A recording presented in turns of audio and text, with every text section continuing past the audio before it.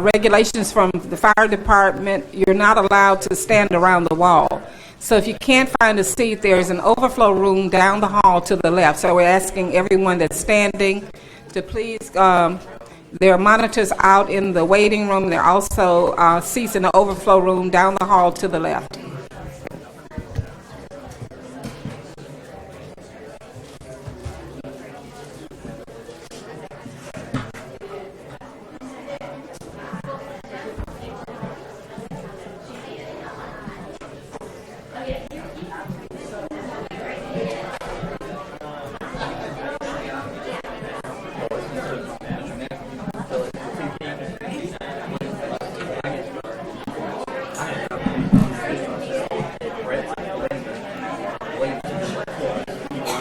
Oh, yeah, you're right.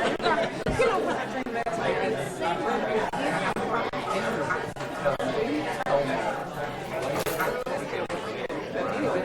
I dreamed that. And when you said his name, it brought me back to my memory. Yeah.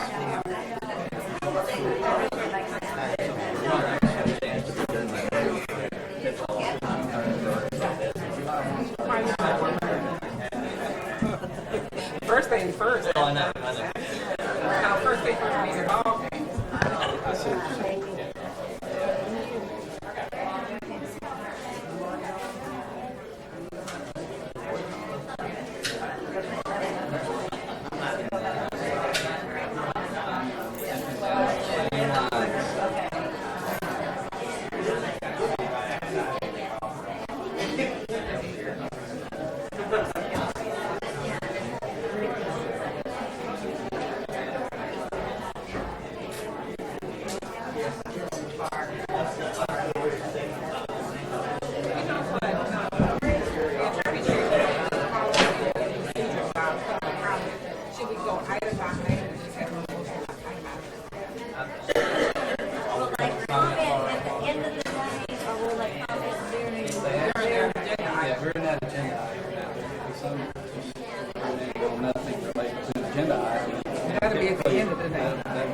Yeah, because I had a mom.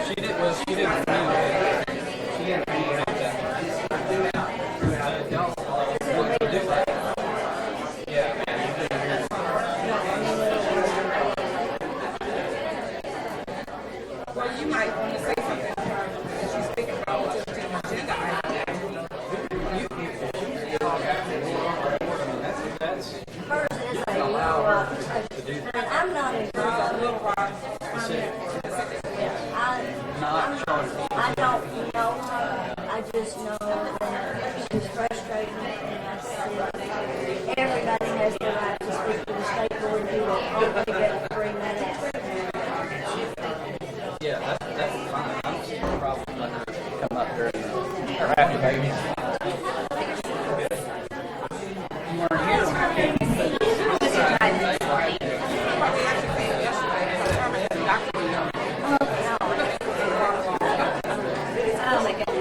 I've heard about flooding, kind of left area and all that. I saw the window on the television.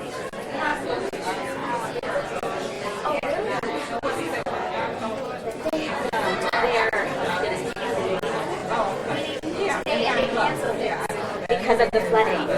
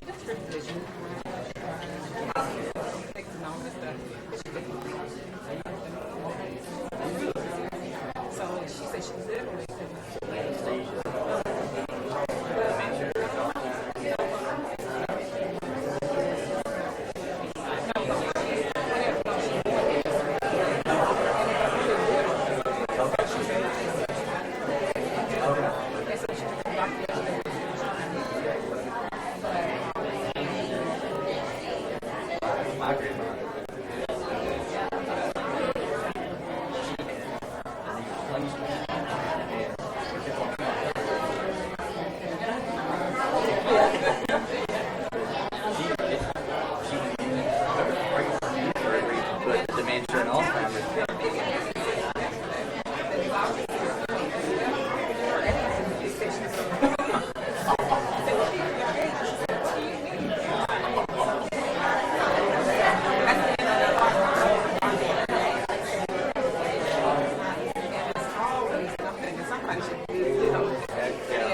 You don't start a conversation.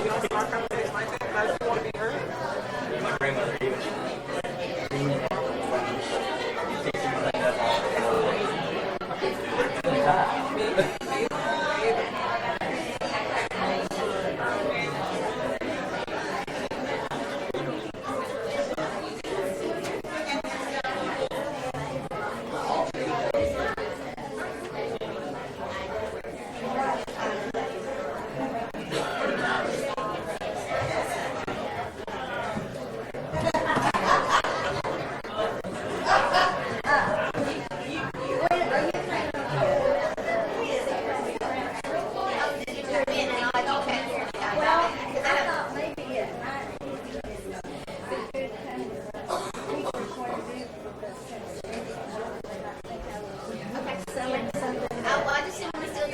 Oh, no, no, I just want to, and then I'll just say, yes, I did this, and you get rid of clear it, love it, you know, the teacher.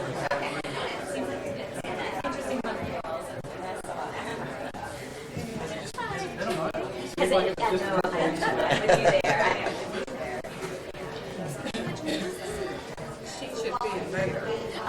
I'm gonna make an announcement. Randy, happy to control these crowns, roll out. And the reaction afterwards, Wade was there, she's gonna tell us. She thought I was going to, I said, well, I think it'd be better than the teachers are here. We appreciate, those of y'all. Reese was there, Kathy was there, and Ryan Fred was there. Oh, and the seats. Well, I know y'all have to divide. I thought maybe They'll start Friday or Sunday. But at the end of that, don't stress that. So at least for myself personally, I like to have my staff members and do it myself. all views in that area. I often don't go for fear they're going to head off in some direction. I got to go for at least Saturday. You never know. And then, like I said, I'll be in Arkansas anyway, so yes, I definitely. watched all the things y'all did last week. Starting with If I could have your attention, please, before we call the meeting to order, fire inspection rules or fire regulation rules mandate that there are no people standing in the in this area. So there is room outside for you to hear the proceedings, and also down the hall there's an overflow room to the left. So we ask you to please find places in those areas. So at this time, we're calling to order the State Board of Education meeting for March the 10th, 2016. First on our agenda this morning is a recognition of Master Principal designation, Arkansas Leadership Academy. Commissioner Key and Dr. Peer. Good morning. My name is Diana Peer, and I'm the Master Principal Leader at the Arkansas Leadership Academy. It's my honor this morning to represent the 51 partners of the Academy, with the department being one of those partners, and Director David Cook. We're going to present a newly designated Master Principal this morning, which is very exciting news. She has not only completed all of the Master Principal program, the 3-year effort, but she's voluntarily taken on an external very rigorous review, in fact, the most rigorous review in the country of principal practices, and successfully completed that. And part of that criteria is, of course, that it's not only what she does, but that she has impacted that school culture, changed it as a positive school culture, and the result is increased student achievement for all groups of kids. So we're very proud today to make that recognition. Before I announce that, I would like to speak for Mr. Cook, who said that developing principals with the talent to lead complex organizations does require them a broad range of leadership experiences. This rigorous four-year program, the Master Principal Program, enables these school leaders to enhance and accelerate the student adult and the learning from the adults that's required for student learning to increase. So our designee today, I'd like to present, is Ms. Candy Watts. Candy, if you'll stand up. Candy is in...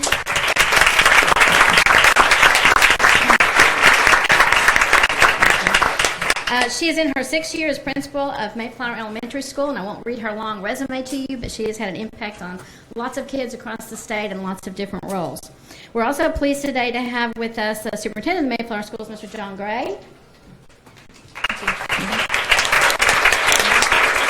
We know that there are no great schools without great principals, but we also know that there's no great principals if they don't have the support of district and state leadership. It takes all of us.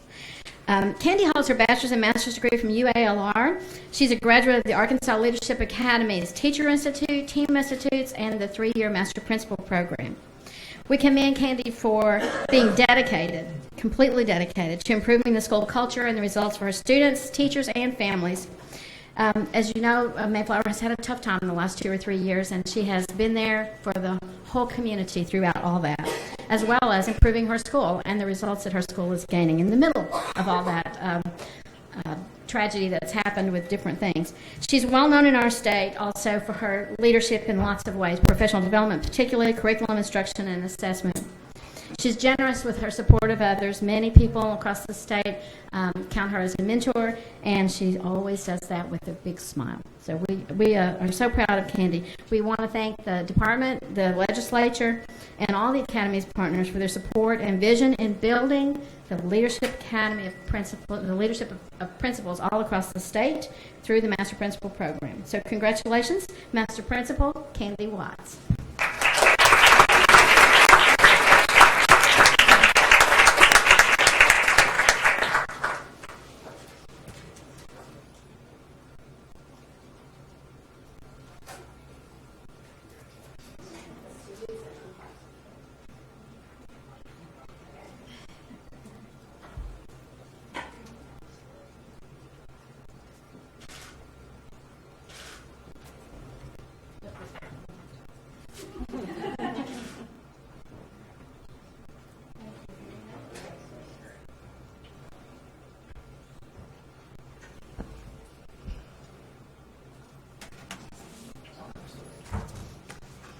Well, good morning. Morning. My journey, already messed my phone up. Could you put My it up? journey did- Excuse me. Could you put it up just a little bit? Yeah, thank you. Right. Gotcha. Great. Takes the team for sure. My journey did begin 22 years ago with Jackie Smith hiring me as a teacher in Pulaski County. And so it's really nice to see this come full circle, her working for the Institute with the Arkansas Leadership Academy. She was my very first push into the world of leadership. Because of her in 1997, I was sent to the Teacher Institute and the Team Institute. And so whenever I took on the position at Mayflower Elementary as principal, it was my very first job as a principal, I knew that taking on an underperforming school, I was going to need the right kind of support and tools in my tool belt. So it was just natural for me to apply for the Master Principal Institute. And thankfully I was accepted and participated in that for 3 years. And as a result, just had some amazing tools to take back to our campus to make real change in the lives of our students and our community and our teachers. And so I cannot wait to go back to celebrate with the people who have done the real work, and that's my staff and my kids and parents and community. So thank you very much for the recognition, and thank you, Leadership Academy, for the great opportunities. Appreciate you.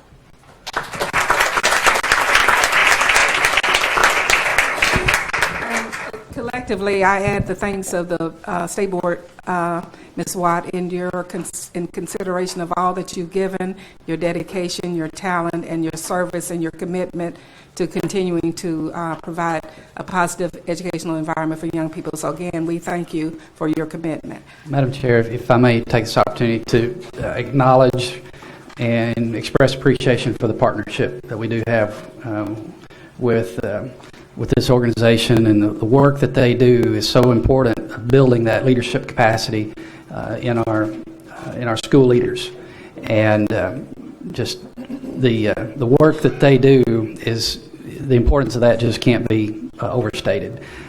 This is but one very top-notch example, but she represents the work that is going on with leaders, building leaders all over the state, and I just want to say how much I appreciate the work that they do. Absolutely. Next on our agenda is the consent agenda, which includes consent items and also the minutes from February 11, 2016. Is there any board member that wants to pull an item for discussion or clarification? If not, I ask for an approval for the consent agenda. I move approval of the consent agenda. Okay. Moved by Mr. Williamson, seconded by Ms. Chambers. All in favor? Aye. Any opposed? Okay. We'll move then to our action agenda. And the first item on the action agenda is Superintendent Baker Curris' consideration of the Little Rock School District Report of Progress.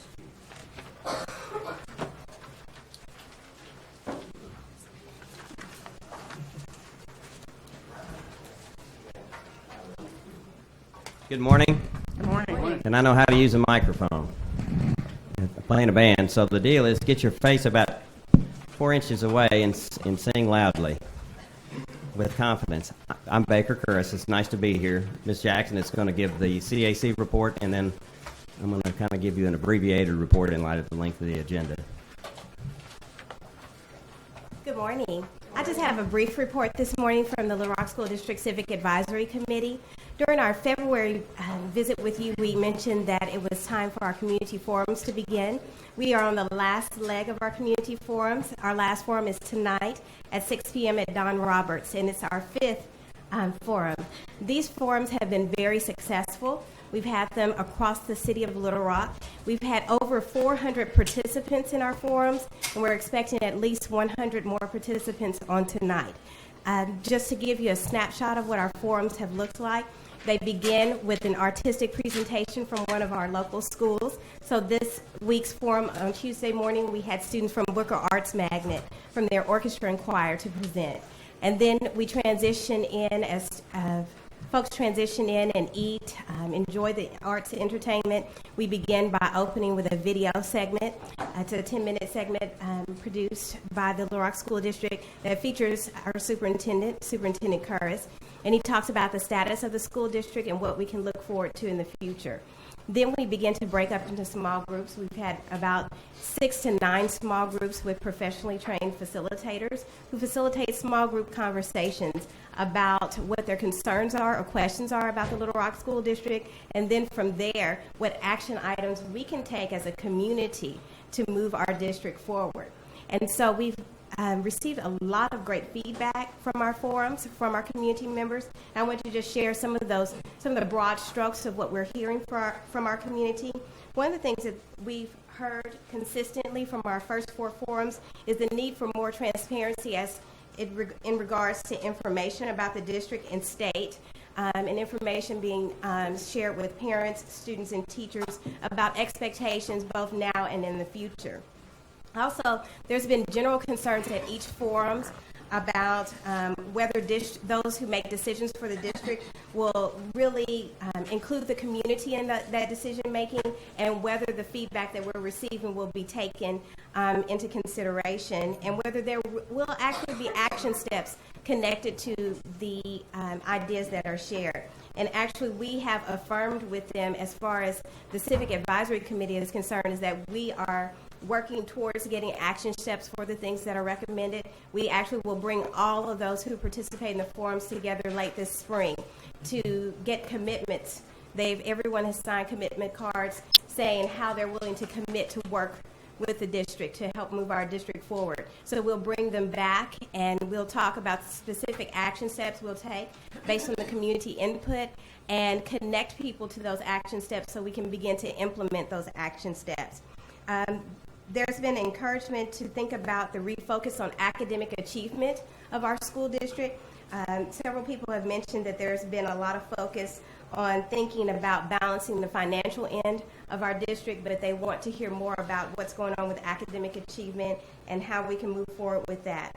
Themes regarding smaller classroom sizes, more cohesive school communities has also been mentioned. And lastly, one other thing that has been mentioned is equity as far as resources are concerned for our district, and thinking about the broad strokes of our district and how we can provide wraparound services for those students in need when it comes to equity of resources. So we're looking forward to our last community forum on tonight. We're looking forward to speaking more on our Thursday night meeting of next week about the work of the forums and how we're going to move forward to re-engage the community and taking action on the statements that were made. And I'm happy to entertain any questions about our forum and our work moving forward. Any questions? No, I just want to thank you for doing that. I've been anxiously awaiting getting out in the community and letting the people have a voice, and we all know that the more involved a parent is, the more likely the child is will succeed throughout life. So I commend you and your committee for that. Any further questions? No, thank you. Thank you. Good morning again. We've had a good month. I've given you a package of information that was assembled quickly. When we saw the agenda and I spoke with the commissioner, we decided that rather than run through a whole bunch of data, we'd get it to you in writing. It's done quickly, but I hope you'll have a look at all of that. A couple of things I want to highlight that are in that package. We've done our pre and post testing almost completed for the third quarter. We use the ACT Aspire, which we think gives us a leg up when we take the high stakes test starting in April. There's a ton to brag about in our school district, and some of that's in there. Most of these things are things you know already. We have 16 National Merit finalists, a number of achievement finalists, Hispanic scholars, Seaman scholars. We have people doing wonderful, marvelous things in our school district, and some of that's in there, just a taste of that. And we're doing 1,000 things every day to be sure that every child has the opportunity to achieve at the highest level. I also want to highlight, just because I know it's been a point of emphasis with some of you on the board, as it well should be, that we're rapidly gearing up and with dyslexia interventions, and we've got a report in there that addresses the specifics of that. We now do 600 dyslexia interventions every day. 600 students in our school district are receiving services with respect to dyslexia and other services, too, that go hand in hand with that. I want to talk generally about school district turnaround. Then I want to give you a big picture view of what we've done and what we hope to do between now and June 30 approximately. And then I want to give you some information, and then I'll take questions if that's okay. I'll try to be brief because I do respect your agenda today. Of course, school district turnaround is a huge challenge, as we all know. We've all gone through this some, and we're going through it now almost monthly with all of us. And the problem I see is that educational turnaround has been built on a transactional leadership model, which is a common leadership model that deals with rewards and punishments. It's common in the auto business. If you sell a car, you get a commission. If you sell a bunch of cars, you get a bonus. Little Rock was run that way. Little Rock School District was run that way, and it's not a transactional environment. People generally make the same amount of money on a salary schedule. People generally do the same things. There aren't a series of incentives in education like there are in the private sector, but that was the way the district was run. But the transactions, so to speak, from the leadership standpoint, were better jobs, more job security, maybe a stipend or two here and there for some such thing. We've transformed that leadership model completely. So, and and it sounds like mumbo jumbo, but I'm going to give you some examples of why that's important. In a transactional model, you meet with teachers, you bargain, and there are winners and losers. And the big picture sometimes gets lost. In a transformational model, where you say, we're not trying to change the outcomes daily, we're trying to change the organization completely, you take a much different view in the series of negotiations with teachers. And the biggest thing that we've done, the most important thing that we've done, is we've transformed our relationship with the most important employee body that we have, teachers. Teachers comprise, we have 2,000 plus teachers. And if you can change that relationship, you can change your school district. So if you want to know, Baker, what's the big news? What's the big thing? That's the big thing. Because if you can change that relationship, and it's an ongoing process to build trust, to build some sense of common unity of purpose, to collaborate and cooperate, and then have impacts on students that are absolutely aligned with common goals, is a huge step forward for Little Rock School District. And I don't want to overemphasize that. You say, well, that's business mumbo jumbo, Baker. There you go again. But it just is a couple things you might be interested in. Last year we had over 90 grievances. This year we're tracking to maybe have 30. Okay? I met with the National Education Association president, Mr. John Stocks, and we had a really wonderful discussion about how we could transform education with a pilot program that we're going to work with NEA on for onboarding teachers so that young new teachers can really get the things they need to be secure in the profession, to be effective earlier in their careers, and then to have long, productive, fulfilling careers. So they'll want to come to work, and they'll be there more often, and they'll really strive with a good start. And NEA is a partner in that. And then he and I have also talked about how could we, he is president of NEA, and me with my background and experience, how could we partner up and try to build a model where we change the way that school districts, principals, administrators, superintendents, and teachers work together. And he and I are exploring that right now.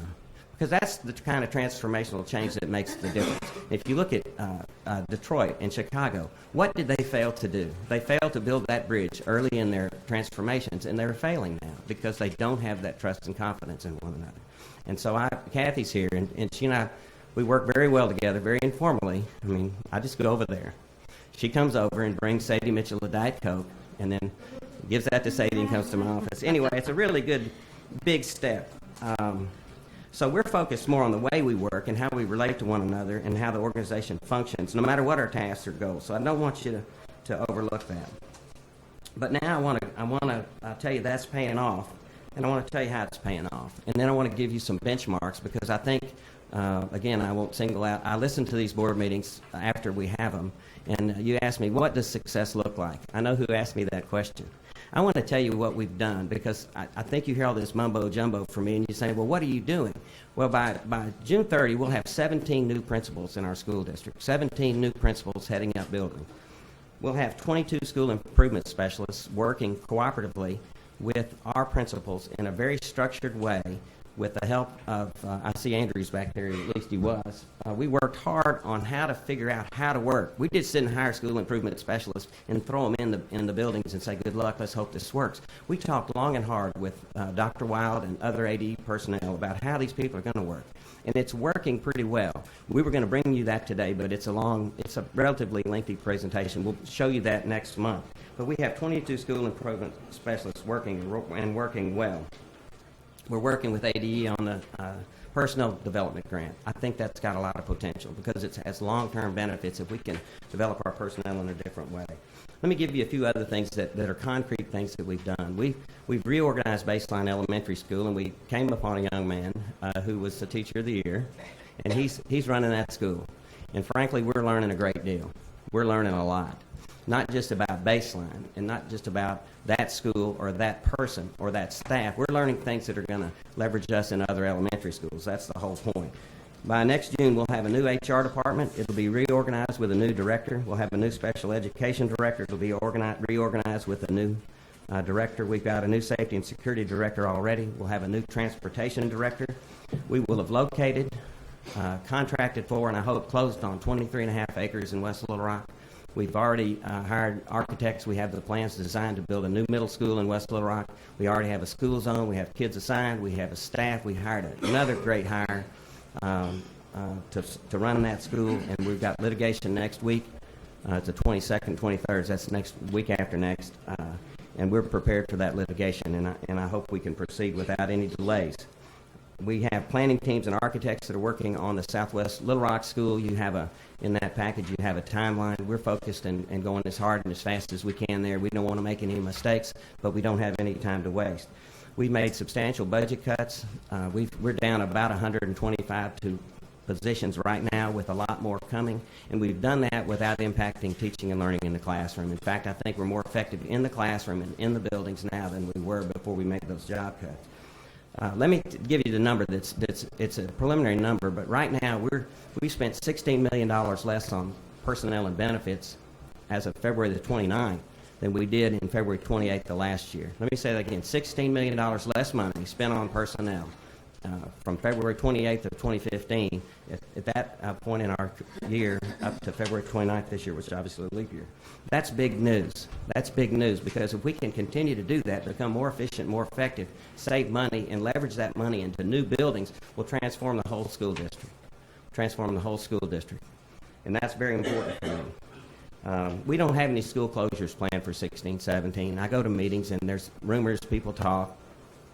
We're not closing any buildings next year. We're going to get this Civic Advisory Committee report. We're going to try to work with the community and find out what makes the most sense, what can we afford, and make prudent judgments. That'll be driven with the work of that committee, with my help, and then it'll go to the commissioners, our school board. I think that's very important. We don't have the first test under our new system. The first high-stakes test. I came May 6th last year. Y'all realize it's 10 months? I've been up here 10 times, I guess. But it's been 10 months. We've done these things in 10 months. The first high-stakes test comes next month. And we'll see how we do. But I think we're ready. And I'm so proud of our team. I know we all want change, and we want dramatic change for the kids of greatest need. That's what I'm looking for. And we want results, and I think we're going to deliver. But we'll know a lot more after next April. And it won't all happen at once. It didn't take a year or 10 months or a couple of hours to get in the problems we're in. We've got a lot of big, big challenges. And when I say we, I mean we, okay? You, me, the commissioner. We've got to reverse some very disturbing trends that are moving in our community right now. Since 2004, our percentage of students on free and reduced lunch has gone up 20 percentage points. 20 percentage points, from about 55% to about 75%. That's an alarming change within the range of our student body. And we obviously don't care how much money somebody makes. We want to educate every child, and we consider it a duty and an honor to educate every child. And that's where our greatest work is actually done. It's not on those scholars who's get National Merit Finalists and that sort of thing. Our best work is with students of great need. But what you find is that index of poverty is health, it's wellness, it's family stability, it's the ability to have a good car that runs. It's all those things are tied to poverty. Nutrition, reading readiness, kindergarten readiness. Everything that we talk about is a proxy for income. So if you see a dramatic jump in the number of students who are on free and reduced lunch in any group, you know you've got a tremendous and building challenge. That's an incredibly daunting challenge for us right now. If that percentage continues to go up, our work will be very, very difficult. We have 2,855 kids, about 12.33% of our students with limited English proficiency. It's a tremendous challenge. That number continues to increase. We have 3,003 students on our rolls as of day before yesterday who identify as Hispanic, 3,003. We have about 4,000 people who identify as Caucasian. We love that challenge, and we love the diversity, and we love, I'm so energized by these families that we have from all backgrounds. But I'll tell you this, imagina una escuela donde cada estudiante es bilingüe. How many of y'all understood that? Maria. Well, just one. Our community is rapidly changing. Our competitors, we have other big school districts in our footprint. They have a total of 72 kids who are limited English proficiency. 72. We love the challenge. I'm just imagining schools where kids who get out of the 6th grade are bilingual. That's what I just want to do. Can you imagine the value of that for a young student to be able to speak 2 languages and learn that and then get acquainted with culture and diversity and understanding? That is the power of the Little Rock School District. So we embrace it. But on the other hand, it costs money to do these things. And if that's all we do, special ed is the same way. We now have special ed students, and we love every one of them. About 12.5% of our kids are special ed, and that's okay. We love that, and we do our best work there, I think. But if that's all we do, if that challenge continues to grow as a percentage of our total student body, we are going to face a great deal of trouble. So these are facts. These aren't arguments. These are simple facts. I have all the data. And our team is so good now. We can crank some data, and we can come up with ideas. And we are nimble, and we're working hard, and I think we can solve a lot of these problems. But if they continue to escalate, get bigger, it's going to be different. Let me just wind up by saying that all these things are important to you. They're important to me. They're important to you. I'm the superintendent. Commissioner Key is the board. Under Arkansas state law, it's up to the board to determine the direction of the school district. That's in state law. It's 613, 620, item 2. So it's not up to me to determine the direction of the school district. It's to execute a plan. We need a plan. We need a plan. And we need to understand that I am driving an aircraft carrier, okay? It's not a speedboat. It's a very large organization, and we're trying to become more nimble. But we need a plan. We need a plan that's comprehensive and that makes sense for everybody involved, everybody in the community. So you're planning for this general, suitable, and efficient system is vitally important to us. And again, been an interesting couple of weeks, and I thank you for your service. I've served on the school board, and as one who's done so, I appreciate your service so very much. And I appreciate everything you do for our students. We're honor-bound to educate them, and I thank you for your service. Thank you for your report, Mr. Curris. Before we go into questions by the board, after the questions, we've had 2 folks to sign up for public comment, and the procedure, outlined procedure for the board to accept public comment is by majority vote of the board. So you might want to stay there, Mr. Curris. I'm not asking you to leave yet because I'm sure we have some questions. So after the questions, and that will take place. Also, don't want to go any further without recognizing our legislators here today, Senator Keith Ingram and Senator Alan Clark. So thank you for coming. Is there anyone else here that we need to acknowledge? Okay, thank you. Then any questions to Mr. Curris from the board? Ms. Zook? Yes, thank you. I went back and read a lot about you and a thing that you had written, Baker's Dozen, when you went off the board. And I noticed there you were really enthusiastic about a strategic plan that had been developed. And are you saying you don't think that strategic plan is appropriate for now? Well, there's been a lot of... What did the man in the telephone say? That's okay. My phone doesn't understand me, nor does Jay. So. Well, I'm just happy it said that.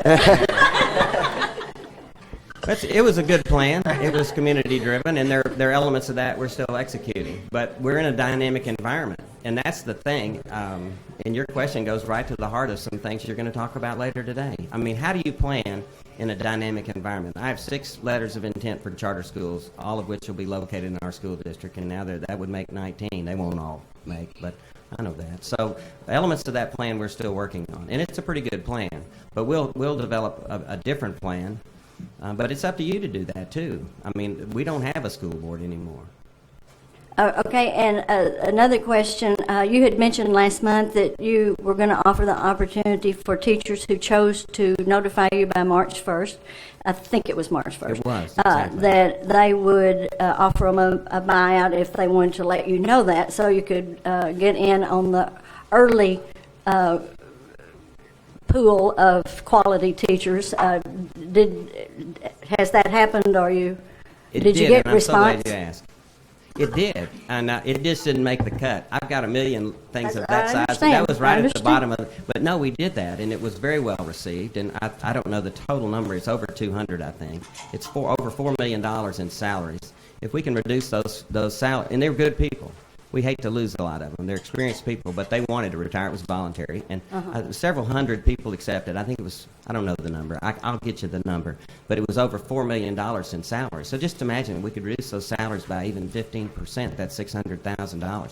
And then, and we're offering binders now. We're very aggressive in personnel because we need high quality teachers. I didn't mention TFA, I don't think, in my remarks. That's another one that didn't make the cut. We're going to have 15.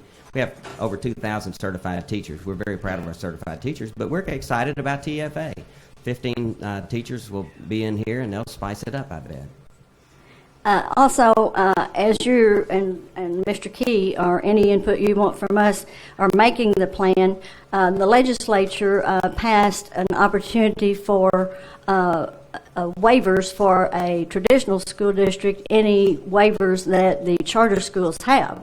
So that might be something that want to play into it too. If you think that there is something that's holding you back from being able to do the kinds of things that you think need to be done in the Little Rock School District traditional schools, that a waiver is, then that may be part of what you want to present as well.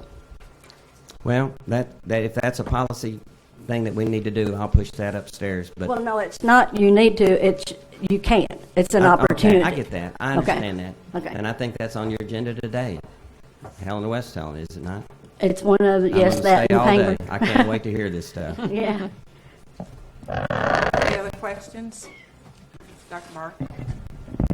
Mr. Curtis, in the packet that we got, on the pre and post test reporting near the back of this, is that ACT Aspire data, or is that, do you know what assessment that is? Just That's the third one, and that's third quarter is Dennis data. Here, I'm gonna rather than is Mr. Glasgow here, and while he's coming, I want to make a point. If you read a little about transformational leadership, you'll realize you don't have to change the players to have a better team. Keep that in the back of your. I know that's what y'all are thinking. These are the same people they've had all these years. It's not. It's different. Dennis, did you hear the question? I did.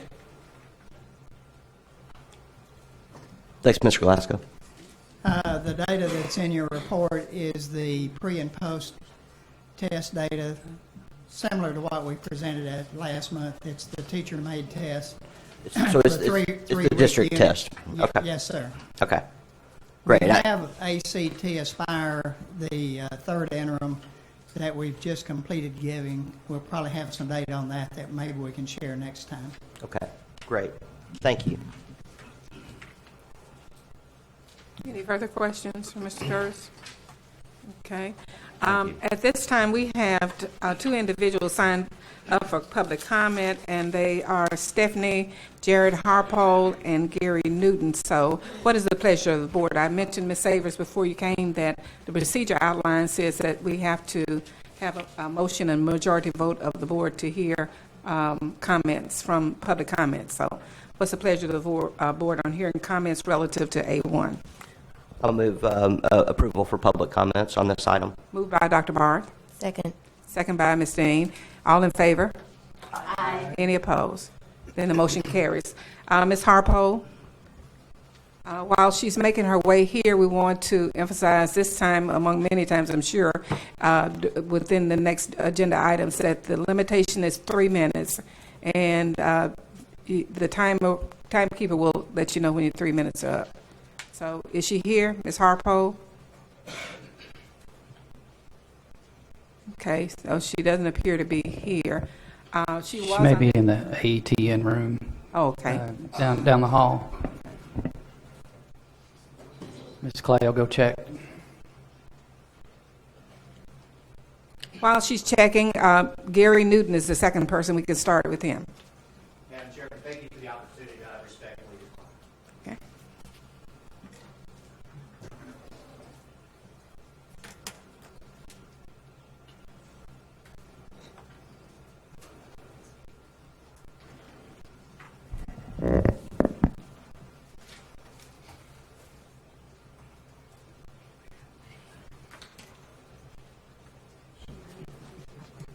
That's something.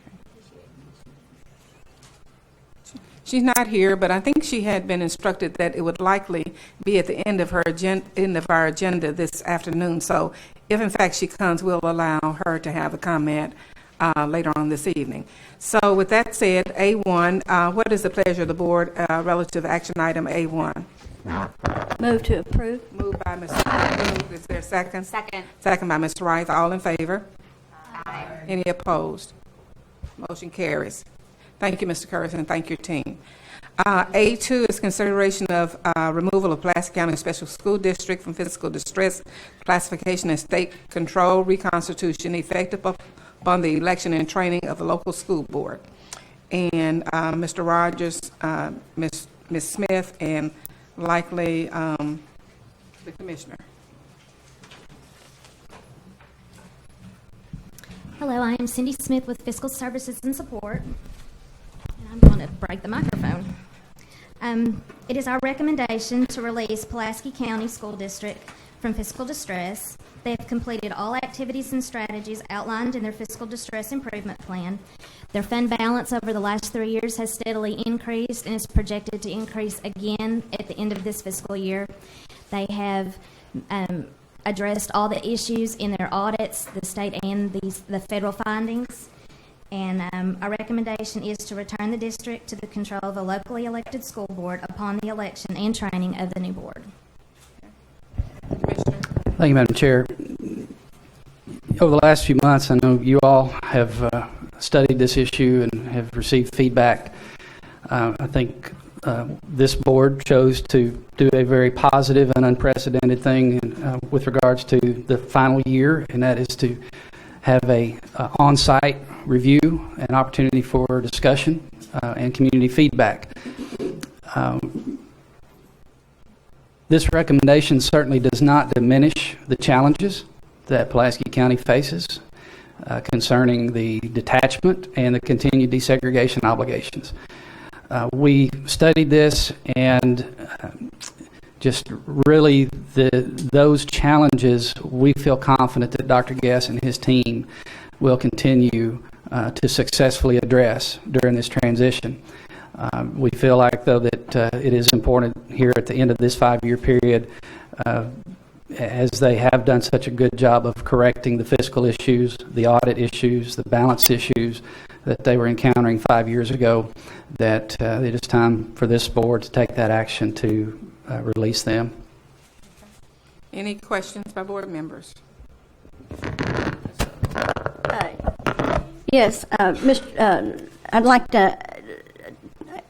I'm still concerned, and I want you to have your school board back. I fully believe in that. But I'm concerned because we still don't have the facilities to the point that the judge will consider them unitary. I know they'll be getting, I think the number is $15 million from Jacksonville to buy those buildings, and that will go a long way, but at the same time, they'll be losing the DSEG money will stop. I'd like to know what Dr. Guest thinks about these kind of things, since you're the one who's done such a good job of getting the district in good fiscal order, and I commend you for that. Thank you, ma'am. I appreciate that. We have, of course, when I came on board, we faced two significant challenges. One was the issue of fiscal solvency, and the other was the mandate to achieve settlement to the desegregation case. Ms. Smith has reported our improvements in finance, and we're proud of those. I'm working with some really great people. We did achieve a global settlement in the DSEG case. However, we did also achieve some unitary declarations in areas such as special education, student assignment, and gifted and talented.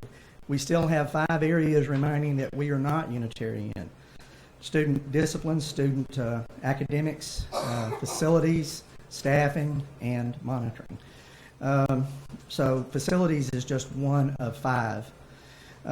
We are making progress with the construction of a Mills High School, which we will propose to the judge, indicates our commitment to parity in facilities. We will do the best we can to convince the judge of that. But I would say that we face other significant challenges, particularly in leadership and discipline and achievement. Any additional questions? Savers? I just wanted to say, I feel like we owe you a huge debt of thanks. You've Thank done an amazing job, and I can't imagine anyone doing a better job. So thank you so much. Thank you very much. I appreciate that. It has been a privilege to work with some really great people. Dr. Barr?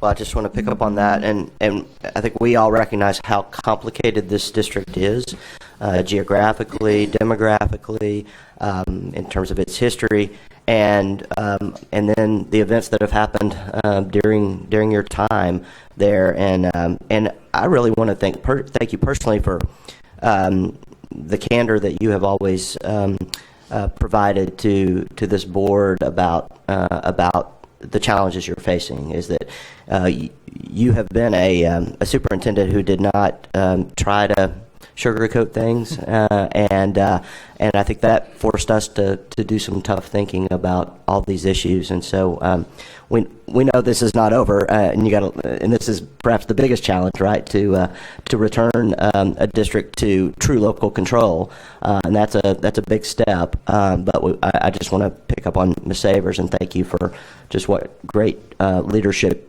you've shown, not just in terms of dollars and cents, but in some more human ways as well. Thank you, Dr. Barth. And I do agree that it's a difficult time. The detachment of Jacksonville is expected to reduce our revenue by some $40 million. The loss of the DSEG money is in excess of $20 million.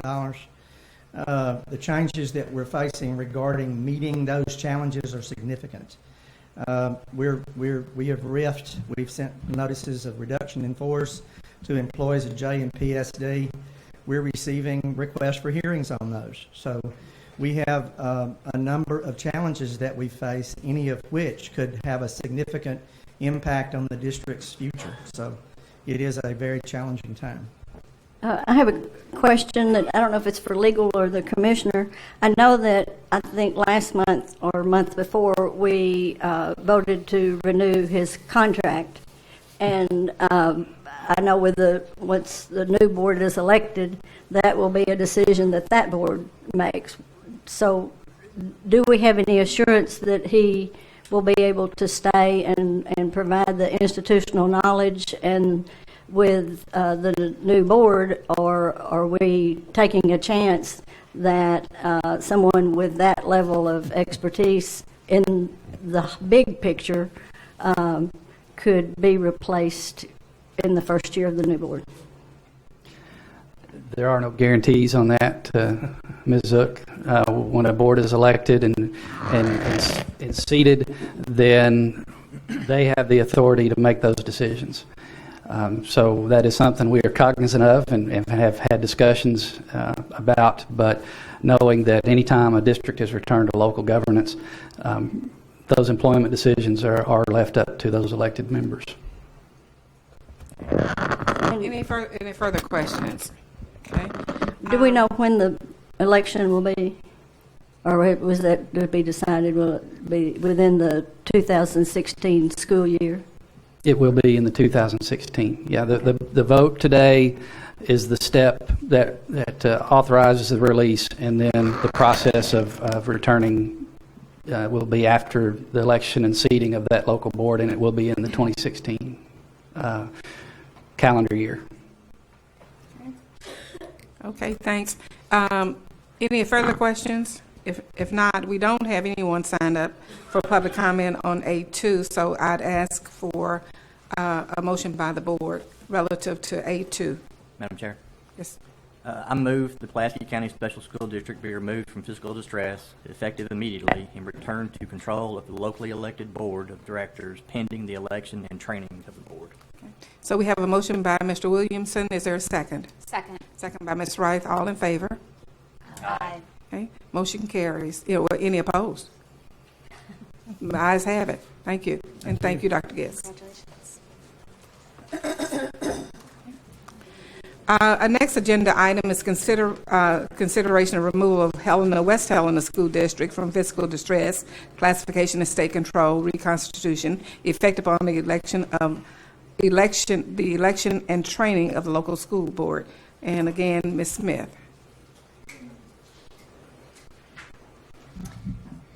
It is our recommendation that the Helena West Helena School District be released from fiscal distress. They have completed all activities and strategies outlined in their fiscal distress plan. They have maintained a fund balance over the last 3 years, and it appears that at the end of this fiscal year, that balance will still be maintained. And they have addressed all of their audit findings, federal and state. So it is our recommendation that the district be returned to the control of the locally elected school board upon the election and training of the new board. Okay. Well, Commissioner, I think that this would be the same with the exception of the DSEG order. So DSEG and detachment. This one is, for lack of a better descriptor, this is cleaner because the challenges, while this district, as all districts do, face challenges, this district does not have the same type of legal and detachment issues going on. And as you all know from our visit to Helena West Helena, they have a strong community support base that have been very vocal in their efforts to want to support the superintendent and his team moving forward. What I would like to say in reminder is this district, this is the second time that they have been under state control and released. So it is imperative that this continued community support be positive and that they continue to work to grow that support in the community so that this system can be successful.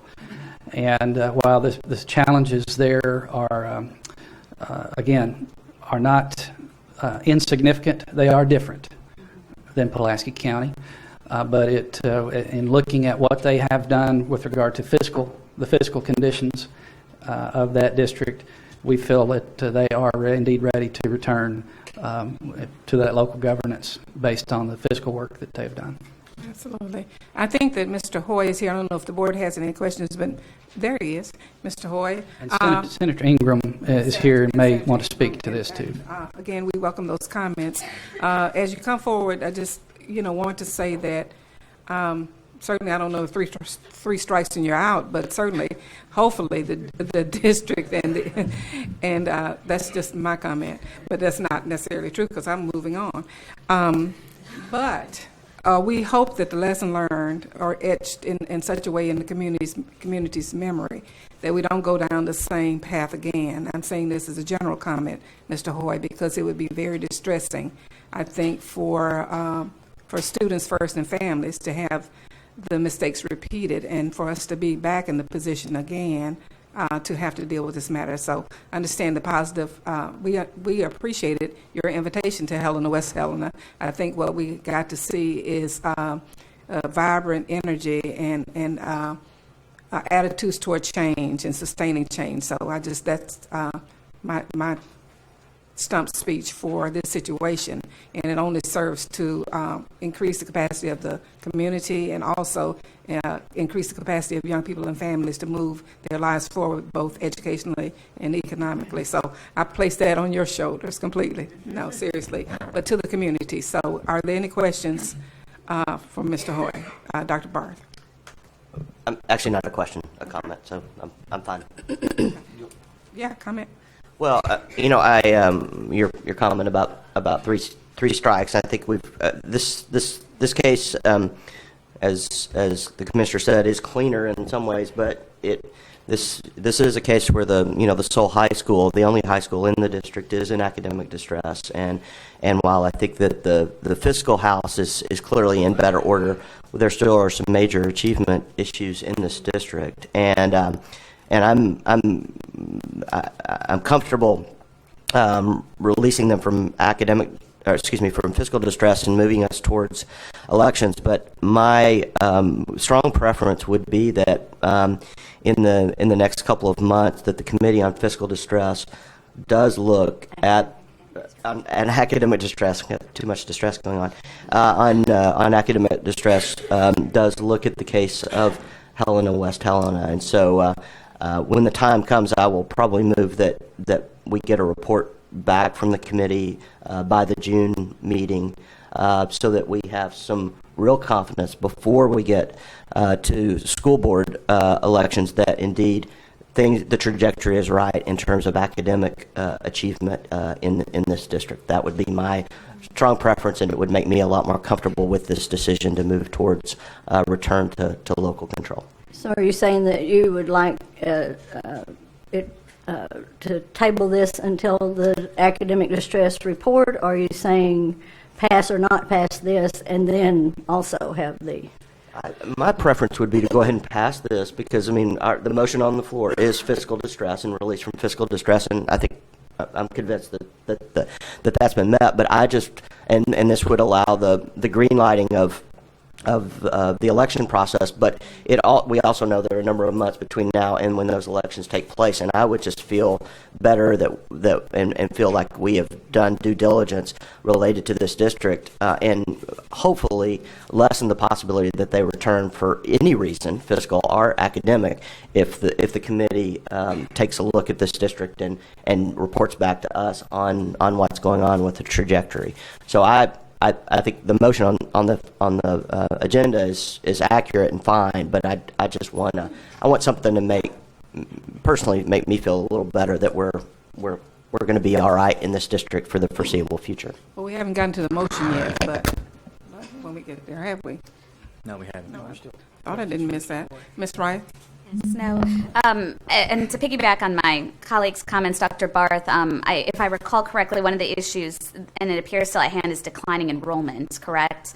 And so as we look at, the academics of this, if there's some opportunities to kind of keep our eye on where we're at, and obviously all of those are interrelated as the schools perform better, hopefully students are coming back in, and I know that there were strong stories about efforts to bring people back in the district, but it is a reality that obviously does relate back to the fiscal elements, and so also a responsibility of us to monitor those numbers, to keep a conversation going with you around those, and what the impact will be. Ms. Savers? And the public may not be aware, but our board took a road trip to Helena. We had a great day, spent most of the day there, visited several schools, attended a town hall meeting, got to speak to several citizens. So we have a pretty good understanding, I think, of what's going on the ground there. And I think that's important for folks to know that we're not here making decisions about Helena, West Helena, without actually visiting and trying to understand better their issues. Okay. Any other questions or comments? There is also, before the motion, there's also Mr. Andrew Bagley has signed for public comment. So what's the pleasure of the board on hearing public comments relative to this agenda item, A3? Move to approve. Mr. Savers moved to approve, second by Ms. Dean. All in favor? Aye. Any opposed? Motion carries. Mr. Bagley, you have 3 minutes for comment. I want to thank y'all for the recommendation that's on the floor. We've worked very hard. Our entire advisory board is here. They all intend to run in the elections. We've asked the commissioner, it was our recommendation in our policies, to have those elections in November. We want to maximize the turnout as much as we can. And there's been considerable chatter about our community and its ability to run its schools, and are we ready, and all those things. But I just want to assure the public, the board, the media that's here, Helena West Helena is ready. I am more optimistic about our ability to run these schools than I've been in 20 years. We've got a lot of change going on. Our community's in a much different place than it was 5 years ago. Our boards work very hard. We've got the fiscal house in order. We're trying to do some very innovative things. You're going to hear about those on agenda item A4 that are very important as we move forward. But most of all, we look forward to getting our schools back in the hands of our community. We will not let the scarlet F of fiscal distress be placed on our forehead ever again. I really believe that. Because we were embarrassed. We were. But we're better for this experience, and we look forward. And as I told the Democrat Gazette, I wouldn't rest easy until y'all vote. So I want to give y'all the chance to record the yeas and nays, and I hope that they're favorable. Thank you. Okay, thank you. Senator Ingram?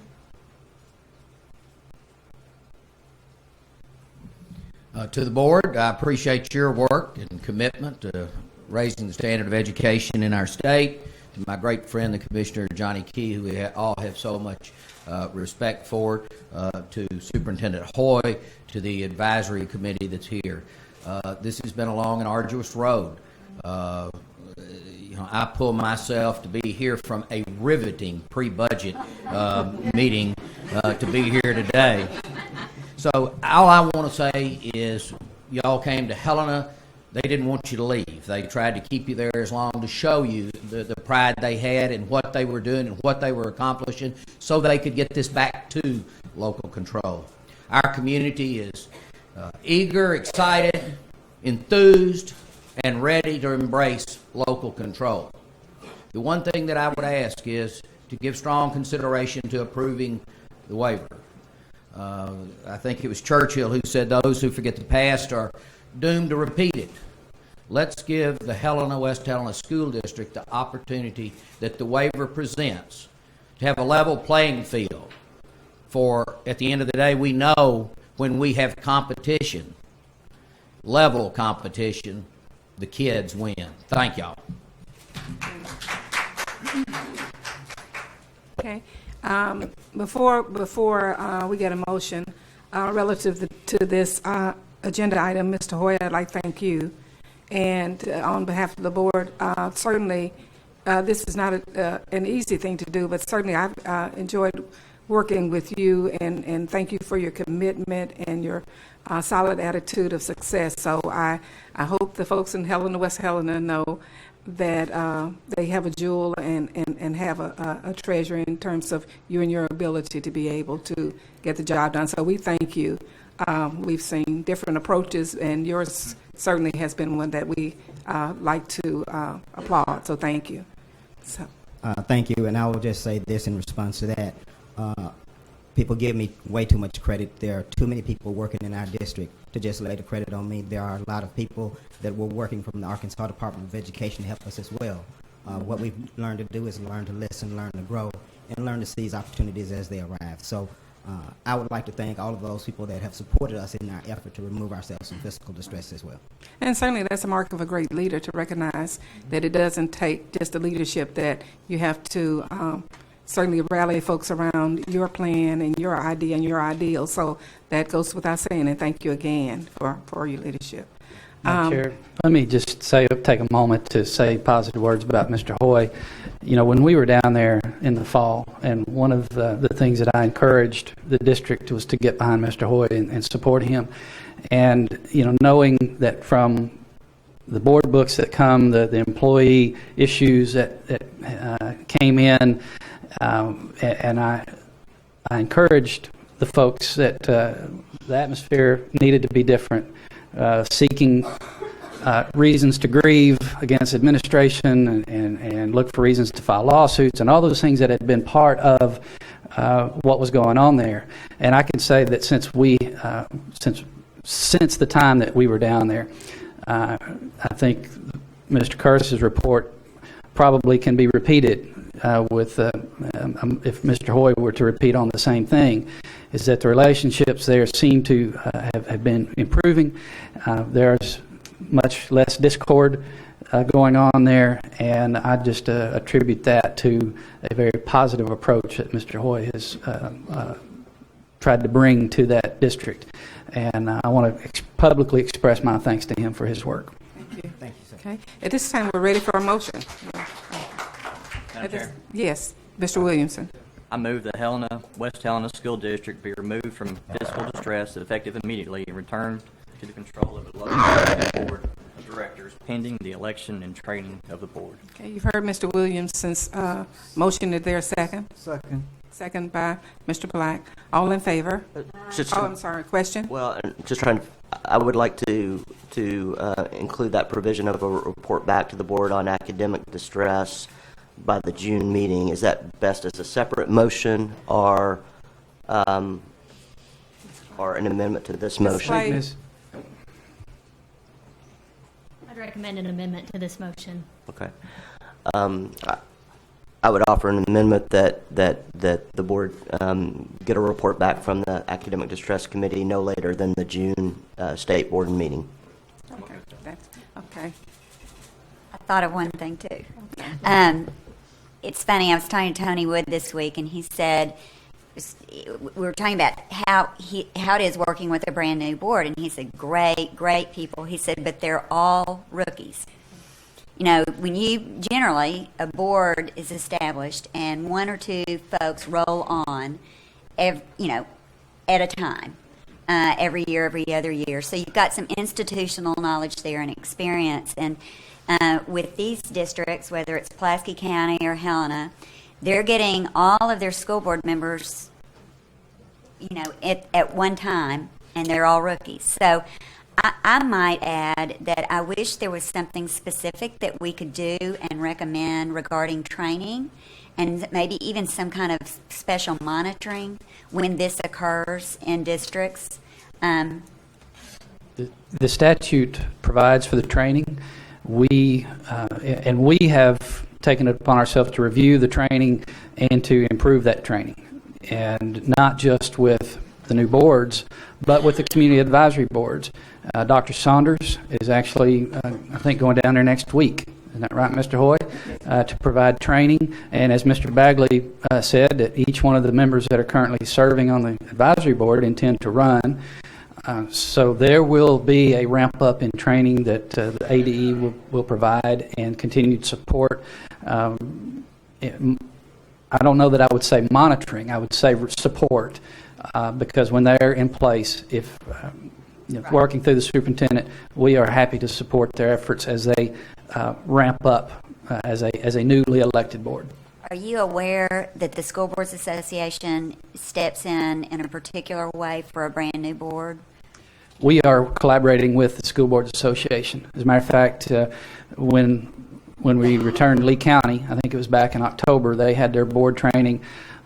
Mr. Talbert and I traveled to Mariana and participated in that training with the School Boards Association folks. So yes, we're working very closely with them. Great, thanks. Okay, so is that clear? There's no need for amendment. Then you're in agreement with the amendment, Dr. Barth. So motion made by Mr. Williamson, amended by Dr. Barth. Is there a second? Mr. Black. I'm sorry, second by Mr. Black. All in favor? Aye. Any opposed? Okay, thank you. We're down. Does anyone need a break? Just a congratulations to the West Helena School District. Congratulations, guys. He's next, too. Okay. Yeah, we're still with West Helena, and the A4 is the district request for waivers granted to open enrollment charter West Helena School District. Want to acknowledge while Ms. Perry is coming, Representative John Walker is in the building.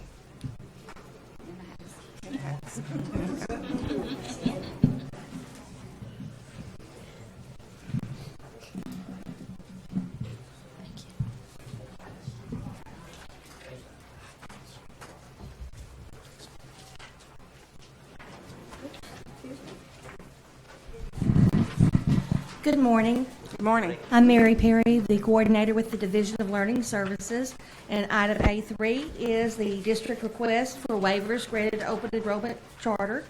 And it's from West Helena. Act 1240 of 2015 allows a school district to petition the State Board of Education for all or some of the waivers granted to open enrollment public charter schools that draw students from the school district.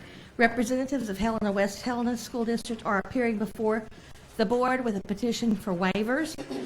What I've just passed out to you is a chart that lists the waivers by topic, which is not how they were presented in your book, but I thought this might be handy for you. And before the representatives from West Helena come forward, Ms. Clay is going to go over the procedures for this hearing.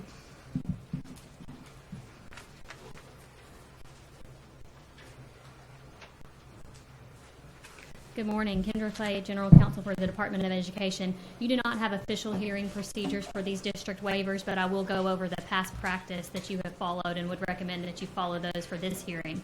All persons, with the exception of attorneys, need to be sworn in. The district will have 20 minutes to present its waivers that it's requesting, and any parties opposed will have 20 minutes to present their opposition. After opposition, the district will have an additional 5 minutes to make any closing arguments or statements, and then the board will follow the presentation with discussion and questions. You have the option to grant in whole or in part, or deny in whole or in part the proposed waivers and issue a final decision today, or take the matter under advisement. If you do take the matter under advisement, you will have to issue a decision within 90 days of receiving the petition. So if you get to the point where you want to take it under advisement, we can talk about dates at that time. Do you have any questions about the procedures? No, thank you. Okay, with those individuals that intend to give testimony, with the exception of attorneys, please stand to be sworn.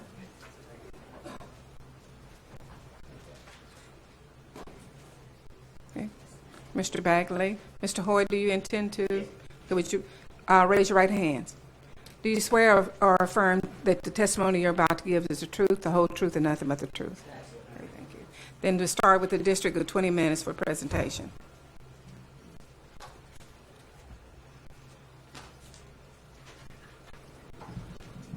Madam Chair, thank you for the opportunity. And I know you have this document in front of you in terms of my waiver request, but the rationale and my thinking for requesting these waivers are written therein. And for the general public that may be curious that may not have a copy of it, I'll simply read it, and that will be the end of my statement. The Helena West Helena School District is requesting all waivers on the same basic premise. A number of students in the Helena West Helena School District have requested and received permission to attend the charter school in our district. We understand that our parents want an option to enroll their children in a program that emphasizes successfully placing children in college and preparing them to be successful in college. As a part of a strategic plan being developed and implemented in the district, we are seeking to implement academies that are based on the same or similar philosophies, methodologies, procedures, and practices as KIPP Delta Charter School. It is our intent to implement these academies K-6 beginning in the 2016-17 school year and expand to the high school beginning in the 2017-18 school year. It is our belief that we will not need or use all of the waivers requested, but we feel that it is in the district's best interest to request all waivers at one time. Not requesting all waivers allowable by law may unnecessarily burden the district with having to reappear before the state board each time we find ourselves needing a waiver that we did not need or that we did not request. The district requests these waivers for a period of 5 years with an annual review for reconsideration to the State Board of Education beginning in the spring of 2017. That concludes my statement. Okay, Mr. Bagley.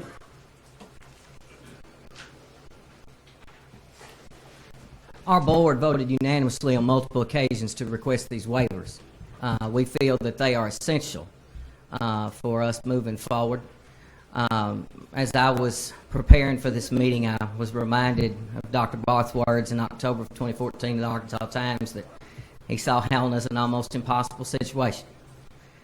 Well, if that's the case, then we deserve every tool that is available moving forward so that we can provide the absolute best educational opportunities for our students. I'm a very competitive guy. I like to win. And if we're going to have competition, the rules of the game have to be the same. Otherwise, we would be asked to shoot a three-point shot while a charter school in our area is asked to shoot a layup. We have to have a level playing field, and that's why we're asking for all these waivers, because we all know that KIPP has been praised nationally for the work that they do. And so it only seems right, it only seems fair, it only seems logical that we be able to do those same things.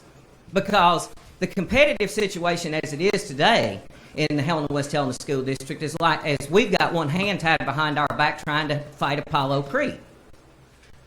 So that's why we're asking for these. We want to level the playing field. We want to make the rules of the game the same. And I'll give you some examples.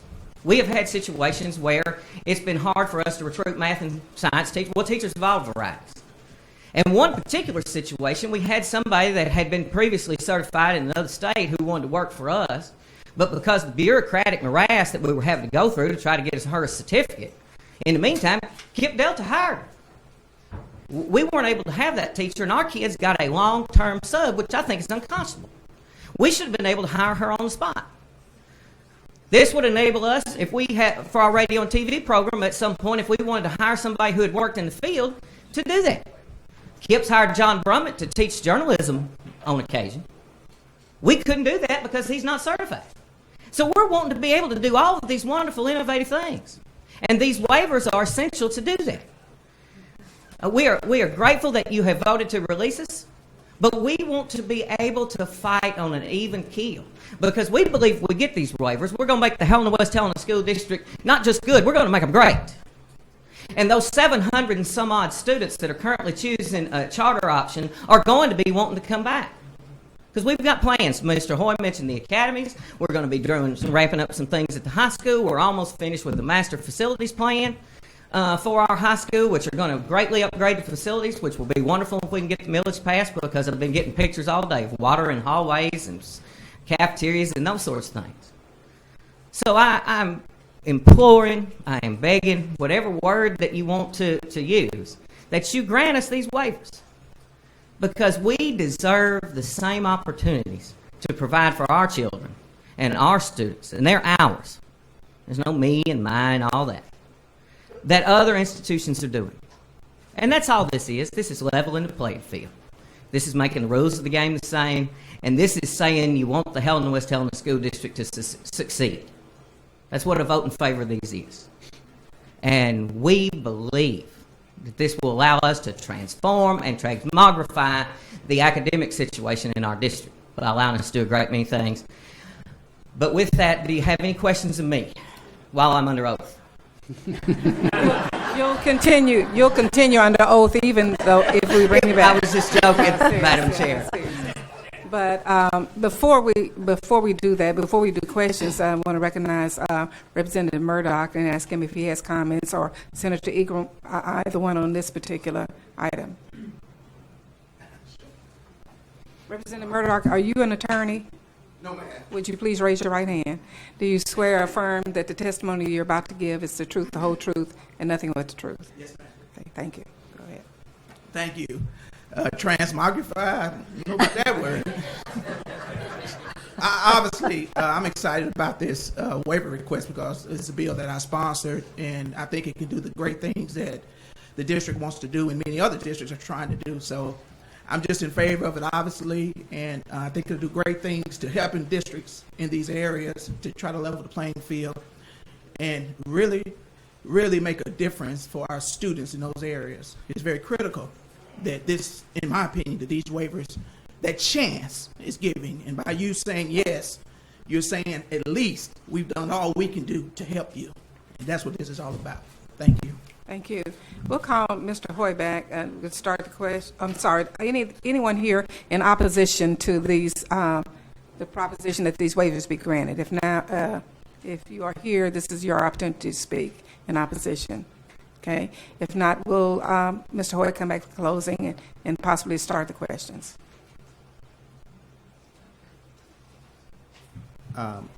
Just as a follow-up in closing, it occurred to me that at some point during this session, you may ask why I chose to push this issue in the district.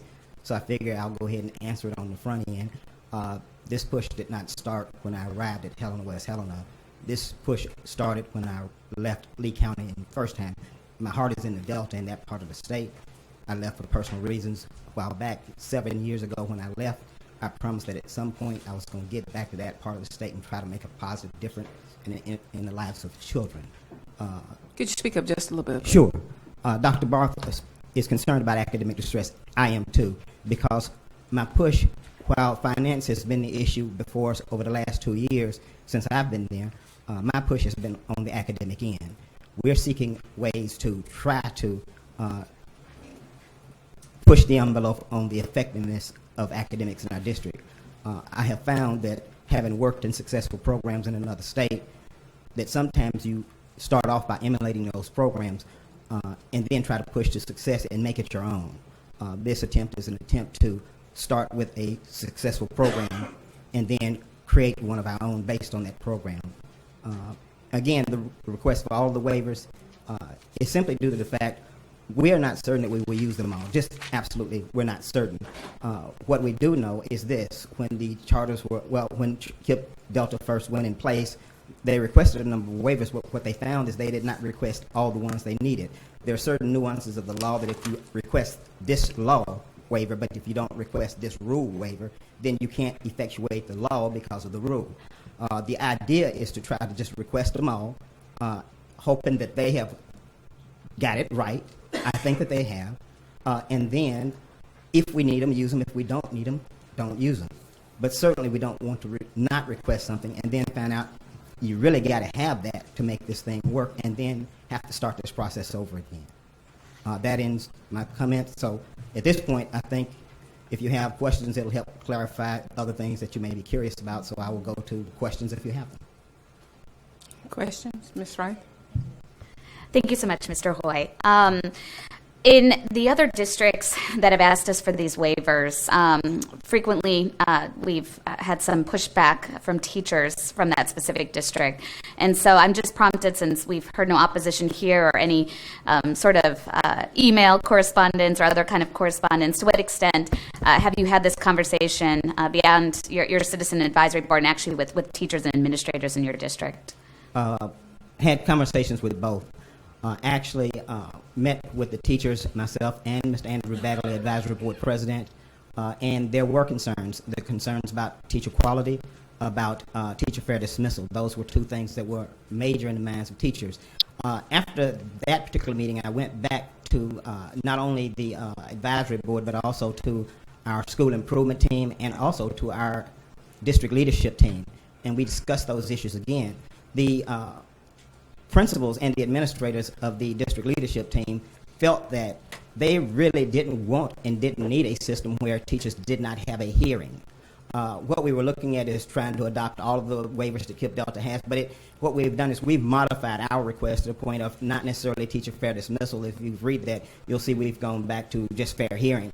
That way everybody gets a hearing and everybody's got a contract. So it's not at that particular state. Now, in terms of teacher quality, I know that's an issue as well, but if you look at what we are currently, we still have an issue with trying to maintain teacher quality. The example Mr. Bagley pointed out is just one of many teacher quality issues that we have. So our thinking is if we have someone with a degree, as right now we have a gentleman with a degree in chemistry teaching our chemistry class, but he's not certified chemistry. So with that being said, we pay him at a substitute's pay. Now, and I almost hesitate to say that, because if that word gets out, then we may not have that person, because that person can be hired as a full-time teacher in other places, not just in Helena, but around the state at other charters that exist. It's just, but we did have that committee. And I went back to the teachers and I had that conversation again. After about 30 minutes or so and having a conversation with the teachers and updating them on what we had talked about in our administrative circles, the session ended with two really, really important questions. Question number one was, can we trust you? A very, very important question. And the answer I had to give, because it's just the nature of the way I think, and it's simply this. We have to earn your trust.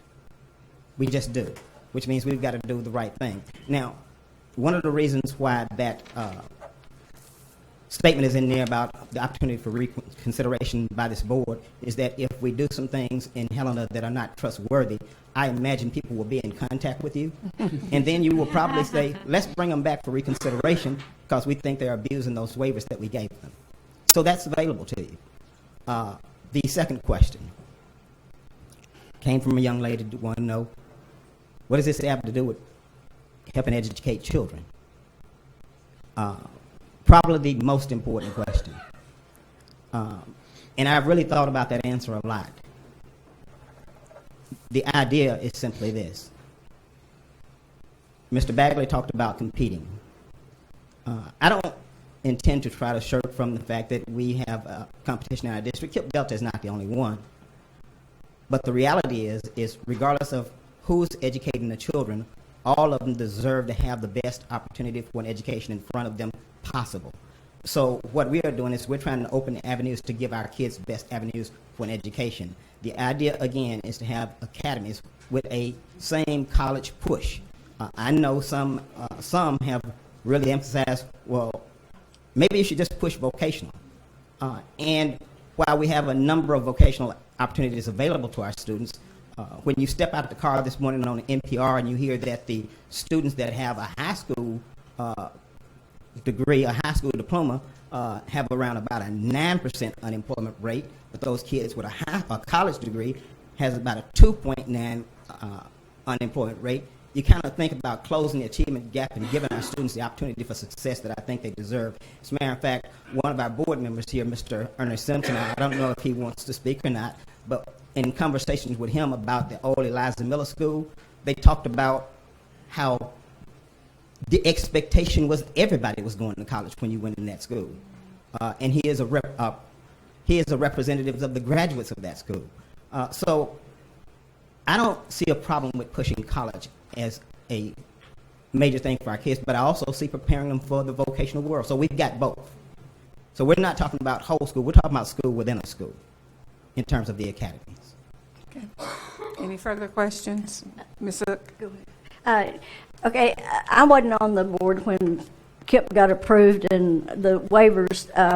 I think the concerns that I have were how many of these waivers that they have actually found prompted, and they can credit that waiver for achievement.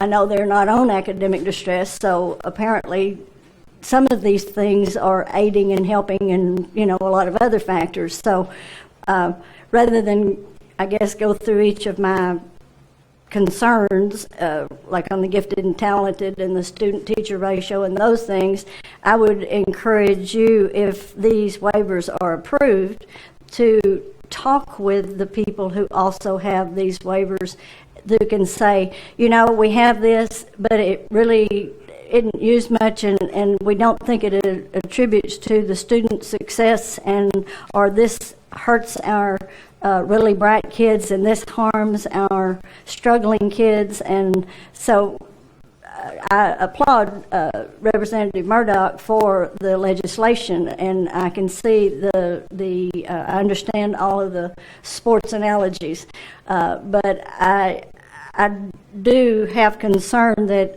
if to approve a waiver, that there's not specific information as to how that waiver will help student achievement, because as you know, we're concerned about the academic distress, and hopefully these waivers will make that difference. You know, I don't know, time will tell, but that is the hesitation that I have, and the thing that gives me pause is not knowing which of these that KIP has, or why they were granted them to begin with, what their rationale was to begin with. And I guess what I don't know is, I know they, as a charter, have a contract, and if they violate any part of that contract, then their charter is removed. I don't know how this legislation, how that affects this legislation. So if you violated one of these waivers, I've never heard of somebody disassembling a traditional public school. So I guess maybe I would like to know from legal how this, with these waivers, differs from a charter who gets a waiver and then is held to that as a part of their contract.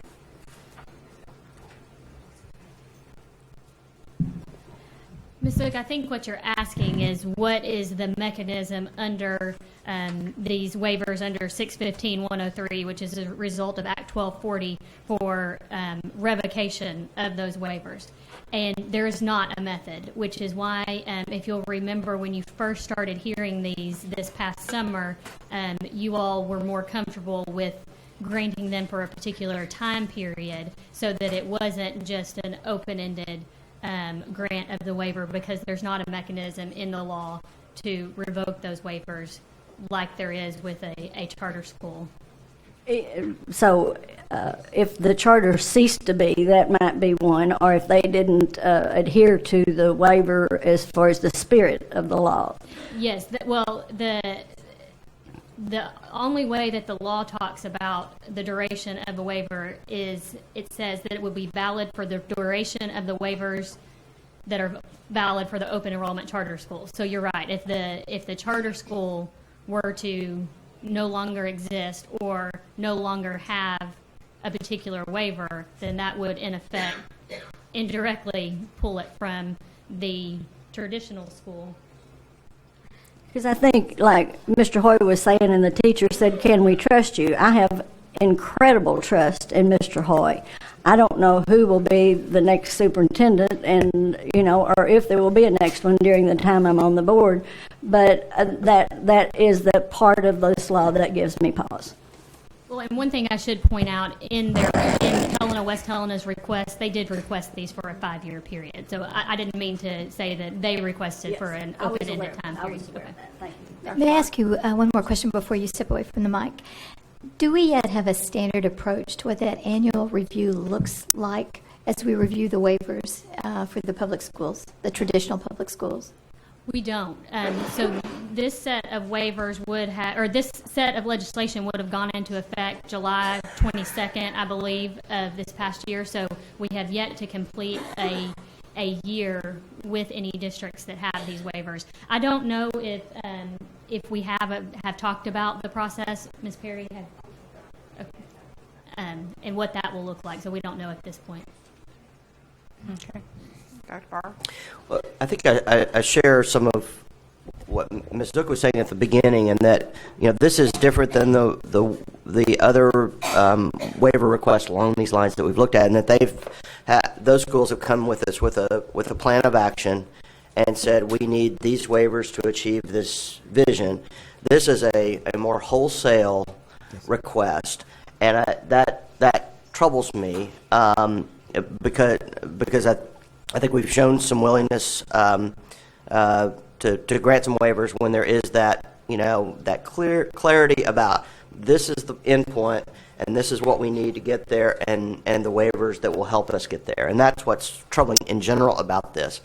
I do have more specific concerns with some of these waivers than others, teacher fair dismissal being first and foremost, because I think that is so fundamentally important in terms of the security of teachers, but also our symbolic respect for teachers.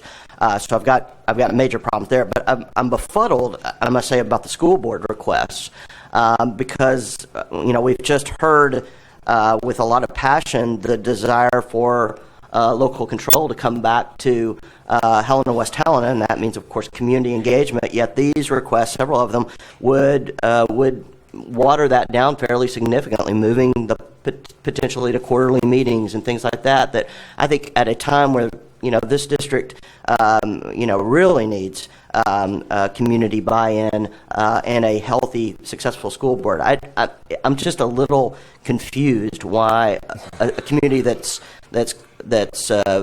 really arguing for local control then wants to kind of give that away through these school board waivers. Yes, sir. And if you don't mind, I would like to respond to Ms. Zook's question as well, because I didn't have the opportunity to respond to those. Actually, I remember one about the fact of having an open-ended and not necessarily tying a rationale to it. And you're correct in terms of the length of time that KIPP Delta has been in operation. But in my research, what I found that when KIPP Delta has requested waivers, a number of times, and I got an example here in 2005, says they requested a specific waiver for the grading scale exemptions, but it says we plan on using grading scale exemptions granted in 615-902, but request to remain as flexible as possible in this area. In other words, they asked for the waiver even though they knew that they did not necessarily intend to use it. Now, subsequently, they have changed it a little bit because I understand they don't give Ds. But the request was made without saying we necessarily want to tie it to an end result or that we will necessarily use it. And as you look through the history of the waivers that they've done, which I've done a little research on that has occurred not just that time, but several times.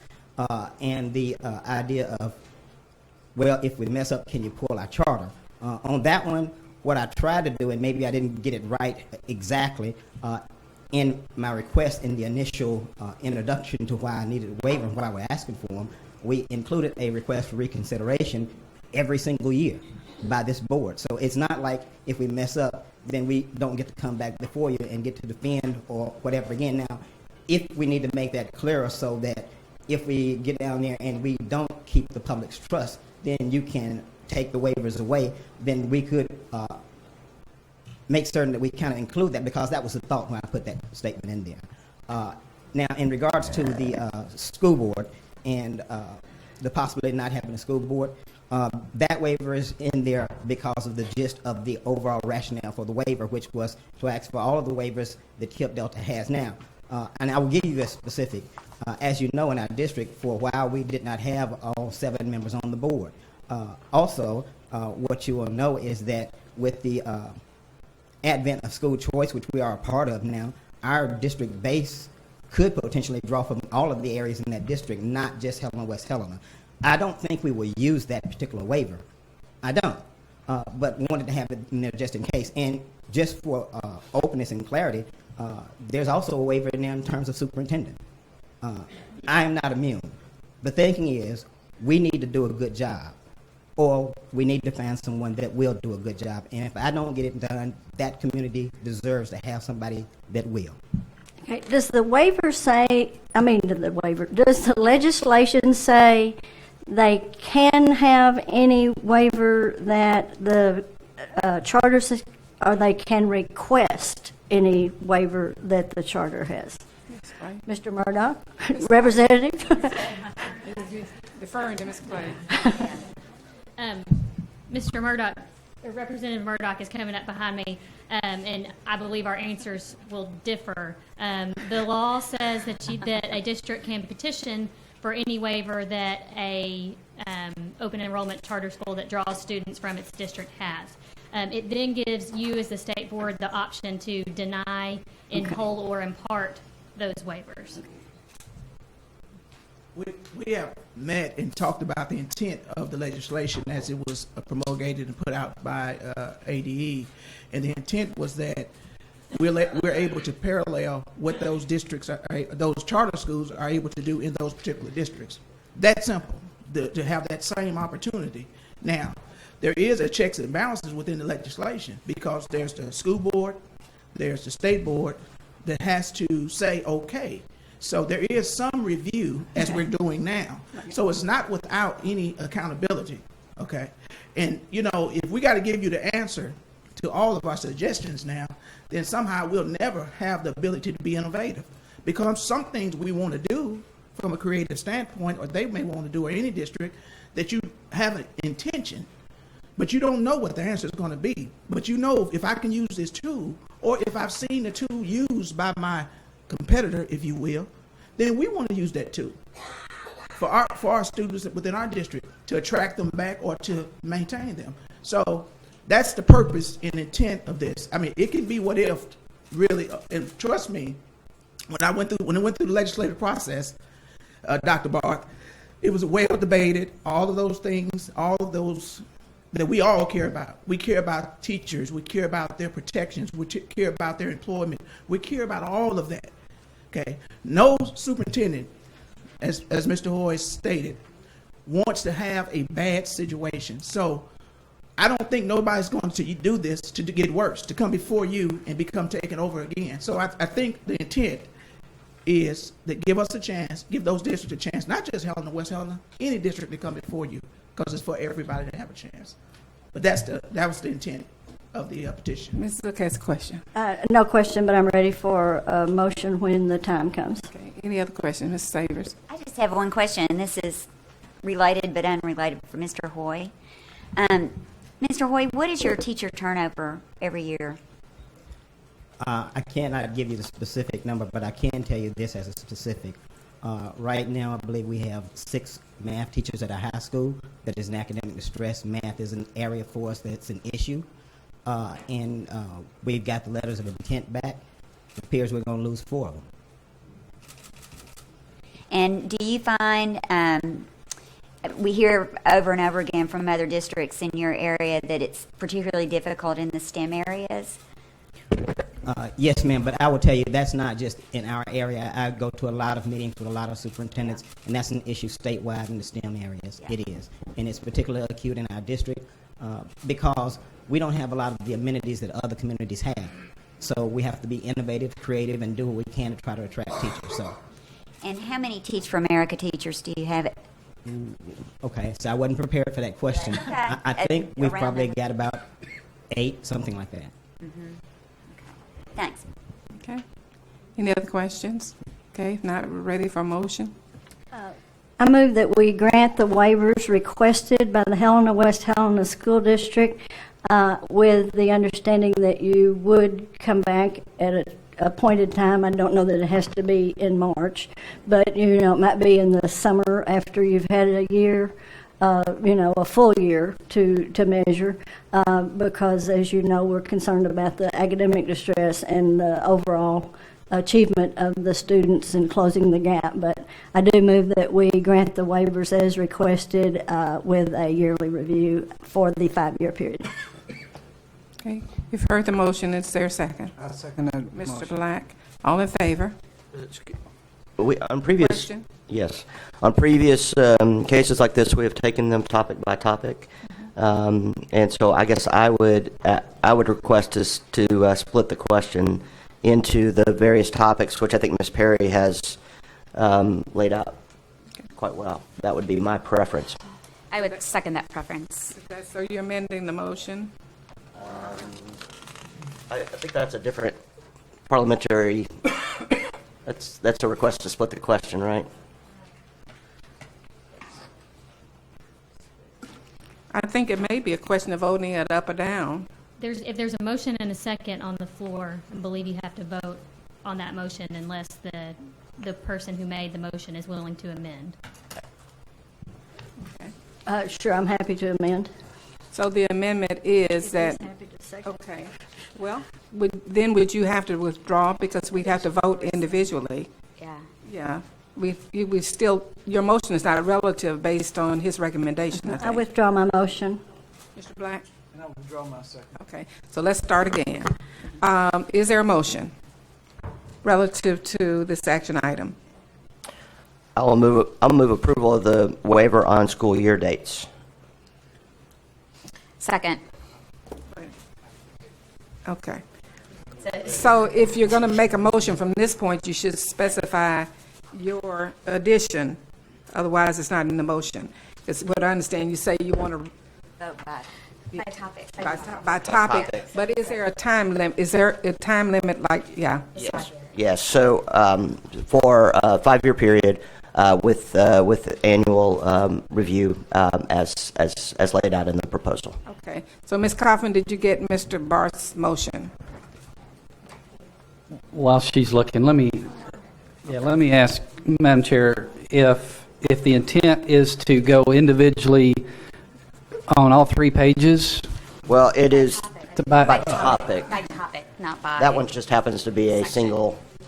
It's going to take a while, but And I would concur. there are some I'm very comfortable with and some I'm very uncomfortable with.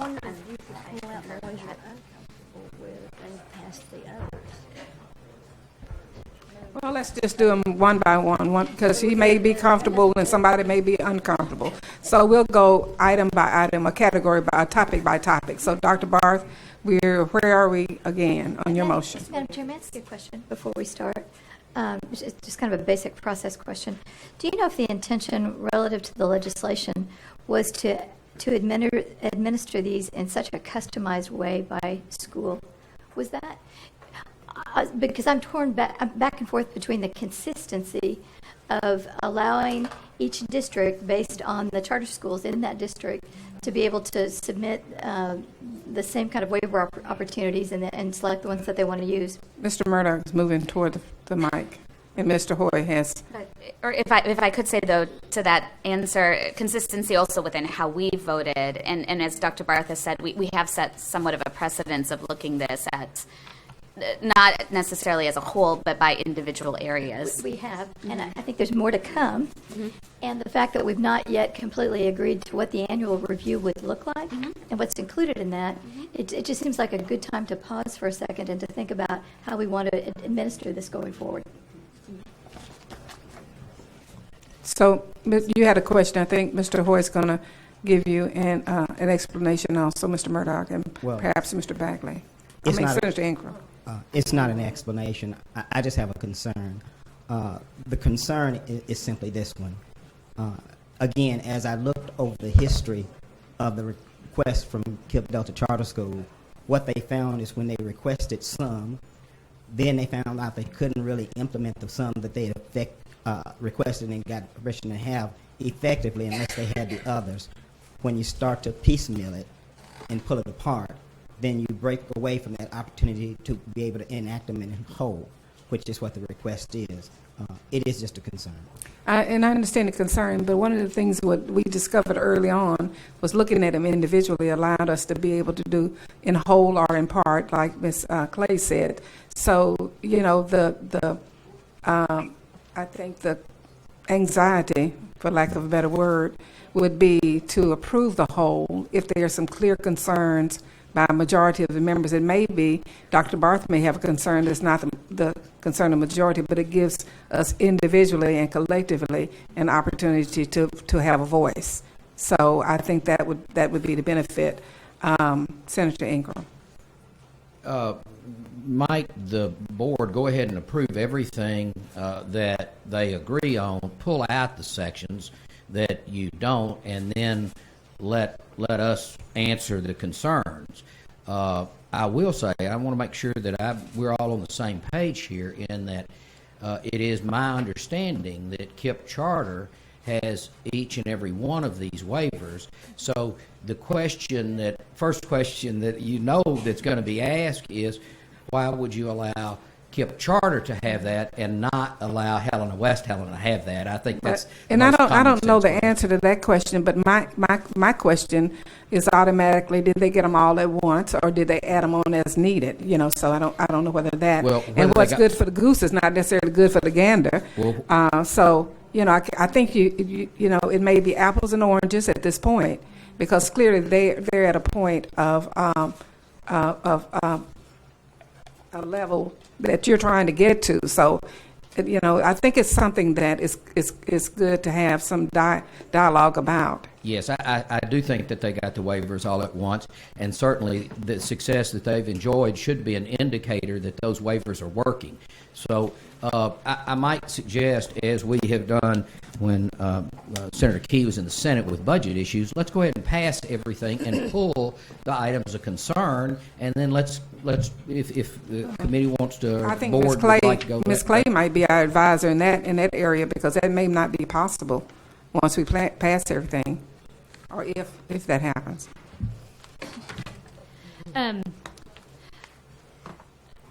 If there was, and this may just have to come about by discussion, if there was consensus on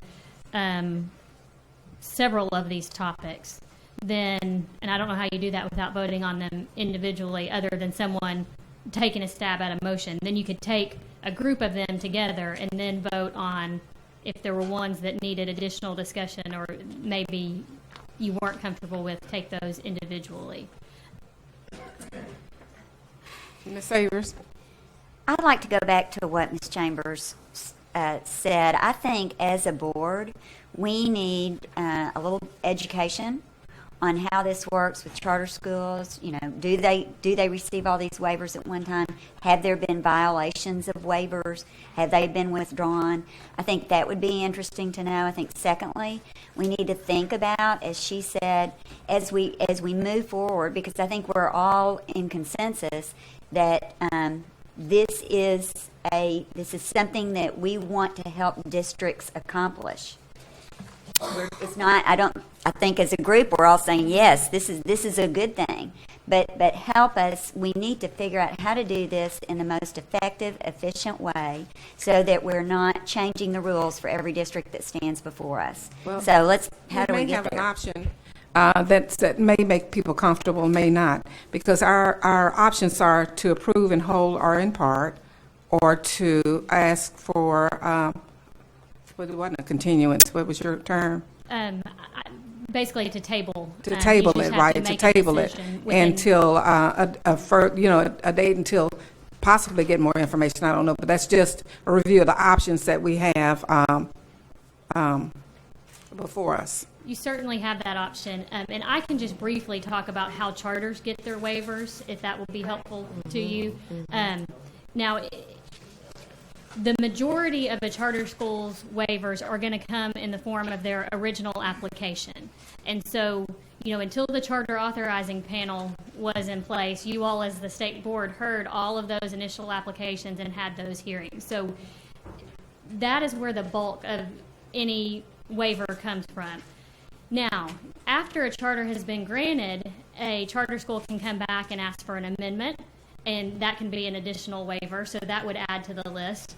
Or when the charter school comes back for renewal, part of the renewal process is, do you need any additional waivers, or do you have any waivers that you want to rescind? So that's the process of how the packet, or how the charter packet, what I call it, charter group, gets to where it is.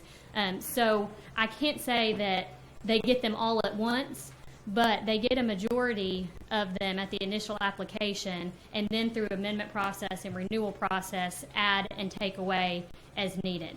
As far as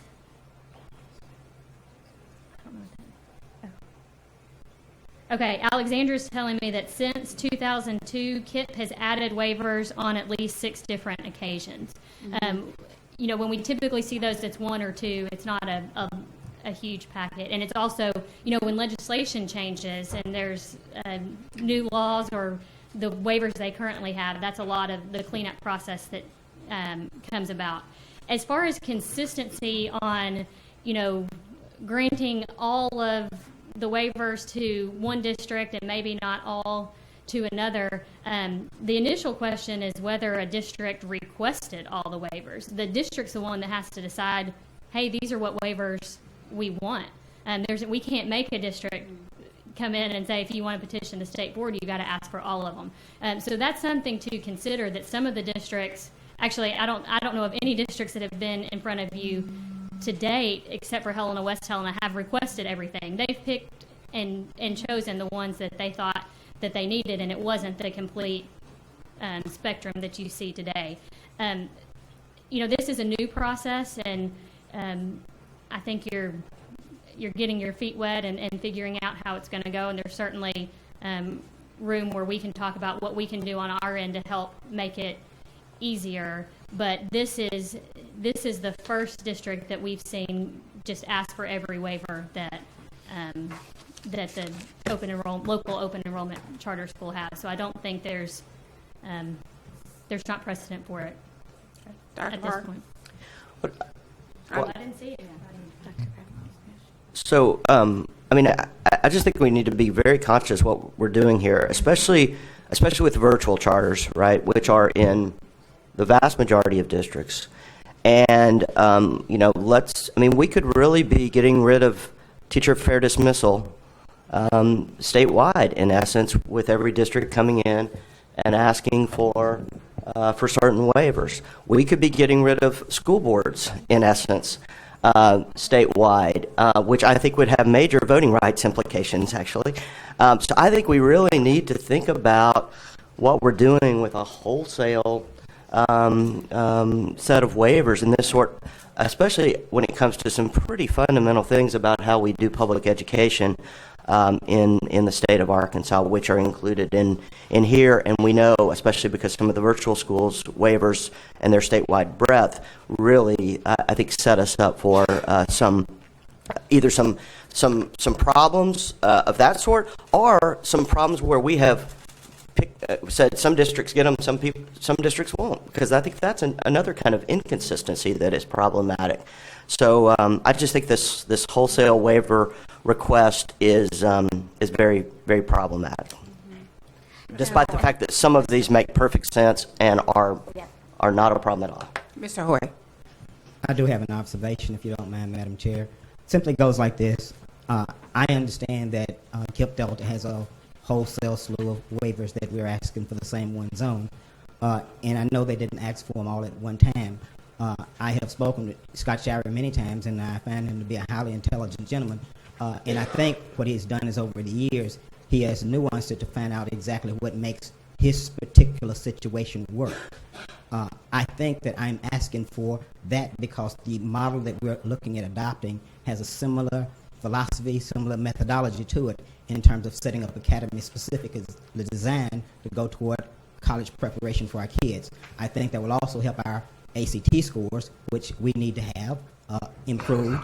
It will also help us on the ACT Aspire, which is the same thing, which becomes the state mandated test. We're looking for an opportunity to success, and we're asking you to give that to us. And it's not that I'm asking for all of these at once. It's that KIPP Delta has asked for all of these over time as they found they worked. And so therefore, I'm looking at having all of them that work, that's available to us, so we can then put together what we need to put together to be successful. Again, I tell you this, it is not necessarily my intention to use all of them. I don't know if we will use all of them. I just don't want to have this conversation every other month. Also, I do understand the possibility of virtual schools throughout the state of Arkansas, but I've gotten a lot of advice on this particular push, and some of the advice that was given to me early on was, John, look, ask for all the virtual student charge, but I don't need that.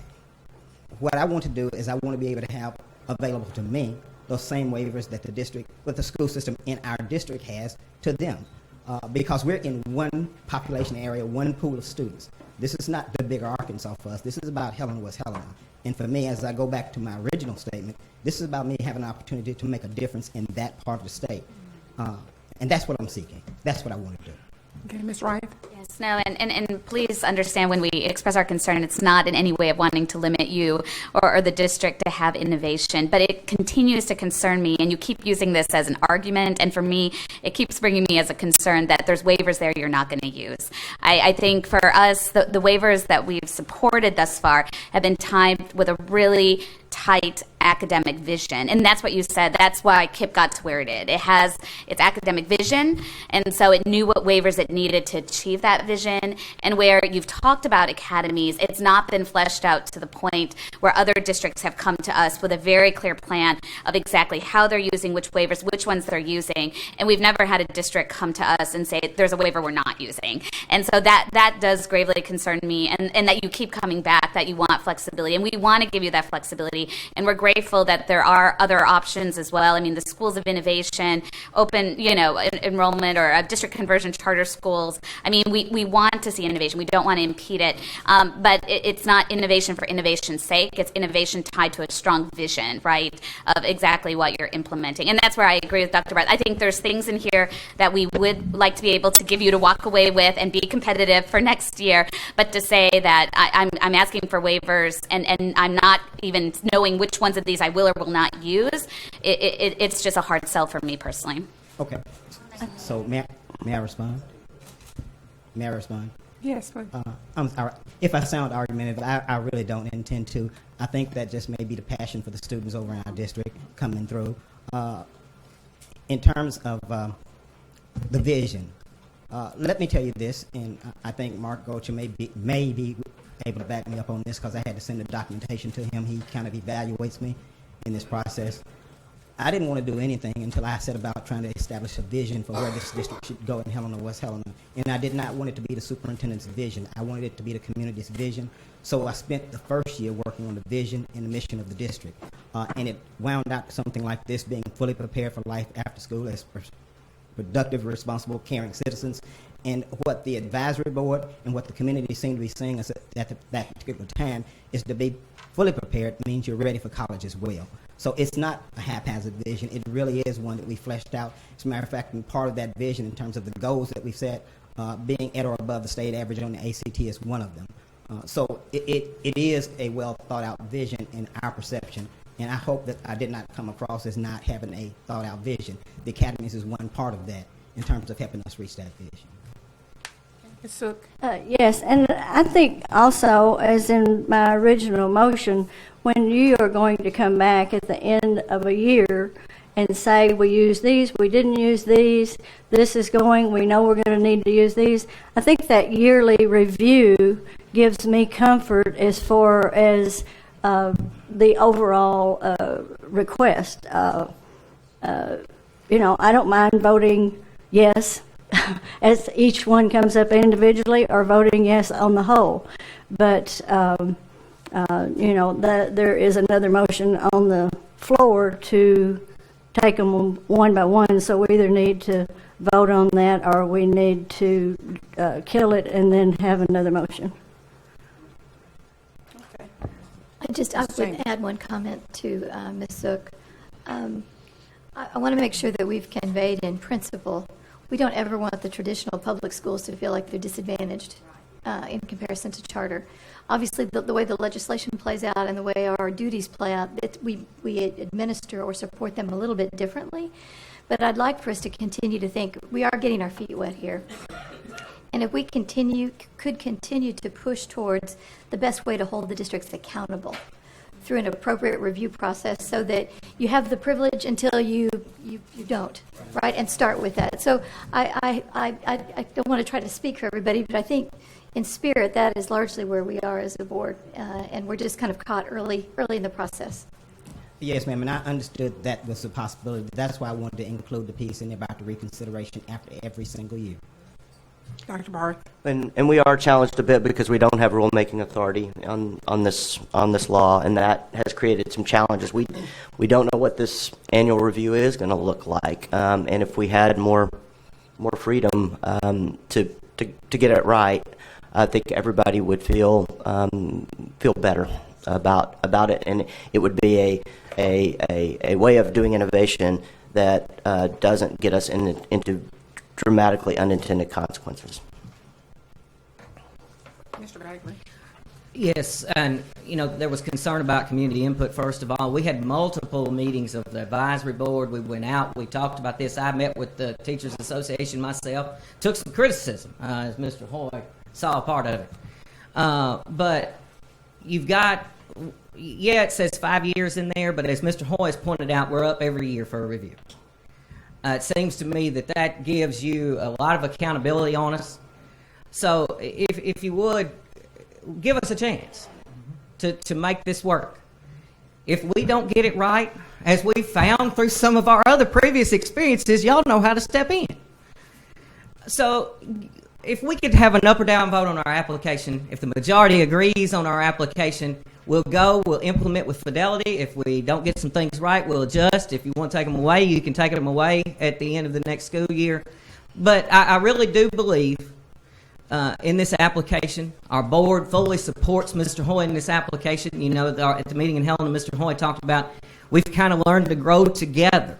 But we're of one accord here today and moving forward. The board and Mr. Hoy share the same vision, which is excellence for the West Helena School District and its students. So please give us these tools. We will implement with fidelity, and we will do well. And to answer the question from Mr. Barth about the board, in that waiver is not just a quarterly meeting. It's the ability to participate electronically. Sometimes during the summers, we have people on vacation, and if we could set up conference calls, that would make it easier to get a quorum if we needed to have a special meeting and some things like that. I don't think you'll ever see this board want to not meet, to be honest, because we've had to have special meetings for any of a number of things. We've all shown up every time Mr. Hoy is called. And that's assuming we win. I know that. But we intend to win, all 7 of us. So please, if you would give Ms. Sook's original motion of reconsideration, give us an up or down vote. If the majority agrees, we will go forth and we will do well, and you will be proud. Well, you brought it up, Mr. Bagley, when you said if we win. And of course, that looms... Well, let me rephrase. When we win. But it looms on the horizon. You could say either way, but the thing that looms on the horizon is a possibility that you would not be in place, nor Mr. Hoy, heaven forbid, either situation, but that's looming on the horizon also. So the commitment and the dedication and the, that all comes with the two of you. And that's why your 1-year review gives you a safety valve. Just mention it. And so, and of course, we're not going to have elections till November, assuming everything goes in the transition, Mr. Key, to have November elections, because that's our preference, since the law allows it. So there's a lot of the time right there, and we won't take office till right before Christmas. So then you're only looking at a few months on this first year under an elected board. By then, we're well into the process of implementation. We'll know who the board members are after that, and hopefully things will go well. But the one-year safety valve, I think, should be sufficient comfort to give us a chance to try all of these. Okay, thank you. Dr. Barr. So, Ms. Clay, so there is in the law the possibility of up to 90 days. Is that the? Yes, you may take the matter under advisement as long as you consider it within 90 days of receipt of the petition, and the petition was received. Do you have on February 10th? And that would May 9th. May-ish. Okay. So is our May meeting early enough to? Let's see. I don't know my calendar. No, the May meeting is the 12th and the 13th. Okay. And what I was thinking was, since we're asking the Academic Distress Committee to look at the academic performance in the school, my hope was that we could let that happen and then use that wisdom to guide us in our analysis of this. And perhaps have an annual review draft so we could have some sensibility of what would be reported on annually. Right. My only objection to that would be, in the school business, what you're doing right now is what your plans are starting in August. You don't wait until June to plan for next year. You start that with your master schedule and your flexibility and your hiring of teachers. And I think, particularly at the high school, who's in academic distress, I think to delay a month or two would tie their hands for their success in the 16-17 school year. I agree with that, and I think that not accepting all the waivers sets us up to criticism. I mean, that opens the door for the school district to come back and say, well, look, I mean, this is why we weren't successful, because you didn't give us all these waivers that we asked for. But that is our responsibility under the law. I understand that. To use our judgment, and there are things we don't grant that districts want every meeting, right? Can we have a vote on the motion that's on the table and That's then? where I was trying to get. Okay. So back to Dr. Barr's motion. Remind us again what your motion was. It seems so simple. School year dates, allowing a waiver on school start and end dates. Okay. Oh, I thought it was whether or not to take them out on the item. Oh, was that? Well, No. Oh. What is that? I think that's your discussion. Can she read it back to us? I'll withdraw if we need to. Ms. Coffin, would you read it back to us, please? Motion by Dr. Barth, seconded by Ms. Roth, to consider the dates, which is the first item on your sheet. Okay, so that's the first item. And so it's been moved by Dr. Barth and seconded by Ms. Wraith. All in favor? Aye. Aye. Let's do a voice vote. Well, 2 ayes. Yeah. I'm an aye. You- Aye. Okay, voice vote. Okay. Aye. The ayes have it. Any opposed? Seriously. Any opposed? Then the motion carries. Okay. We're going to take a much-needed break at this point. Unfortunate for some, fortunate for others. Well, I think we have to Work our way all the way through. finish the rest of the topics. Should we, or do we have to? That's a question. The desire of the board could be one thing, and the need for a break is something else. So whether we do or whether we have to is two different things. I don't think we have to, but we will if that's the pleasure of the board to proceed through the rest of the items that's listed, waiver request. Well, what is the pleasure of the board? I'm always for getting the school people back into the school, so Well, I would. You know what? That's good too, but if they leave right now, they can't make it back before school's out. So what is they've got to eat lunch too. So what is the pleasure of the board? Do we continue? Yeah. Okay, good. And most of you give up the whole day anyway, don't you? You don't rush back to finish out. That's what I'm thinking. That's what I know. That's what my staff does. I can't answer for most of So, moving right along, the next waiver is Move to approve the request for waiver about superintendent licensure. Where are y'all reading from? Okay, all right. So this is a question for Ms. Clay. No one seconded. Oh, sorry. Let's get a second before. Second. Second. Ms. Dean, second. Okay, discussion, Ms. Wright. No, the question was Dr. Barr. So Ms. Clay, so my understanding of this set of rules, and statutes. So, for instance, in the Little Rock case where Mr. Curris did not have necessary credentials, it came to us as a board to ascertain whether he was an appropriate candidate to fill that superintendent spot, correct? Is that this would take that away from the state board and simply give it to the local board to make that determination? Is that correct? Yes, and the state board only had I may be a bit confused on your question. In Little Rock, the state board had that authority because the district was in state takeover. Okay, so now let's imagine that the Helena West Talent, after a year when they are fully back in local control, if the local board wished to hire someone who was not properly credentialed, what would that process normally be?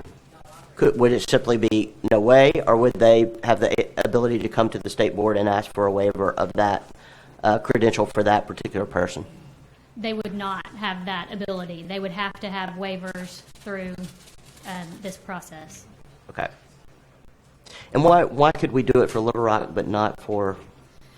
Because under the academic distress statute, it allows you as a board, one of the actions that's listed there in, I believe it's 615-430, is that you may waive laws except for teacher care dismissal. Okay. Okay. Any other questions? So we have a motion and a second. What is the pleasure of, any other questions? All in favor? Aye. Any opposed? No. Okay. Motion carries. Next is school boards. I move to approve the waivers associated with school boards. Okay, it's been moved by Ms. Dean. Second. Second by Mr. Williamson. Any discussion? I think this is a huge mistake if we go this way. So I've said my concerns earlier. I think this is very problematic. And I agree, especially setting the tone with just having given them back for local control. A3. Okay. Well, we'll see by voting. All in favor? Aye. One aye. Any opposed? Aye. No, I'm an aye. Oh, it's 2 ayes. 3 ayes. Aye. 4, 5. Y'all need to vote quicker. Okay, so we got Ms. Chambers, Mr. Black. Madam Chair, would you want me to call a roll I on that would one? like that.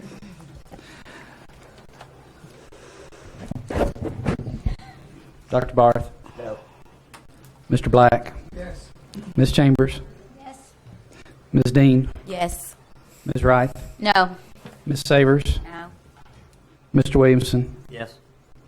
Ms. Zook? Yes. Okay, 5 votes yes, 3 no. Okay, the motion carries. Moving on to the grading scale. Move approval of this waiver request. Second. Moved by Dr. Barth, second by Ms. Wright. Any discussion? All in favor? Aye. Aye. Any opposed?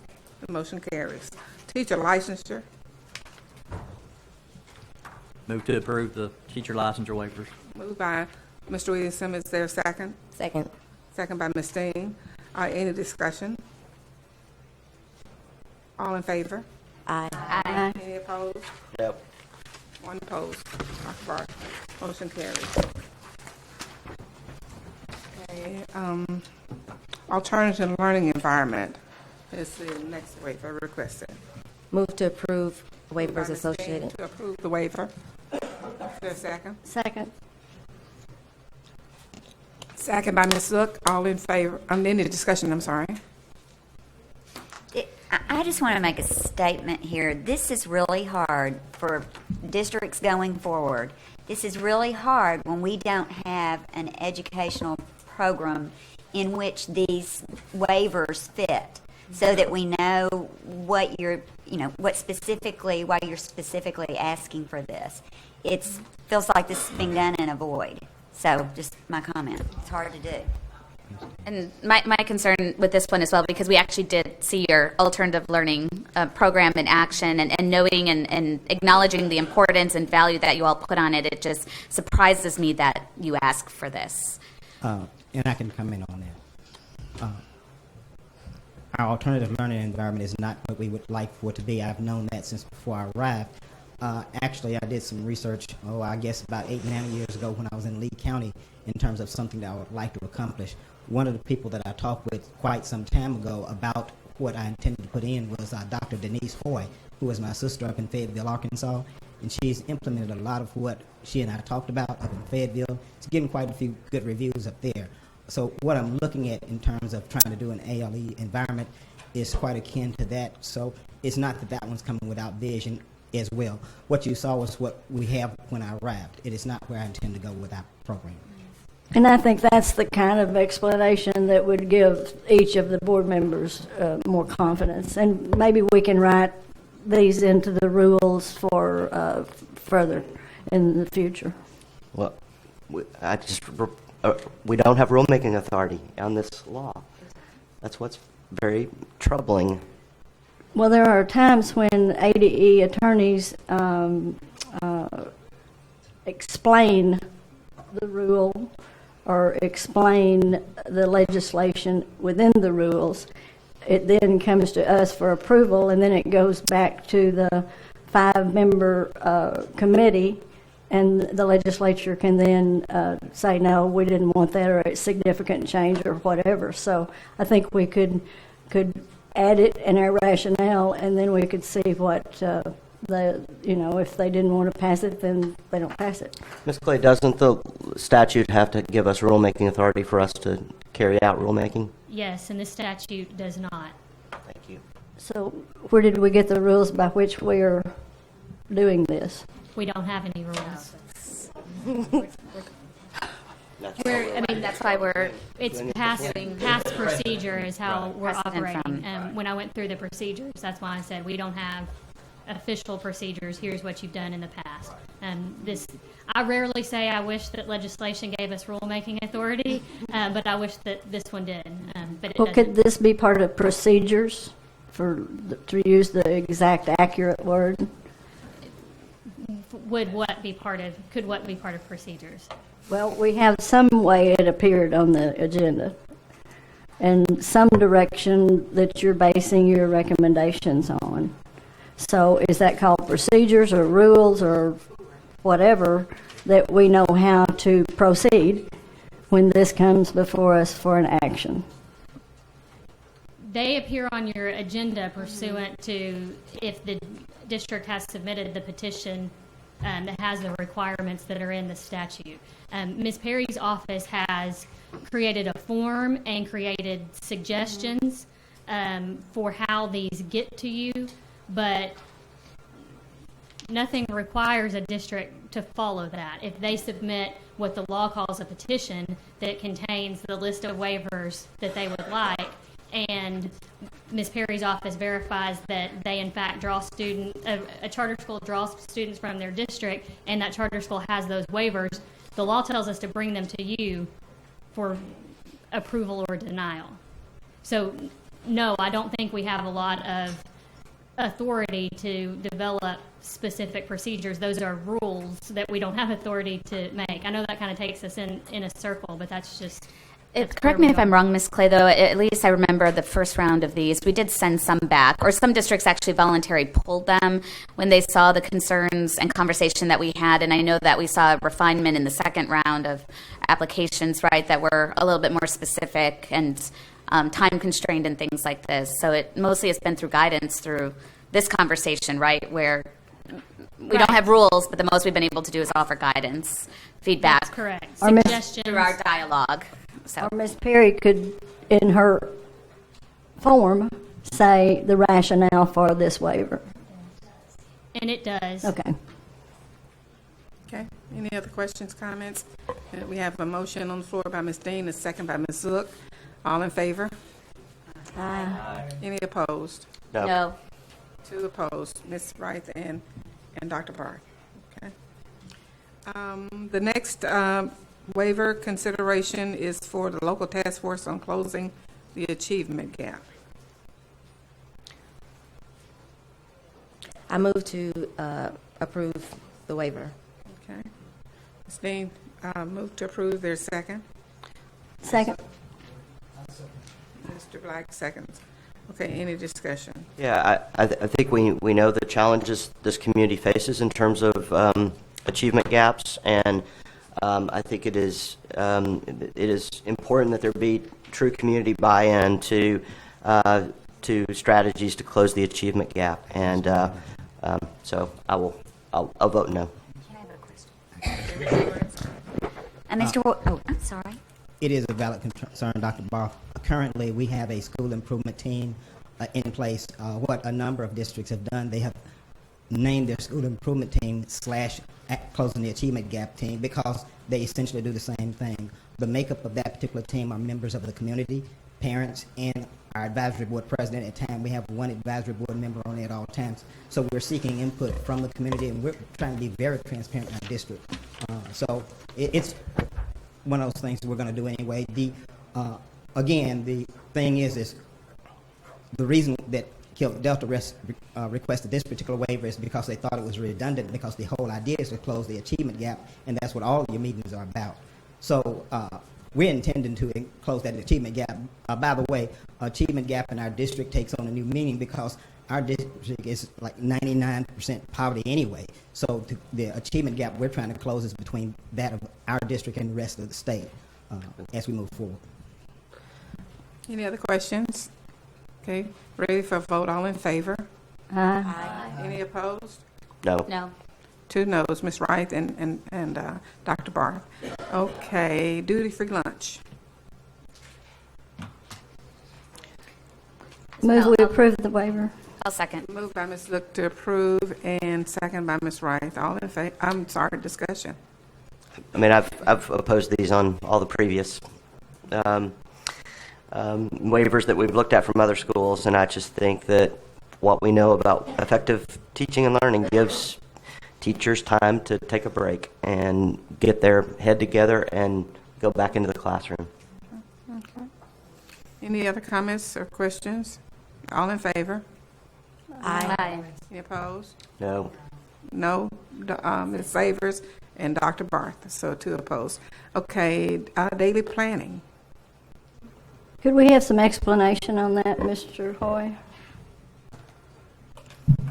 I believe that is one of those waivers that we might have marked that we don't intend to use. We're asking for it in flexibility in case we need it. There's already things in place to allow a teacher to give up their planning period. Statute now, you have to pay them for that planning period, which we would do. So, again, that's one of those waivers that not necessarily looking to use, because I would tell you this, and it's real simple. The concern in our district is trying to get good quality teachers in. If we put things in place by default that would cause teachers to run away, we're hurting our students, and that's just absolutely true. So as we request the waivers, again, we're requesting them on that basic premise. We don't necessarily intend to use and don't think that we will, don't know that we will. However, I would also venture to say that the charter school in our district don't use all of the waivers either that they have.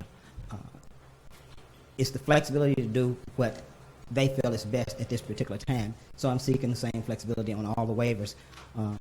And that's the answer I have for this particular time. Any other questions? We're ready for a vote. Oh, I'm sorry, I thought we had one. In daily planning, do we have a motion? Move to approve the waiver. Moved by Ms. Dean to approve the waiver. Second. Second by Ms. Chambers. Was that Ms. Chambers? Okay, Chambers. Okay, any further questions or explanations? All in favor? Aye. Any opposed? No. No by Dr. Bartha and Ms. Wright. And Personnel policy, salary schedules.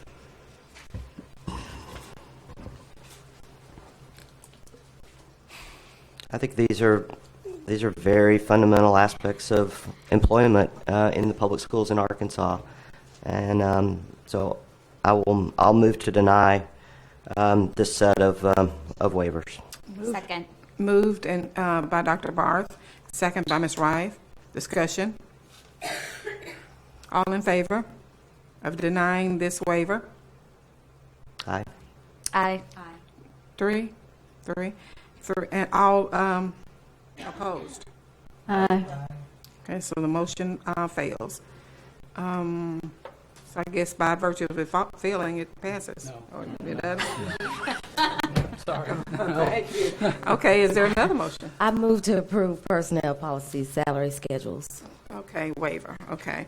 Moved by Ms. Dean and second by Mr. Black. Any discussion? Okay, all in favor? Aye. Any opposed? No. Two opposed. I only have to look up Dr. Barth and Ms. Wright, okay? I'm sorry, Ms. Savers, I'm sorry. Okay, so 3. Superintendent mentoring. Is there a motion? I move that we deny this waiver for fear that a superintendent might be hired by the new board who needed mentoring. A second.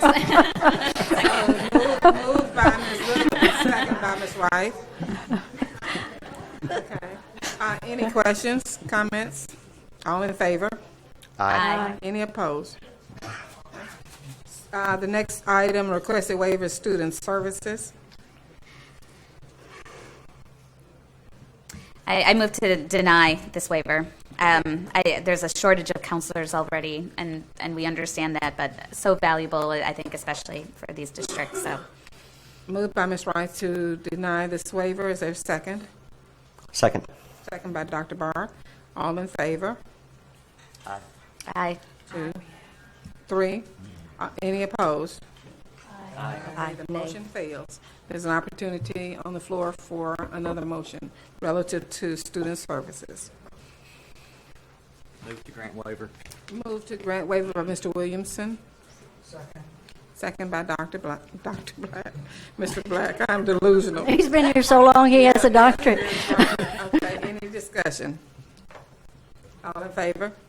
Aye. Any opposed? No. No. 2 opposed, okay. Moving right along to gifted and talented. I move to deny the waiver. Move to deny by Ms. Zook. Is there a second? Second. Second by Dr. Barr. Any discussion? I might just note that we tend to have dramatic under-identification of gifted and talented students in districts of this sort, and it is crucial that those students get the services they are entitled to. Any other questions, comments? All in favor? Aye. Any opposed? Okay, the motion fails to grant this waiver to gifted and talented. Okay, we're at the next request for waiver in library and media services. I move that we grant the waiver. Second. Moved by Ms. Zook and seconded by Ms. Chambers. Any questions? All in favor? Aye. Any opposed? Motion carries. Then we're down to teacher fair dismissal, public school employee fair dismissal. I move to deny this waiver. Denied by Ms. Wright, second by Ms. Chambers. I have a question before we vote. Is this for our licensed educators, or is this for if you get someone to come over and teach a class that doesn't have a teacher's license in a non-course subject? Actually, the way I understand it, Mrs. Zook, is this. Teacher fair dismissal applies to certified staff in the district, and everyone that's not a certified employee of the district will have the fair hearing. And to be clear, we're not asking for a waiver of all the due process for teachers. What we're simply saying, and what it equates to, is everybody that's employed get that same fair hearing that are entitled to many of the employees in the district. So a hearing is still in place. Ms. Clay has something.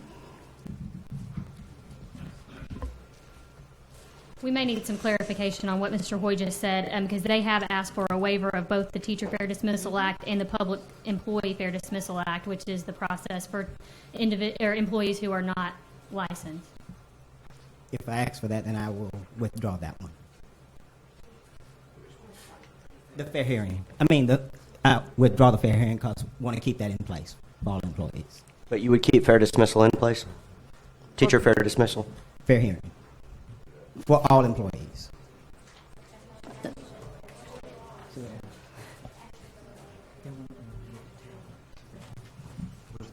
Okay, so here's what I'm asking for. Right now, there are two different sets of processes for employees in the district. Some have fair hearing, some have fair dismissal.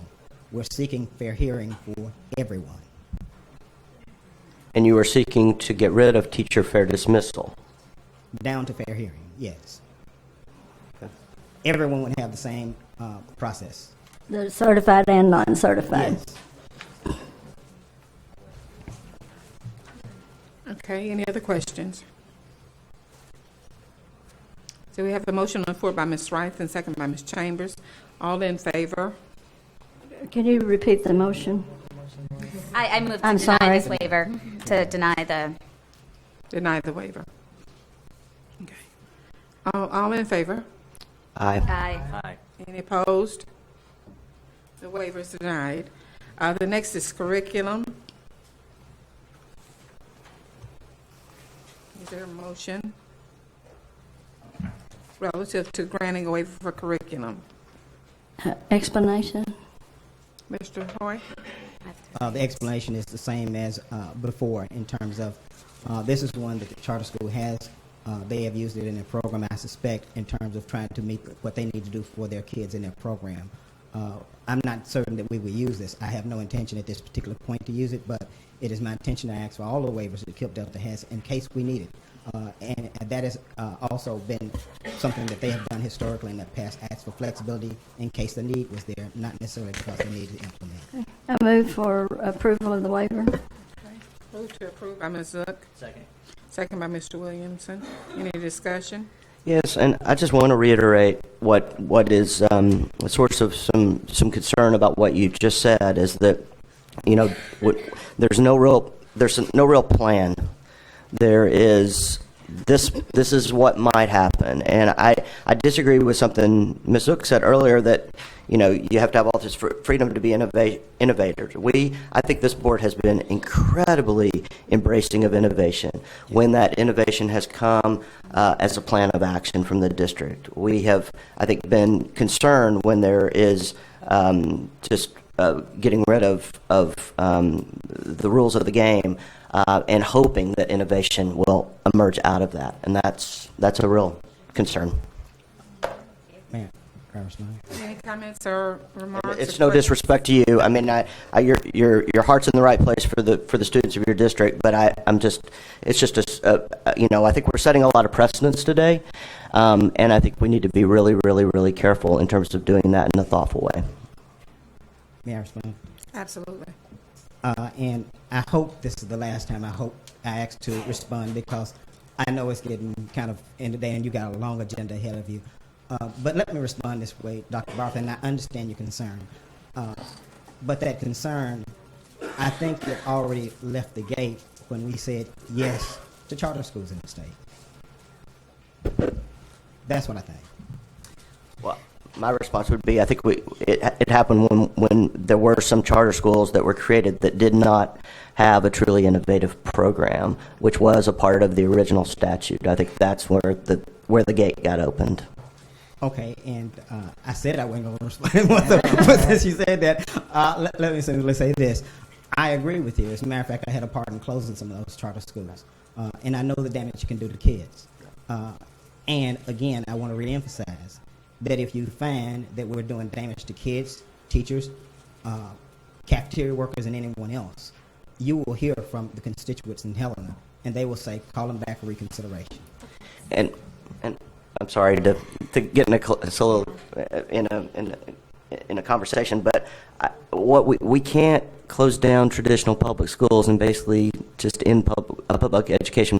We can end charter schools when they fail to live up to their end of the bargain. And so, yes, you have put in a provision here where we could reconsider these, and I appreciate that and I'm aware of that, but I do think there is a fundamental difference between what happens in traditional public education where all students must be taught and in charter schools where we know the rules are a little bit different. I think you know that very, very well. Okay, any other questions? Okay, if not, we have a motion by Ms. Zook and second by Mr. Williamson. All in favor? Aye. Any opposed? No. No, 2 noes. Okay, we're down to teacher administrative contracts. What's the pleasure of the board? I move that we approve the waiver. Second. Okay, moved by Mrs. Zook and second by Ms. Dean. Any comments, questions? All in favor? Aye. Any opposed? Motion carries. Class size and teaching load. I move we approve the waiver. Second. Moved by Ms. Dean and second by Ms. Williamson to approve the waiver. Any questions or comments? All in favor? Aye. Any opposed? No. Motion carries. Advanced placement. I move that we approve the waiver. Okay, Mr. Black has moved to approve the waiver. Is there a second? I have some discussion on this one. I haven't. We've got to get a second Second. first. Second. Okay, Ms. Dean, second, sorry. Okay, Ms. Zook, your question? I happen to be aware that the advanced placement waiver that KIP requested is because KIP organization has a training program for teachers separate and apart from the, whatever that board is called, college board that trains the others.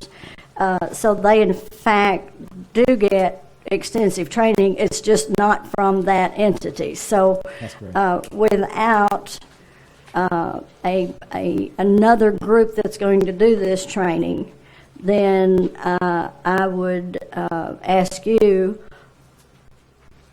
who is going to, or how are the people who teach these AP courses going to receive the training they need to be able to teach AP at that level? The current intent is to keep what we've got in place. Which is through the board? Yes. Okay. Any other questions? I just say my concern is similar to that for the gifted and talented program. Ms. Davis? Just curious, Mr. Hoyt, how many AP classes do you have? Oh, we've got all of them to meet the standards. I think I don't want to, in this forum, give you a number on that. That's because okay. I I was just curious. I'm just so interested in your program, so just well, curious. I will tell you this. In terms of where we are, again, it's one of those areas I'm not satisfied. We have been looking at, we've had some conversations with Dr. Ken James' office in Ames.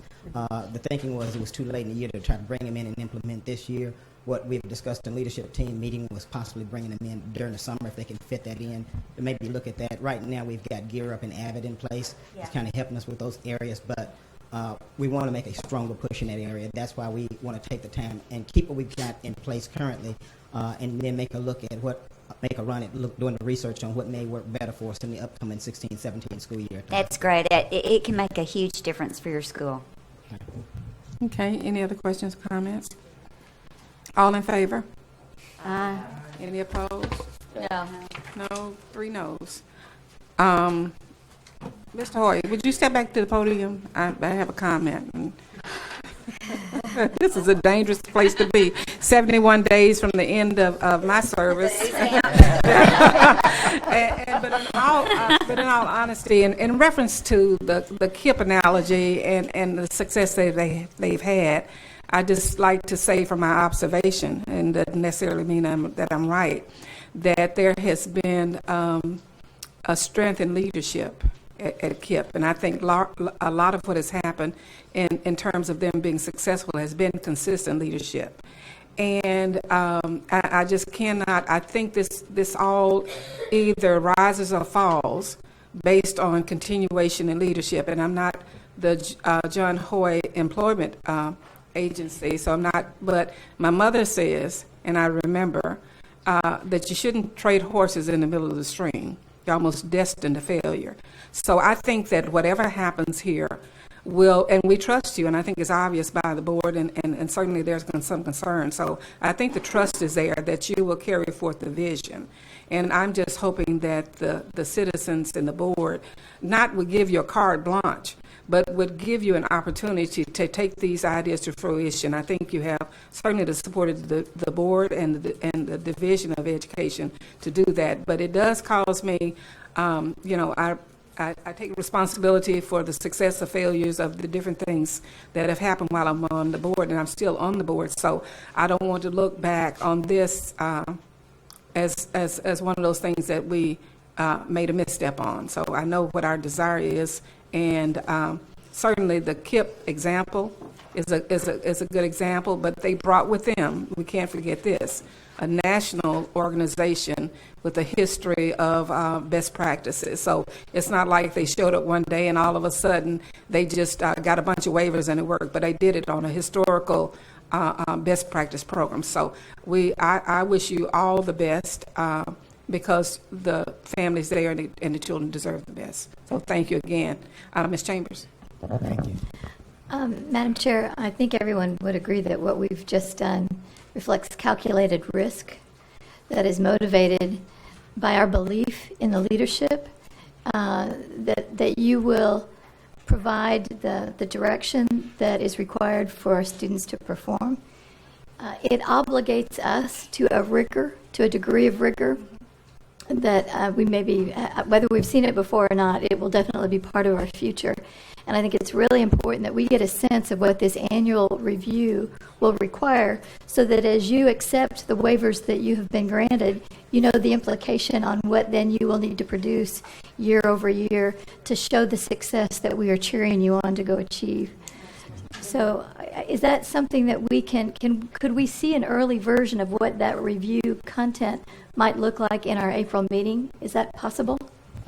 I'm getting a nod from Ms. Perry, so yes. Yes, okay. Because I think it's just as important for the district, maybe more so, because it's a contract, if you will. It's an agreement. I shouldn't use the word contract, but it is definitely an agreement on what success looks like based on what it is that you will be doing with your program this next year.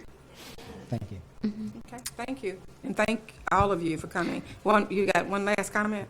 Final comment. Okay. Based on the consistency issue of leadership, there is something I disclosed to my state superintendent, Mr. Andrew Tolbert, that I did not disclose to anyone else, to give you a little bit more confidence in the ability of this board to possibly maintain leadership, and that is this.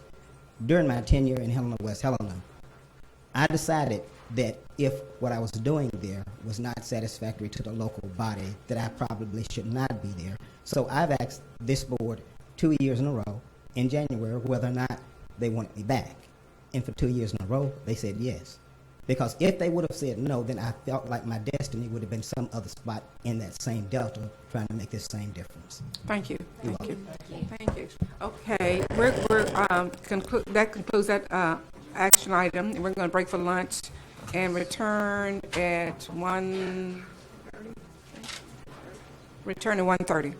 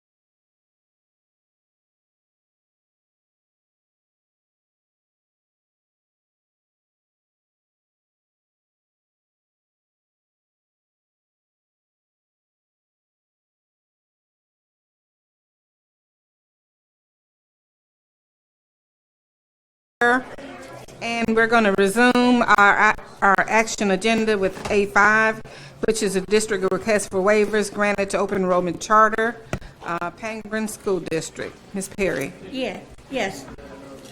Act 1240 of 2015 allows the school district to petition the State Board of Education for all or some of the waivers granted to open enrollment public charter schools that draw students from the school district.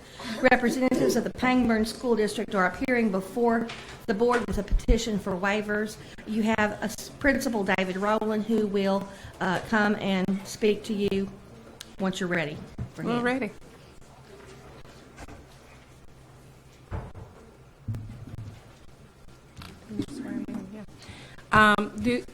Your name is, again? David Rowland. David Rowland. Is there anyone here, Mr. Rowland, with you that intends to have comments? I have our superintendent, Dr. Kathy Berryhill, and my assistant principal, Miss Suzanne Laux. Last name? Laux. Loust. Okay. Louks. Okay. Is there anyone speaking in opposition of the waivers that the Pangburn District is requesting? If not, will those that are expecting to testify or give information stand please to be sworn in? Raise your right hand. Do you swear or affirm that the testimony you're about to give is the truth, And nothing but the truth? I do. Thank you. You have 20 minutes. All right. Like I said, my name is David Rowland, and I'm speaking on behalf of the Pamberton School District today. I'm joined by Dr. Kathy Berry Hill and Ms. Suzanne Laux, and I appreciate this opportunity to come before you today and speak on how we want to attempt to redesign Pamberton High School. Pamberton High School is already a good school. We have a rich tradition and good test scores. Our last state report card, we scored a B. We have great students, a dedicated staff with very little turnover, beautiful facilities, and excellent parental and community involvement. Why are we looking to redesign is because as I look to the future, the 21st century classroom should reflect the needs of the students who are growing up in this environment. It hasn't been too long ago, I was watching the news, and I saw, scrolling across the bottom of the screen, it said in the next few years, 83% of jobs that pay $20 or less an hour, which are your unskilled jobs, will soon be automated. So it got me thinking, are we doing everything to make sure that these kids leave high school with the skills that they need to be productive in the 21st century workplace? The 21st century classroom should be personalized, learner-driven, tech-enabled, and prepare the students for the workplace and college. We need to include a combination of work-related soft skills and STEM education. As we begin on our journey to look at how to redesign our high school, put together a team of teachers, and we began by going to the Wilbur D. Mills Co-op, and we met with people from Arkansas Virtual Schools Administration and started brainstorming ideas about what we wanted our school to look like.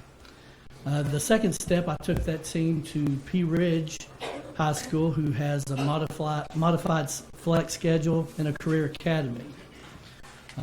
Also, after that, met with then Assistant Commissioner of Education Debbie Jones and Director of Curriculum and Instruction Stacy Smith, and brainstormed our ideas and got their input. Kathy Turner, from the Deputy Director of the Career and Technical Education, brought a team to my campus, visited with me and other staff members on how can we develop students to have the soft skills needed for industry and career pathways. After that, we began to put our plan together, and then we introduced our plan to the entire high school staff. Teachers had a chance to give input, questions, feedbacks, criticisms, anything that they had to say about the plan they presented. In January, I presented the plan to our local school board with the same that they could also give input and give any suggestions that they wanted to strengthen our plan. So the plan for Pamberton High School, and the one we're going to design, has 5 major components: a flexible school schedule, emphasis on soft skills, more opportunities for career certification, project-based learning using STEM skills, and community service learning. So I would like to go in one at a time and talk about those. We'll start with the flex schedule. The flex schedule uses blended learning to allow students to move flexibly through different learning modalities with the goal of optimizing their learning experiences based on their specific needs. Each student is enhanced with a customized fluid schedule among different modalities. The teacher of record is on site, and the teacher of record and other faculty members provide face-to-face support on a flexible and adaptable learning activities for that student. It includes online learning, small group learning, group projects, individual tutoring. As I look at this schedule, I really can't find a kid that wouldn't benefit from this schedule. If you are a kid at the top of the class, you can accelerate through courses, you can accelerate through content.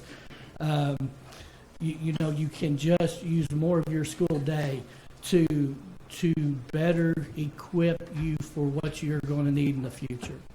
When I think about kids who struggle, we have done a lot this year in RTI. We have taken every 9th and 10th grader. We have we have measured them for their reading and math level. We're monitoring their progress. But here's the issue.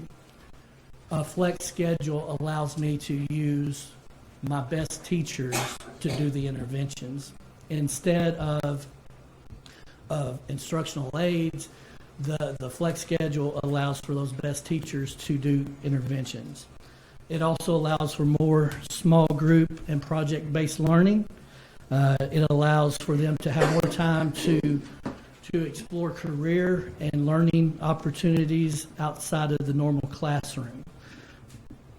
A phrase I got this from John LaFoon, the principal of Pea Ridge.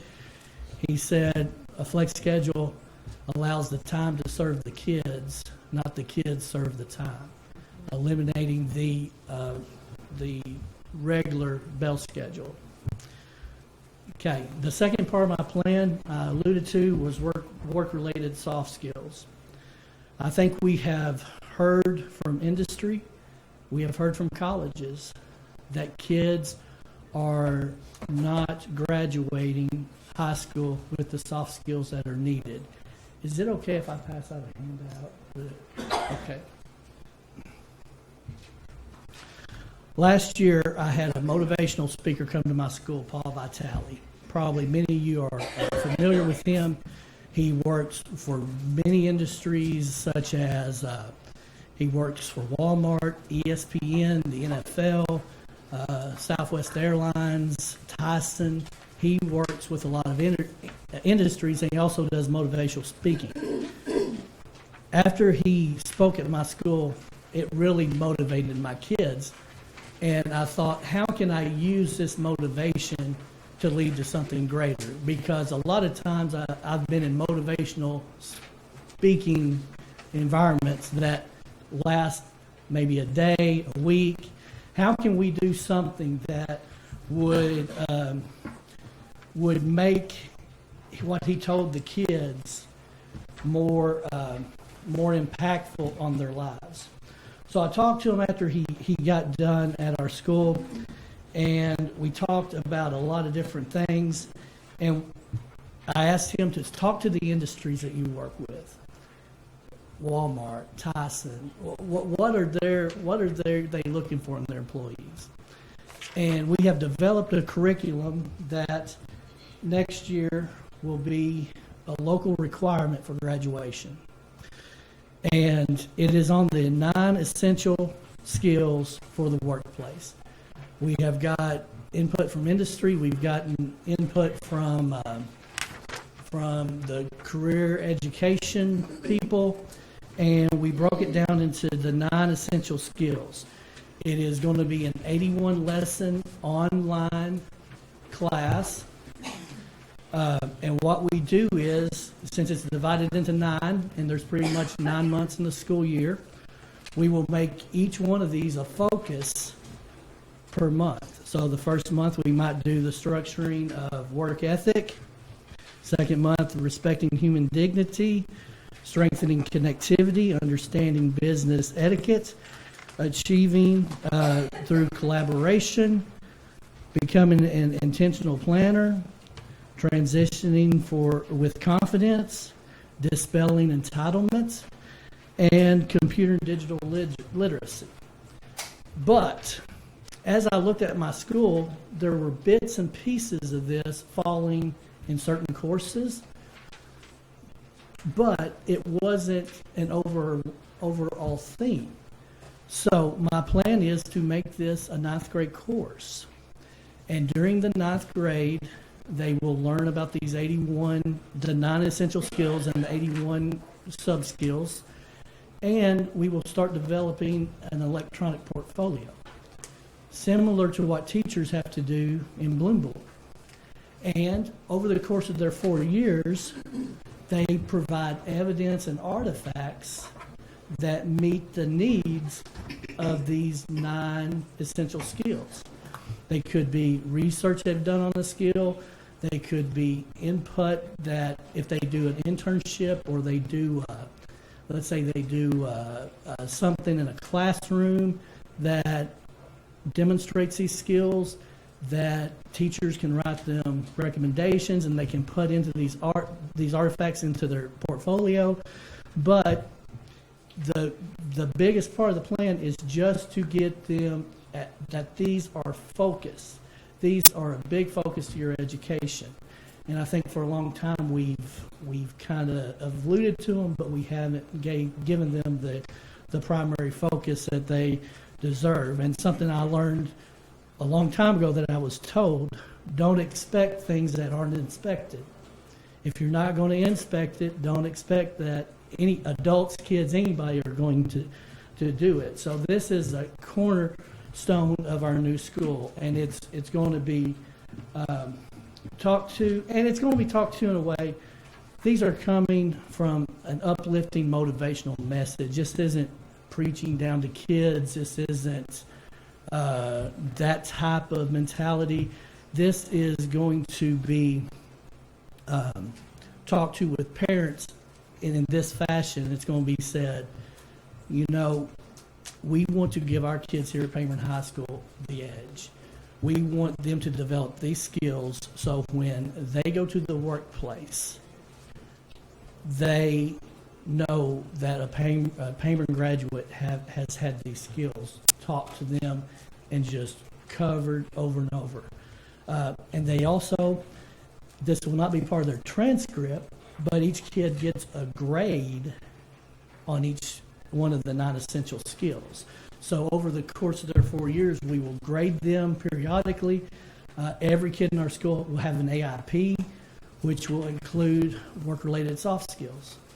And how we measure them. Now I'm using my combination of teachers and industry people to come up with rubrics and measurement tools to how do we grade. How do we grade, for example, work ethic? How does that look in a grade? But this is something that we're going to pilot next year and see how it comes out. But I'm very excited about that being part of our program. The third part of our program is the career certifications. Like I said, our society is going to have a big dilemma someday with so many people being unskilled. We have got to have skills in place, career certifications that make kids employable. We already partner with the ASU Regional Career Center to offer student courses in welding, auto body, electrical systems, medical office management, dental assistance. We've already got things like that in place, but I've got students who aren't interested in those programs. So one of the waivers I'm requesting is, can I work with local industry businesses to develop new pathways? For example, I had a student move in from Texas last semester. She was two-thirds away, two-thirds through vet tech program. Okay, you know, I've got vets in the area that maybe could work with her and help her finish that program. You know, you hate to see a child, due to circumstances outside of her control, her education and her career pathway be disruptive, you know, and just because I don't have it or the regional career center in my area don't have it, why can't I go to somebody in that profession and help her finish that course of study? And the next part of my plan, of course, is the community service.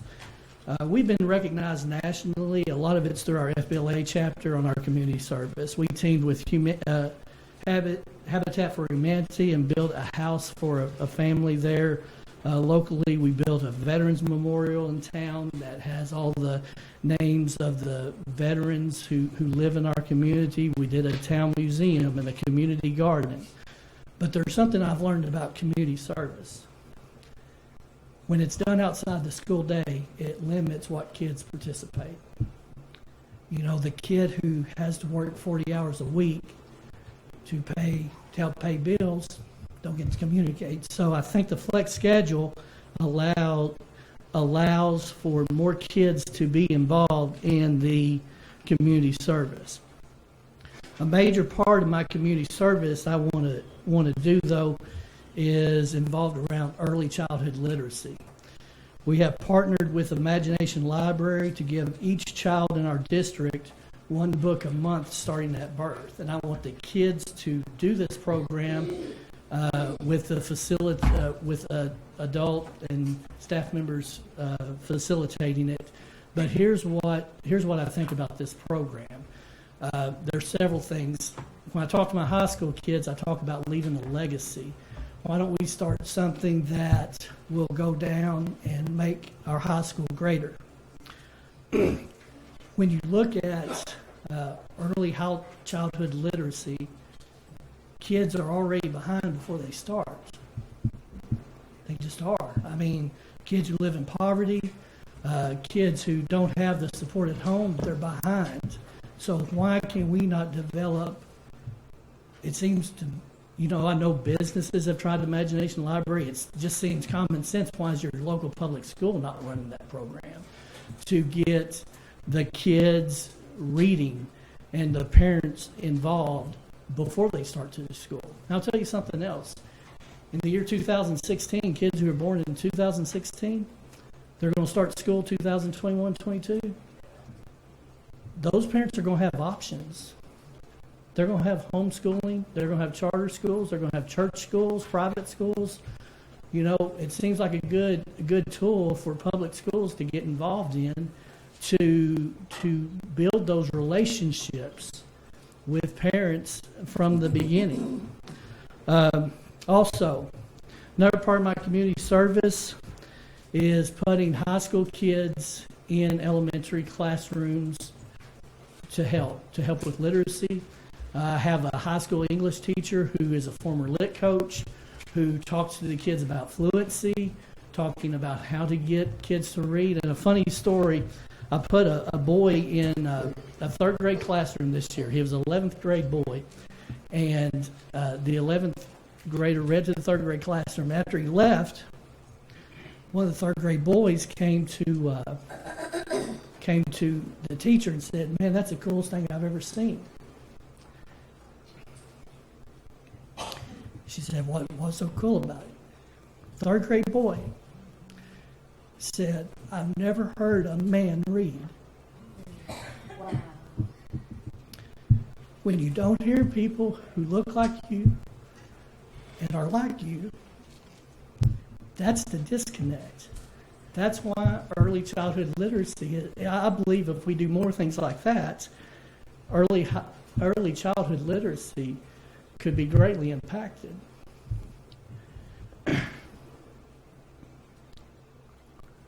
Okay. Also, and you have another thing, 1 minute and a half. You okay? I'm used hurrying. up your time, and the other two ladies too, probably. Y'all want to talk? Okay, I'm good. I will hurry through this. The early childhood literacy, putting high school kids in those classrooms, a flex schedule allows you better opportunity to do that, and that's why I want to do that. Let me go through these two things, and I'll wrap up. How do I ensure the effectiveness of the program? Well, we get the teachers, students, parents, input and feedback. We have grade level parent meetings. I've already picked my grade level staffs. That's going to be in my flex groups, and they will meet with the parents to help make sure every kid gets what they need.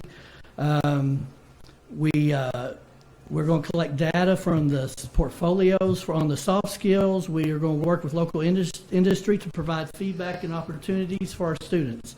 And measuring effectiveness will be through improving the math and literacy skills of our students. We can measure that by the ACT scores, ACT Aspire scores, and a high percentage of our students will attain more college hours and certifications due to the need for the flex schedule, allowing them to move at their own pace. More kids will get to move through our programs faster. And we're asking for these waivers for 5 years. You're right on time. Okay. I started rambling there. My wife told me not to do that. So Again, I'm I'll sorry. ask if there's anyone here to speak in opposition of the waivers that the Pangburn District has requested. And if not, we'll go into any questions the board members might have. Good afternoon. Thank you for your presentation. Thank you. How many students from Pangburn are enrolled in Virtual Academy? In Virtual Arkansas, I mean, Virtual- Virtual what- Academy, the well, homeschool. Isn't that the one that you're asking yes. for waivers? It's not very many. I don't remember, but there are some. I think 3. Okay. Okay. Any other questions? Dr. Barr? Just a question probably for Ms. Perry. If I just need a refresher. If suddenly there were no students from Pangburn in virtual, what would happen to the any waivers granted? Once the waiver is granted, it's no longer dependent that you have to be granted when they have a student in the charter school. According to the statute, it goes away when the waiver is taken back when the waiver is taken back from the charter school. Mm-hmm.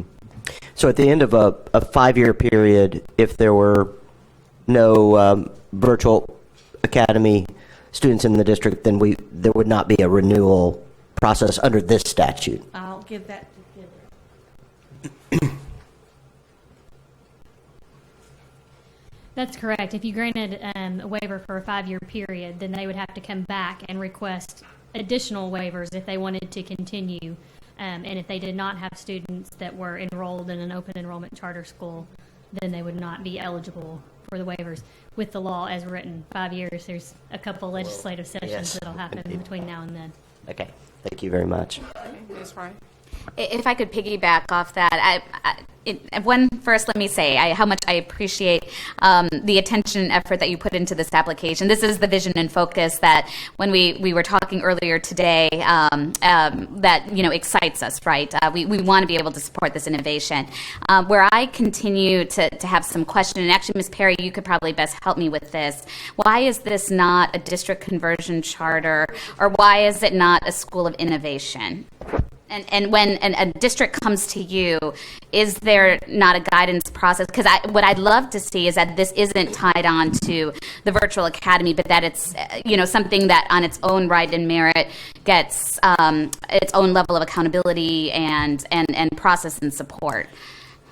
I won't say that folks are directed if they come and they tell me what they want to do.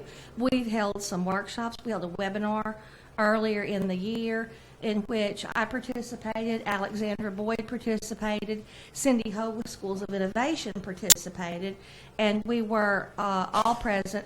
We put together a chart that's on the websites for requesting district waiver requests that talks about the differences in getting a waiver through a district conversion charter, through a School of Innovation, and through just requesting a waiver from an open enrollment charter. So there are many reasons why a district will go through this. We've even seen, as you'll recall, the one district that came and requested waivers so they could begin this spring, but had submitted or were in the process of submitting their charter application, and you've granted them the district conversion charter. They'll begin next year. So it can look at many different ways. Was there any intention with this to become a district conversion charter? All options were open. We just came with our goals and talked to different people about what the best avenue was. We had already missed a date, I believe, for the conversion charter, and we were pressing the date on the School of Innovation, but we were not against either one of those options. We just came with our goals and ideas, And Well, those are great goals and great ideas. And I wonder, would you be open here, and again, this isn't forcing my colleagues, but just out of curiosity of options here, of this, like we've done before, where it starts in this process, but then could become a standalone district conversion or school of innovation? We are open to anything that's going to benefit the students of Hamer School. So, yes, we are definitely open to whatever avenue we have to use to get the flexibility that we need. Thank you. Okay, any other questions? Okay, are we ready for a motion?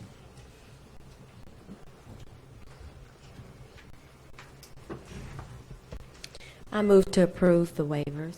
You moved by Ms. Dean to approve the waiver request. Is there a second? Second. Second by Ms. Zook. Discussion. Yeah, go ahead. And just to Question, Mr. clarify, it is for a five-year period, right? Okay. Yes, sir. Okay.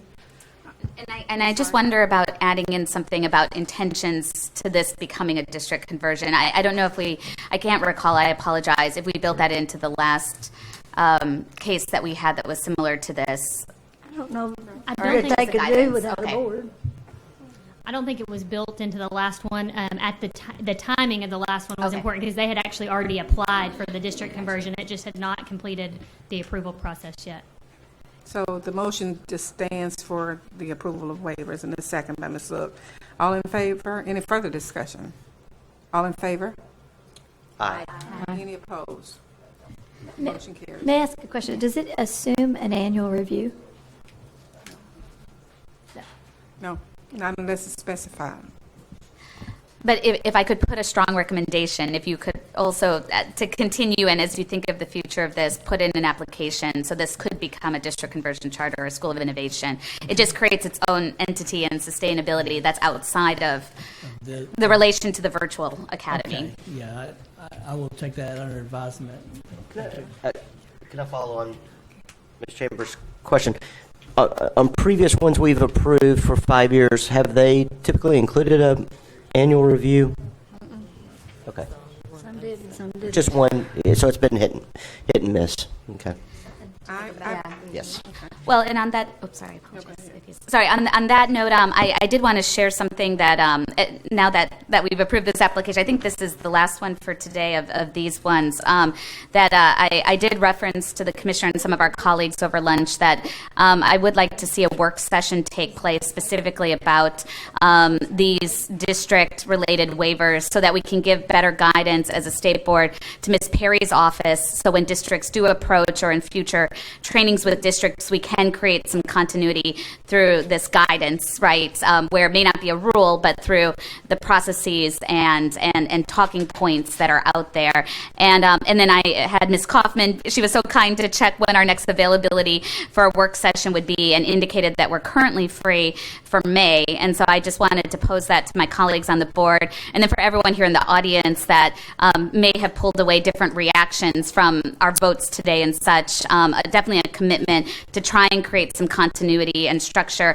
within what we are allowed to do, and a commitment to do that at the soonest possible availability, which seems to be May. And so if there's no objections to our colleagues here, to see if Ms. Coffin might be able to start moving in that direction for a May work session.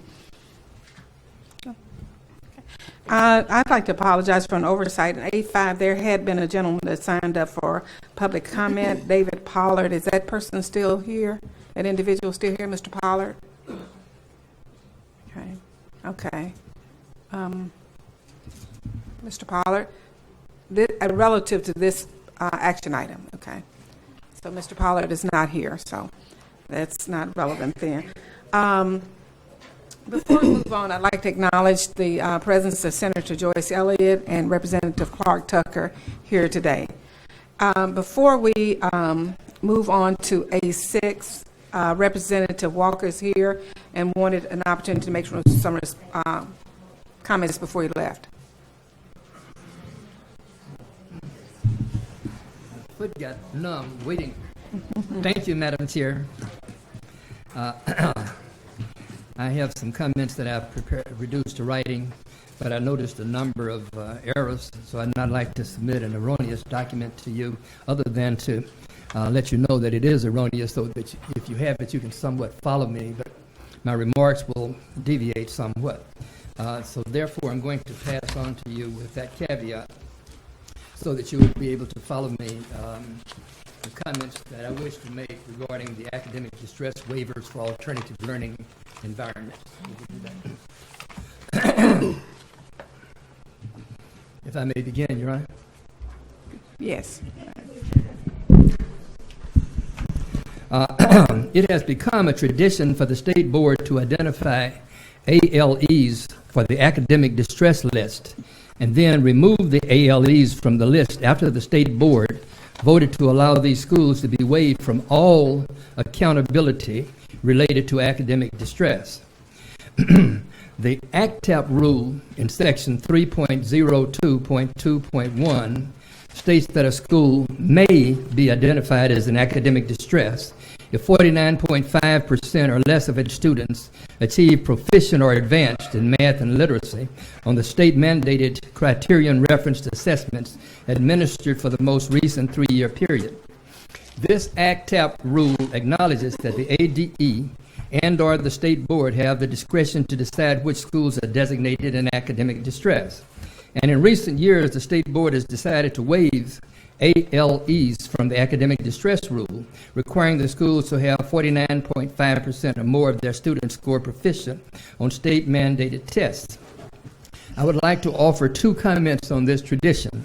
First, when the ADE waives the academic distress rules for the ALE, the ADE is actually encouraging districts to use the ALEs as a hiding place for non-proficient students. It is well known that the students who are sent to the ALEs are mostly Black and Hispanic students who are not achieving on grade level. And it is also well known that the ALEs offer minimal services and educational opportunities to these students. Some of these schools are at most a holding facility for students with very little academic activity at all.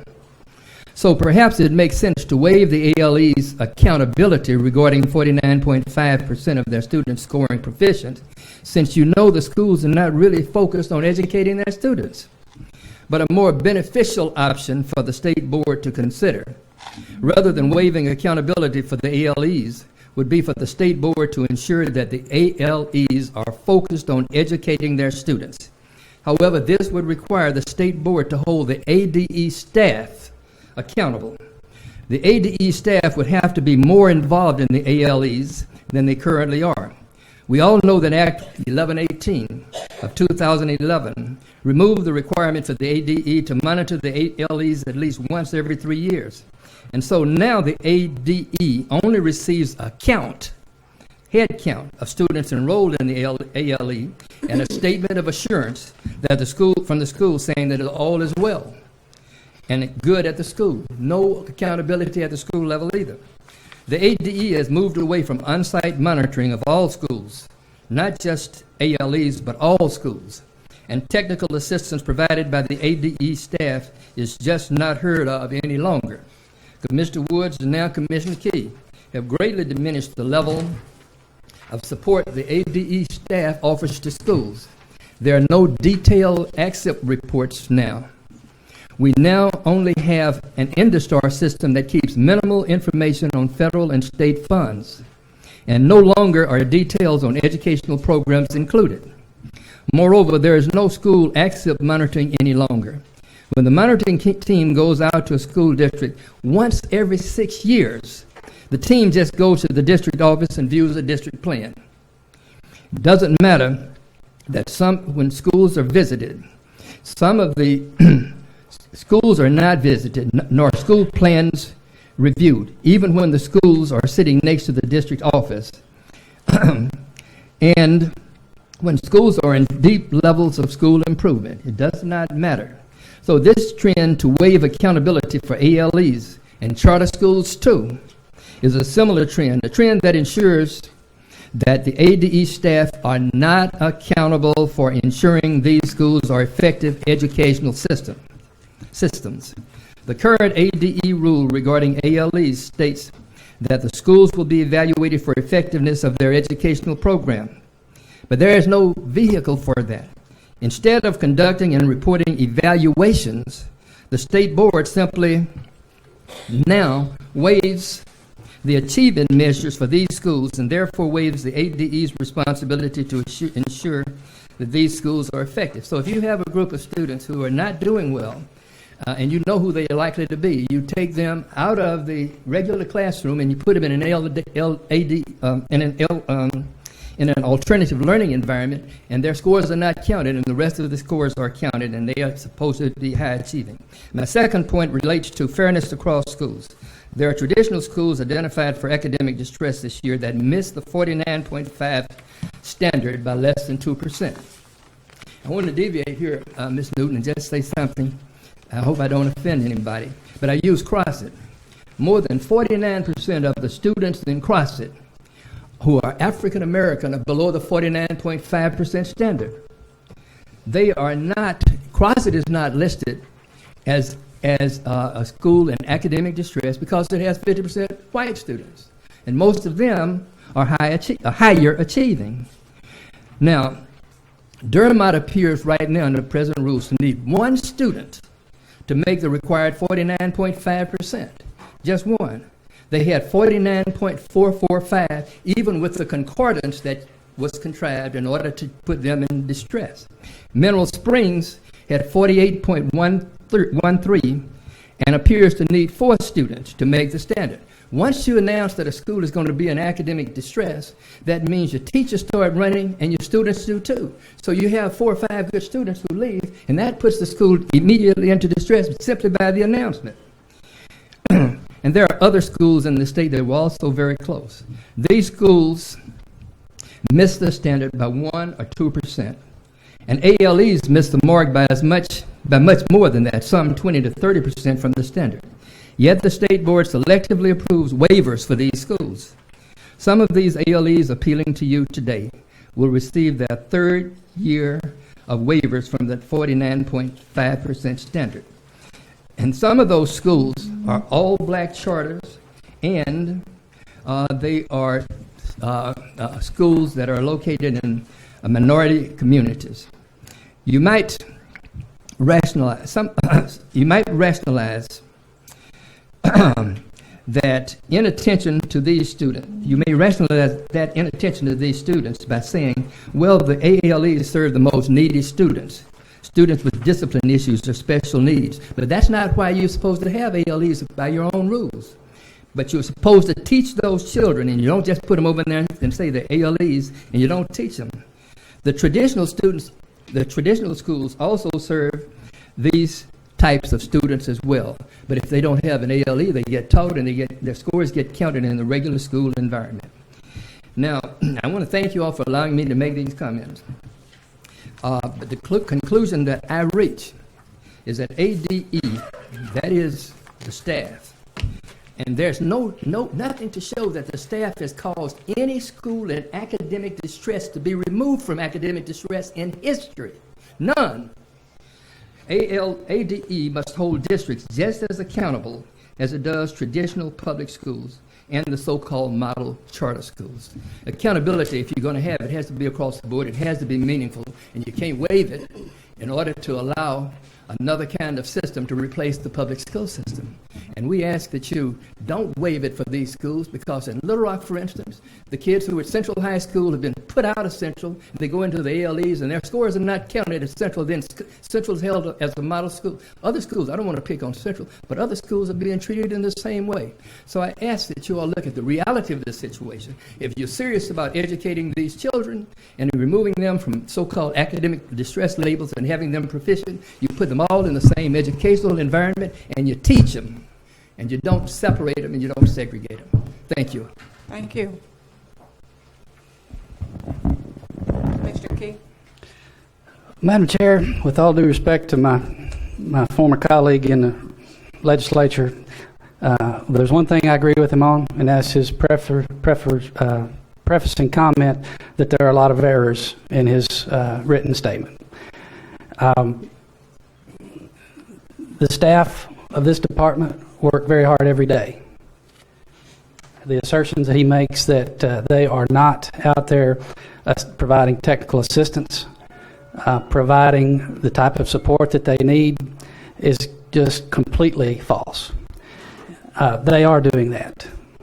The accountability unit, the ALE unit, the schools around the state brag on many occasions about the work that Ms. Lamb and the team that she has are doing with ALEs. We have taken measures to improve the process that we have in place in combining the efforts of many of our accountability systems and the reviews that take place with the on-site visits. The issue with ACCEP and InduStar, that was generated at the General Assembly to move us more from a check-the-box model of ACCEP to a true school improvement model. And InduStar is helping a number of districts make that happen. The history of academic distress, I'll just remind you, many of you were here because the history of our academic distress is less than 2 years old in its current, or just about 2 years old in its current configuration with the 49.5. Many of these ALE students, the accountability for those students rolls back to the schools from which they are sent. So they're not a standalone looking only at that. They are being looked at in the context of the schools that send them. So would certainly not want to belabor this, but to allow you all to hear those statements and to leave you thinking that somehow ADE is neglectful and not taking care of the business that we are supposed to be doing is unequivocally not true. Thank you, Madam Chair. Thank you. Okay, then our next order of business is A6, which is the charter authorizing panel action on district conversion renewal application, Cross County High School, a new tech school with Ms. Boyd. Before she starts, I'd like to, I attended all 3 days of the charter panel hearings, and I know many of you probably watched it online, but I want to commend the ADE staff for the in-depth study they did before, the questioning and the listening they did during, and the presentations of the various charter groups that come, but I know at different times, especially Ms. Savers is real quick to compliment them on the different aspects of their work, but I think you would have been extremely impressed with them. It was 3 very long days, very complicated issues, and they did an exceptional job, and I want to applaud not only Ms. Boyd and her department, but the individual panel members and their levels of expertise. I was proud to be associated with them. Ms. Boyd. Thank you, Madam Chair. Before we get started with my items, I have 13 for you today. I just want to remind the board that your motion on these items should be to review or to not review. That's it. Okay. We've got it. All right. Perfect. A6. On February 17th, 2016, representatives of Cross County High School appeared before the charter authorizing panel requesting a renewal of their charter. By unanimous vote, the panel approved the request, granting the charter a 5-year renewal. No request for the state board to review that decision has been made. The state board may exercise its right of review and conduct a hearing on the charter authorizing panel's decision at the state board's April 2016 meeting. If you have any questions, we have representatives from the school here. Okay. Any questions? I just have one. Okay, Ms. Savers. I just have one. Just curious, after reading the packet, and it just, for anybody who's here from there, the graduation rate.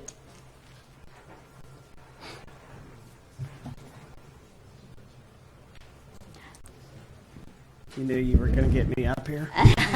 I'm Matt McClure, Chief Learning and Financial Officer for the Cross County School District. So when we started the charter 5 years ago, one of the things that we did realize is that we were going to increase the rigor in the classroom, and consequently, that was going to be initially that we were going to have more interventions. We were going to have more children struggling, and we have implemented those interventions. Our graduation rate now is going up considerably. The other piece, I'm going to just go ahead and touch on it, so because I know everyone's read the report. At the end of the day, and Dr. Good and I were just talking about this also, at the end of the day, it's not about a program. It's about the human capital that you have in the building. We've had some turnover, some of it being with TFA. So that has influenced some of our test scores. So we're in the process now of building capacity as we move forward. But I'm going to use Mr. Key's word that he used just previously. If you were to ask our students, parents, community members, anyone, are our kids more prepared to be successful when they leave, when they graduate high school than they were 5 years ago? It's unequivocally yes. We typically in the past had between 30 and 35% of our graduating class attend some type of post-secondary, whether it's university, community college, any of those things. This year we have 74%. We are definitely moving in the right direction, and I want to caution you, not only in this case, but in all moving forward, that the PARCC test in the past and even the Aspire in the future, that's two measures of multiple measures that we should be looking at in whether or not kids are successful, and it is not the end-all be-all. I'm still looking for that research that says because a kid was proficient on those tests that it means that they're going to be successful in life. It is one indicator, but it's not all of them. So I went way past Ms. Savers what you asked me, but I wanted to state that. Okay. So the question to the board is review or not review? That's a question for a motion at this time. I move not to review. Second. Moved by Dr. Barth and second by Ms. Savers not to review. All in favor? Aye. Any opposed? Thank you. I want to mention something that they did that I really, really like, and it was a visual. So they say to the kids, here visually, if you do this, this will get you an A. If you do this, this will get you a B. If you do this, this will get you a C. So for the visual, the tactile, the can't remember from one day to the next, I was really excited about that. Every time I hear these, I want to go back and start teaching again because they come up with ideas I hadn't thought of. Action item A7, charter authorizing panel action on district conversion priority status, Blyville High School, a new tech school. Thank you, Madam Chair. On February 18, 2016, representatives of Blyville High School appeared before the charter authorizing panel to address the charter's priority status. By a unanimous vote, the panel decided to take no action on the charter. No request for the State Board of Education to review the decision has been made. The State Board may exercise its right to review the charter authorizing panel's decision, and if it does so, they will do that at the State Board's April 2016 meeting. Okay. We have representatives on the phone from Blyville if you have questions. In the event that we need them. So the question is on this action item to review or not to review. And I'll go through these. There will be some I'll stop and pause for because we do have some folks that are signed up for public comment, but there are none here on A7. So what is the pleasure of the board? I move that we not review. Okay. Moved by Ms. Zook and second by Mr. Williamson, not to review. All in favor? Aye. Any opposed? The motion carries. A8 is the charter authorizing panel action on open enrollment priority status and renewal application, Covenant Keepers College Preparatory School. On February 17, 2016, representatives of Covenant Keepers appeared before the charter authorizing panel requesting a renewal to their charter and to address the charter's priority status. By a 6-2 vote, the panel approved the request, granting the charter a 3-year renewal. No request has been made for the State Board to review the decision, and you may choose so if you so decide. Okay. So Ms. Savers? Move to review. Move to review. Motion by Ms. Savers. Is there a second by Dr. Barth? All in favor? Aye. Aye. Opposed?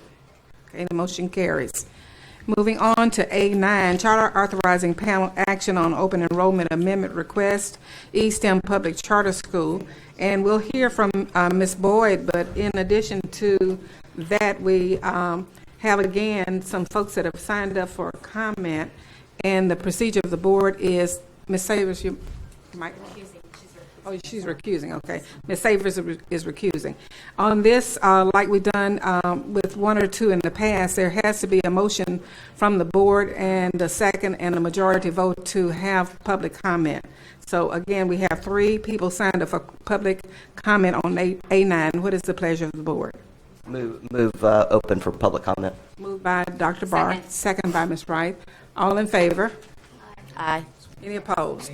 Okay. So after Ms. Boyd, then we'll hear in this order from Bill Kopsky, Joyce Elliott, Senator Joyce Elliott, and Representative Clark Turner.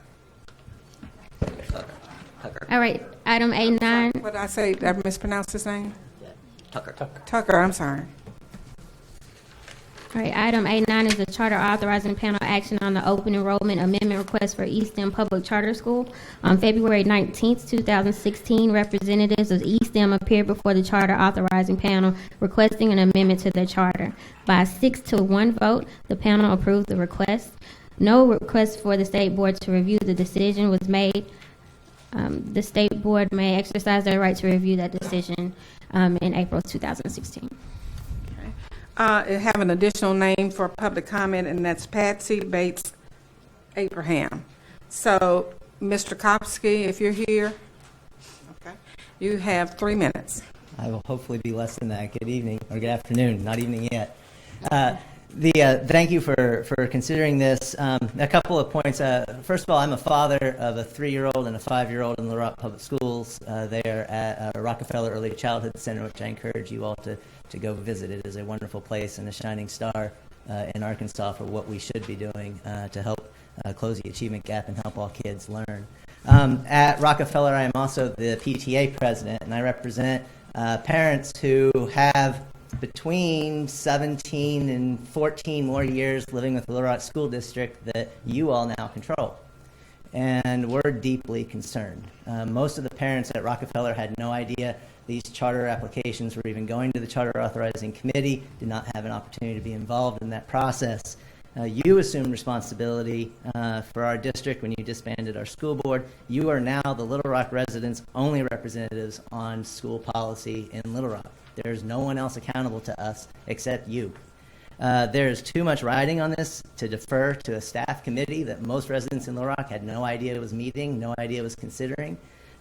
It is your responsibility to have a full and fair hearing by you. I'm very disappointed that one of the state board members has walked out of this hearing. She didn't walk out. She recused for. I understand. Again, you assume control of the school district. This is your responsibility. You need to be in your chairs. You need to be considering the facts. I think when you consider the facts, you'll find that the timing on this is wrong. Little Rock School District, the new superintendent's only had 10 months to make changes. The changes are taking place. I'm deeply involved in the school district. I can tell you that there's reforms happening. I can tell you that parents are engaging. The biggest problem Little Rock School District has had for a long time is a break in trust, a break in public trust because of dysfunction at the school board level, dysfunction in the administration. The school district is making strides to rebuild that trust right now. Decisions like this that most people didn't even know were coming are going to break that trust yet again, erode confidence, and you're going to see more families fleeing the district. You absolutely have to review these, give it a full and fair hearing, and then you will help rebuild the public trust that the school district is working so hard right now to create. The other reasons that I think that this needs review is I think that when you look at the facts, when you do review this, you will find that these proposals will lead to further segregation of Little Rock schools. The student body at these 2 charter schools is vastly different than the public school community in Greater Little Rock. Our organization where I work is I haven't even mentioned that yet. It's the Arkansas Public Policy Panel. We were founded in 1963 by brave moms who risked their lives to fight for desegregation of public schools across this state. They fought for the very things that we're all trying to create, which is a diverse community, a public school system that reflects everybody that lives in that. As a parent, that is incredibly important to me for my kids to go to a school that looks like their community. These charter schools fail that test. They say they're trying, and that's fine, but the ultimate accountability is whether they achieve that goal, and if by the data they are not. If you look at simply limited English proficiency students, there's an 8 times gap between the 1.5% of students at ESTEM who are limited English proficiency and the over 13% at the Little Rock School District who are limited English proficiency. These are not the same student bodies. These are not apples and apples comparisons. You owe the school district, you owe the residents of the city a full, fair review of these charter applications. I beg you to do it. Thank you, Mr. Krosky. Next is Senator Elliott. Good afternoon, members. Good afternoon. Sometimes I amaze myself with my choices of being here or at the DHS budget hearing. So I guess you got the short straw. But I don't want to say everything I feel about the issue. I have one major statement I want to make to you and one thought I want to leave with you. And that is, of course, I think having a full-blown hearing so that the public has an opportunity to come and speak on the issue.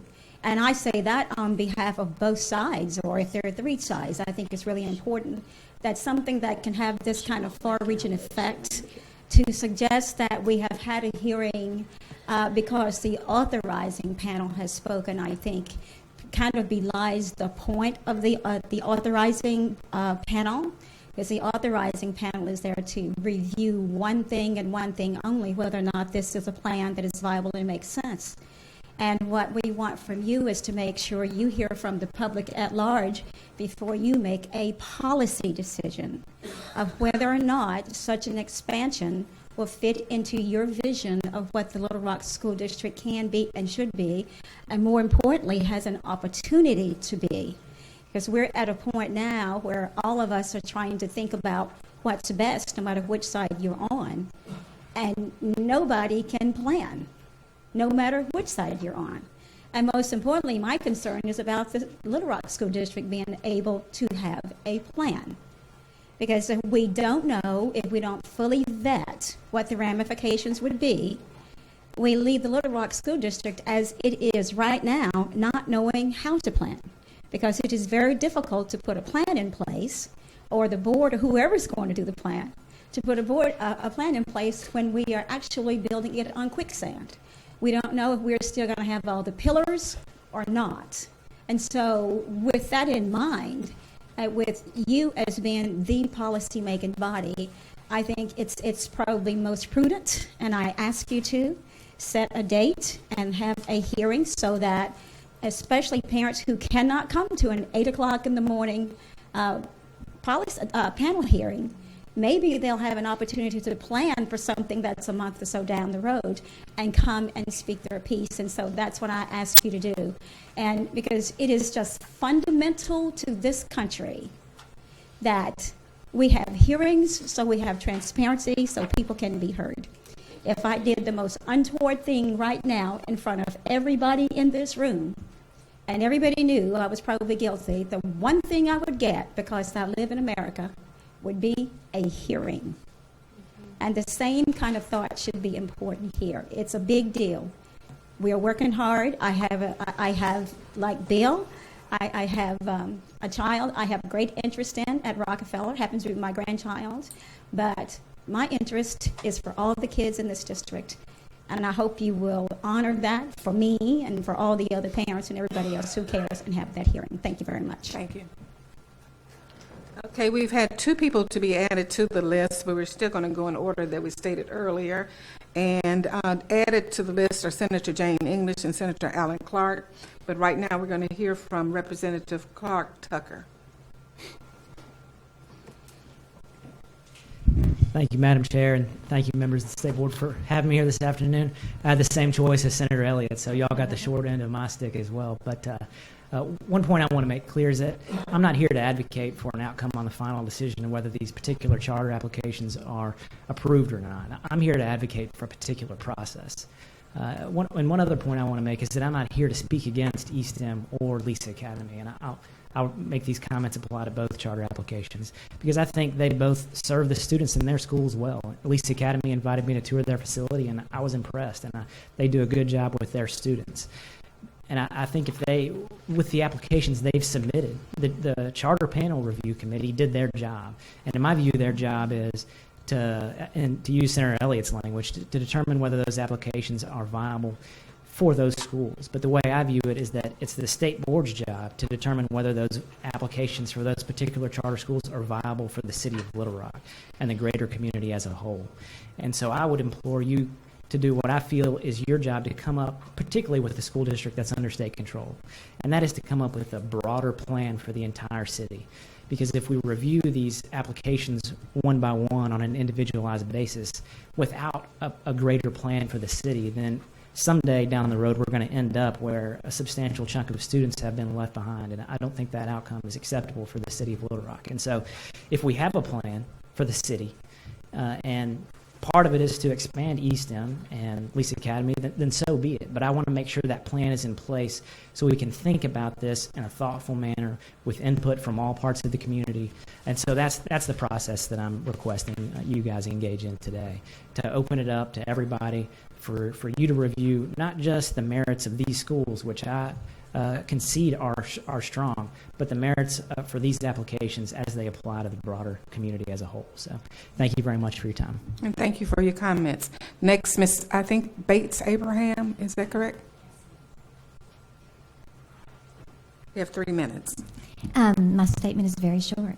My name is Patty Bates Abraham, and I'm here representing the Little Rock Public Education Foundation. We're a nonprofit organization that supports public schools in our community. We believe that the expansion of ESTEM and Lisa Academy will have significant impact on other public schools in our community, and we feel very strongly that a public hearing will enable all the members of our community to express their views, and we would like for you to vote to have that hearing, please. Thank you. Thank you. Senator English.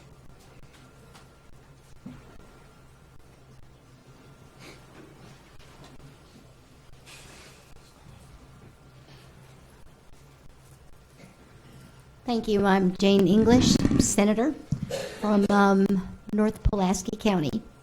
And I'm here to speak on behalf of the ESTEM and the Lisa Academy and their charters. I think it's really important for all of our kids and our parents to have a choice about where they're going to live and where they're going to send their children to school.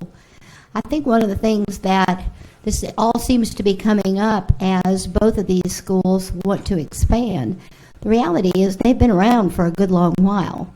And obviously it's like competition if you have a car dealership and more people want to buy from your car dealership. Would we want to say to a car dealer, no, you cannot sell any more cars or you can't expand because there are other people who would like to be able to do what you're doing? That really doesn't seem to be the thing to do. I think if there was a really good article or editorial in today's paper, and we start looking at how many of these kids, the 6,000 students that are on a waiting list for these schools, where they come from, they're all, we see kids coming back into the public schools and going to charter schools. We don't see everybody exiting, but they are making the kinds of choices that they want for their children. I think that's what we all want, is to be able to choose for our kids what is the very best thing. I don't know any place else in any part of our society that you only have one choice, and that people tell you you can only have one choice. We don't live our lives that way. We live our lives at being able to make multiple choices of where we want to go shop, where we want to go eat, where we want to go to college, all those things. Why should we not be able to let parents decide what they want to do for their children and what's best for them? I certainly hope you will support these expansions. Thank you. Well, Senator English, do you want to speak to review or not review? I beg your pardon? Would you like to speak to whether the question is to review the panel's decision or not review? I'm sure I don't understand. I don't know what that means. Well, we're not making a decision now as to whether or not to grant or the charter, but the question is to whether to review or not review the panel's recommendation. That's fine, yes. Okay. Thank you. Okay. Representative Tucker.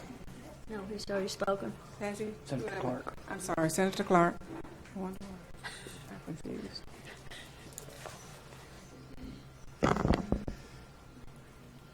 Thank you, members. I am here to advocate a position and to speak for the thousands that are on a waiting list, the 2/3 of which I'm told are minorities.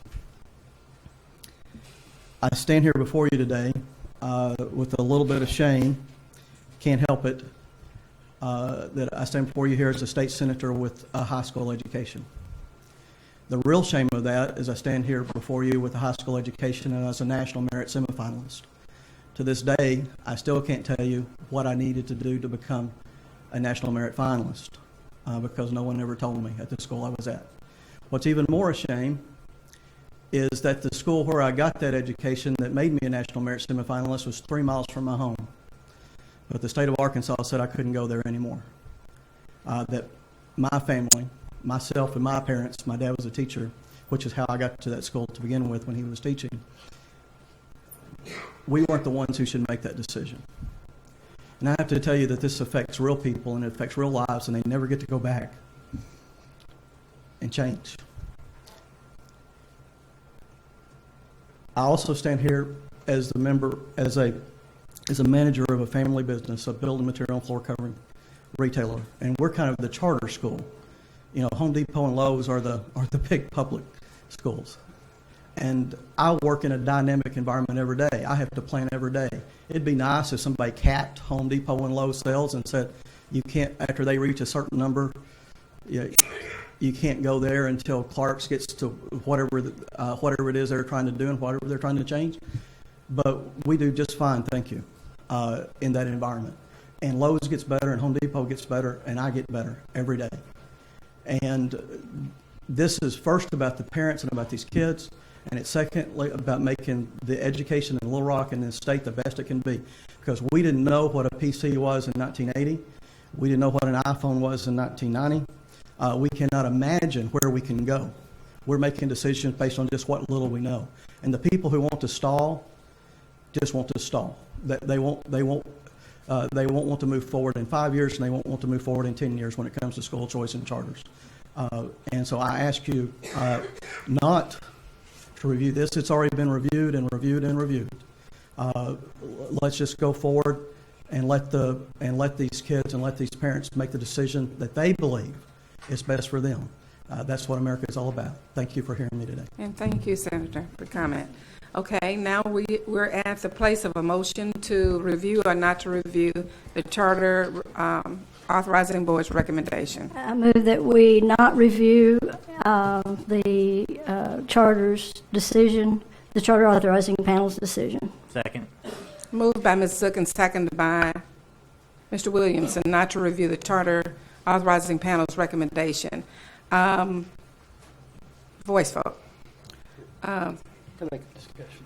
Oh, I'm sorry. Absolutely. Comment. I think this is a really complicated issue. Beyond these proposals themselves, there are a lot of factors at work with lots of moving parts. And I do think that this board does have special responsibility to get it right because of the unique situation that we're in with the state takeover. And I think that we have to ultimately take ownership for this decision, and I think we can only take full ownership with a full hearing. And I believe firmly that the statute was written in the way that it does, that it was to give the state board that opportunity to take that ownership. And so I'll vote against the motion. I think it is very important for us to have a full hearing so that this community can feel, everyone in this community can feel confident that this was a thoughtful decision by the folks who are ultimate policymakers in this arena. So that's my view. Ms. Wright? And I would second Dr. Barr's comments and also add to it what was also revealed, I think, in the comments today, which is that I do think we owe this district, finally, with all the decisions that we've made, a hearing that's at a time when parents can actually attend. And to do something, whether it's an evening hearing or a weekend hearing, but this issue is too important. We've made too many decisions during work days when parents and children and teachers aren't able to come forth and share their opinions. And I think this is on both sides of the issue. And for us to be here in Little Rock and at the heart, and we have just given Pulaski County Special School District back to local control, but for too long we've had control over these districts. Just a special responsibility and a geographic opportunity being based here in Little Rock to do something about it. So I am definitely sympathetic to the arguments today that not that the charter authorizing panel didn't do their job. They did, and we and this is not I think a question of choice or not choice, but a question of process. And I think we have a tremendous opportunity to do it right and to build some goodwill that we now, as many have said, we owe to the community. And I think all the pushback and negativism that we felt around this Little Rock School District takeover for those that were there at the time was in part because we didn't make this a more democratic and open process. And I think we have a chance to rectify some of the mistakes, to learn from them and grow by doing right through the process of this. I think to respond to that, I know many of you have been studying a lot of data. We've also been listening and talking directly to parents and patrons and teachers who express their opinion on both sides of the issue. We've received lots of emails. And because I realize that a lot of the children are being raised by grandparents, I made an effort to go into a lot of the communities because the people my age don't always have email or know how to access and do those kinds of things. And I think it's because of that and making a child-centered, data-driven, accurate information that I can feel comfortable that my vote would be in accordance with that of the charter panel. Any further comments? Now we're ready for a vote. We'll start with a voice. Sure, you want to call a roll? I missed what I mean. Call a roll. I'd like to make a comment before we Okay. get Ms. going. Dean has come in. For me, and maybe I'm looking at this the wrong way, but for me, the hearing and the motion to either review or not review, for me, is a matter of if the charter school expansion, if the charter school, if they can handle the expansion and if it's what's best for the students. I understand wanting the community to have a say, but for me, it comes down to whether or not there's if there's a demand for that, for the expansion of the charter school, if the parents want this, if it's best for the students. Because in the end,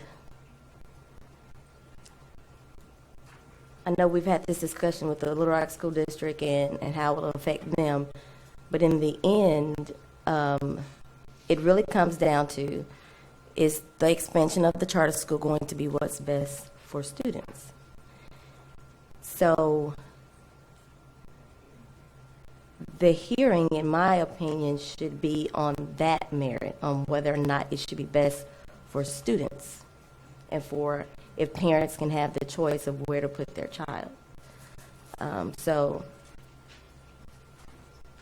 for me, and the fact that it has been reviewed and it was a 3-day process and there was so much put into it, and it's not that it's not been public, because we've all received several emails, phone calls.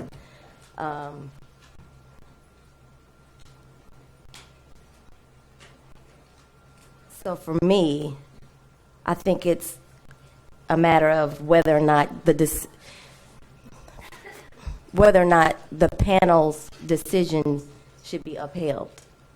If I'm understanding that correctly, it's a matter of whether the panel's decision to authorize the charter school should be upheld or not. What? I think that is the question in the larger issue, but I heard Senator Elliott raise the issue of whether or not there was adequate opportunity for the community to be heard. I'm not saying one way or the other. So I think that is a larger issue as to whether review or not review, but she added a caveat on the one hand, and Senator English and Senator Clark added another. But I think that's not the question, but whether or not it could be tweaked or one way or the other, and whether or not all that's what I'm hearing, from both sides. So I think, Dr. Barnes. Well, I just would make a plea to my fellow board members that spending a couple more hours on this as a board, a vote to review does not preordain where our vote's going to be. I have voted to review charter proposals in the past, and I've ended up supporting them. And I don't think that the decision to review says how we're going to vote in a month. But I do think if we can gain more confidence as individuals and as a board that we've gotten it right, those couple of hours, especially if they provide additional faith in the broader community that we have gotten it right, I think would be incredibly beneficial. And if I would just add to your point, Ms. Dean, that would give us those additional 2 hours and feedback to make sure that we are putting the kids first and the parents first. And to not assume that just that those that have written us are necessarily reflective of all of the community, although we have heard from both sides. But there is the reality that this process, right, is predisposed for those that are informed, right, about how these processes work. And there's still a whole outlayer of individuals and students and parents that I do think with this additional notice and doing this at a time when would be convenient for them, that we could hear and help elucidate all of our thinking on this. In terms of pattern of practice for those of us that are still newer, typically when we are thinking about either introducing a charter or in this case expanding, is there a community hearing? Do we listen to the community or the district, the traditional part of the district, speak to their perspective before we approve?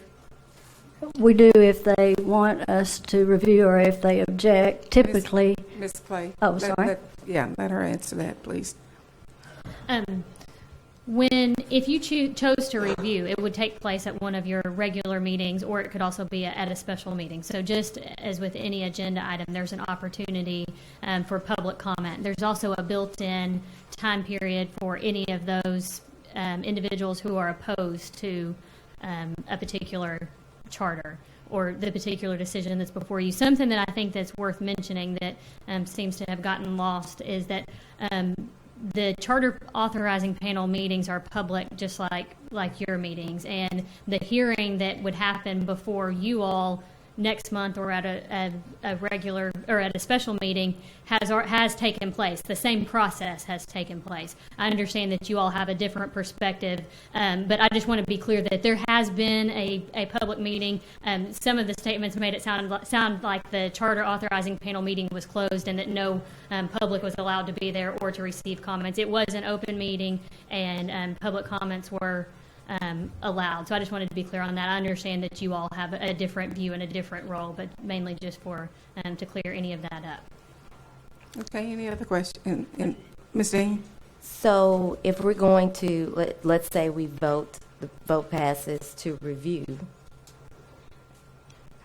are we planning to, will there be a stipulation that the hearing to review, since we're going to, if it's going to be done with the spirit of allowing the community to have a final say whether, before we go either way, is there a way to stipulate that it will be during a time where the community can be a part of it? Because for me, I don't see the difference in them having an opportunity today at this time, and if we do the same thing in April at the very same time. They could have been here, they could have been there at the one in April. So if there's going to be a review or a hearing, will there be a stipulation that it will be during the time, since that was mentioned several times, where... I think there is an opportunity, if, Commissioner, you correct me if I'm wrong, that we could, between the Commissioner and myself and maybe others, we'll have an opportunity to either set it at a regular meeting or a special meeting, so that that could be something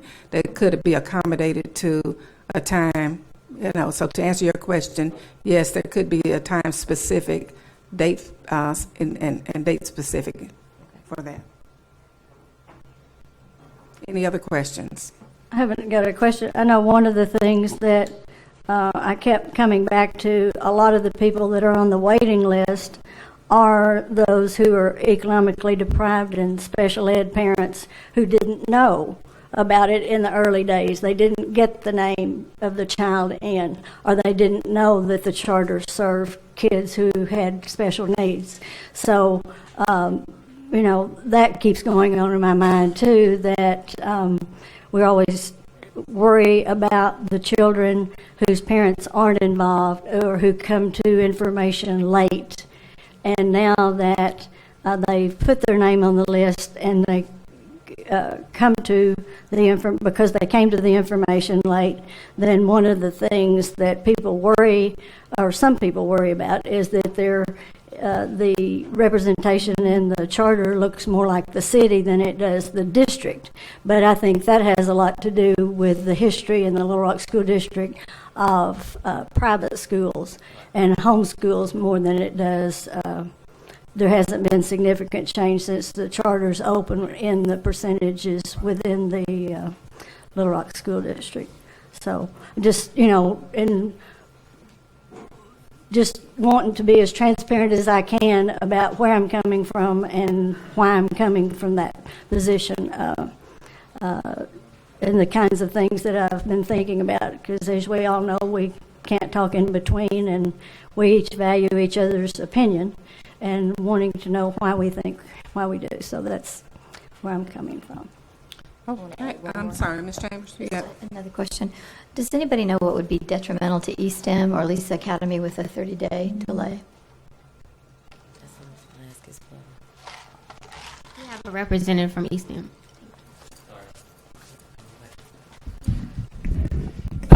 Detrimental, I don't know that I would use that word. We certainly, when we scheduled our timeline, we knew the potential for this process to go. I can tell you we're on a very tight schedule, so every moment that we wait is a moment that we have less time to plan and prepare. Obviously, this doesn't occur in the 2016-17 school year. It would start in the 2017-18 with our first change. But we have a pretty extensive timeline for construction work. So I wouldn't use the word detrimental, but I would say any delay just slows down our progress. Okay. Is it correct that the first time you would add students would be 17, 18, and it would only be 100 students? The first part's correct. It would be 2017-18. It would actually be about 400, between 400 and 500 students the first year. 17-18, grades 10 through 12 would move to the UALR campus, and we would basically be filling in the seats at our current locations at 3rd and Louisiana with K-9 students. And it's about between 400, 450. The following year, we would be seeking to open the additional K-9 campus on Shile Street, which would add more students, and then it grows. But nothing at all for a year and a half? Nothing in 16-17, and 17-18 would be the first phase. Okay, Ms. Dean. I just want to add to what I was saying earlier.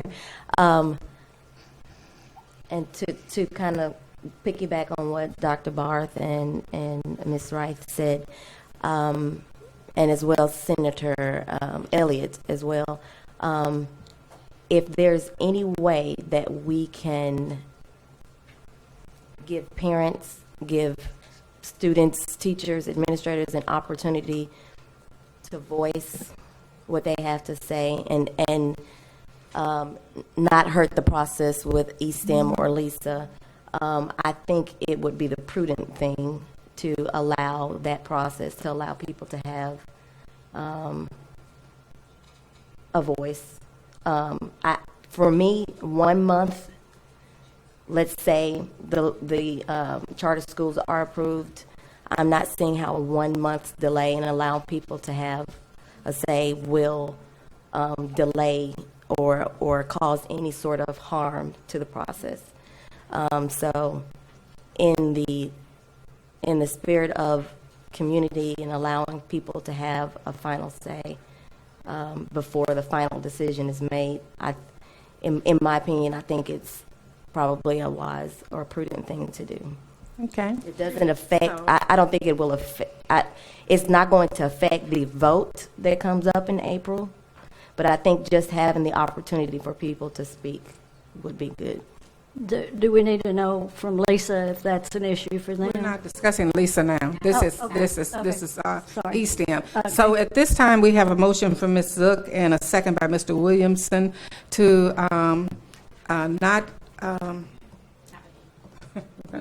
not review.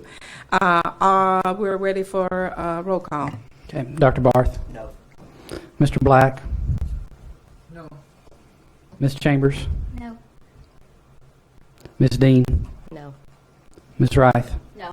Ms. Savers? Mr. Williamson? Yes. Ms. Zook? Well, I made the motion. I better vote for it.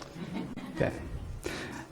5 no votes, 2 yes votes. Okay, the motion fails. Is there a motion, is there another motion? I move to review the decision of the Charter Authorizing Panel on the East End amendment. Moved by Dr. Barr. Can we put it on that at an evening, or I don't know, a lot of people work in the evening, so, I think based on the comments, you can leave that to maybe me and the commissioner to work through those concerns, and not to be specific now, but certainly to take into account the comments. So there's a motion to review by Dr. Barr. Second. Second by Ms. Wright. A roll call. Dr. Barth? Yes. Mr. Black? Yes. Ms. Chambers? Yes. Ms. Dean? Yes. Ms. Reith? Yes. Mr. Williamson? No. Ms. Zook? Yes. The 6 in favor, 1 no. Okay, the motion carries. So moving on to our next agenda item, which is A10.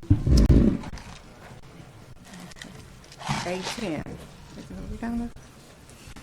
No, I'm sorry. I'm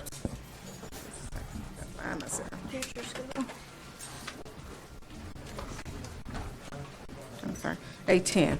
Go ahead, Ms. Boyd. Thank you, Madam Chair. Charter authorizing panel action on open enrollment amendment request for Future School of Fort Smith. On February 19, 2016, representatives of Future School appeared before the charter authorizing panel requesting an amendment to their charter. By unanimous vote, the panel approved the request. No request for the board to review the decision has been submitted. The state board may exercise their right to review at a later meeting should they choose. Okay. Ms. Savers needs to be notified that she can. Oh, there you are. She's a tiny little thing. What a waif of a woman. Oh, my. I'm sorry. I move that we not review. Second.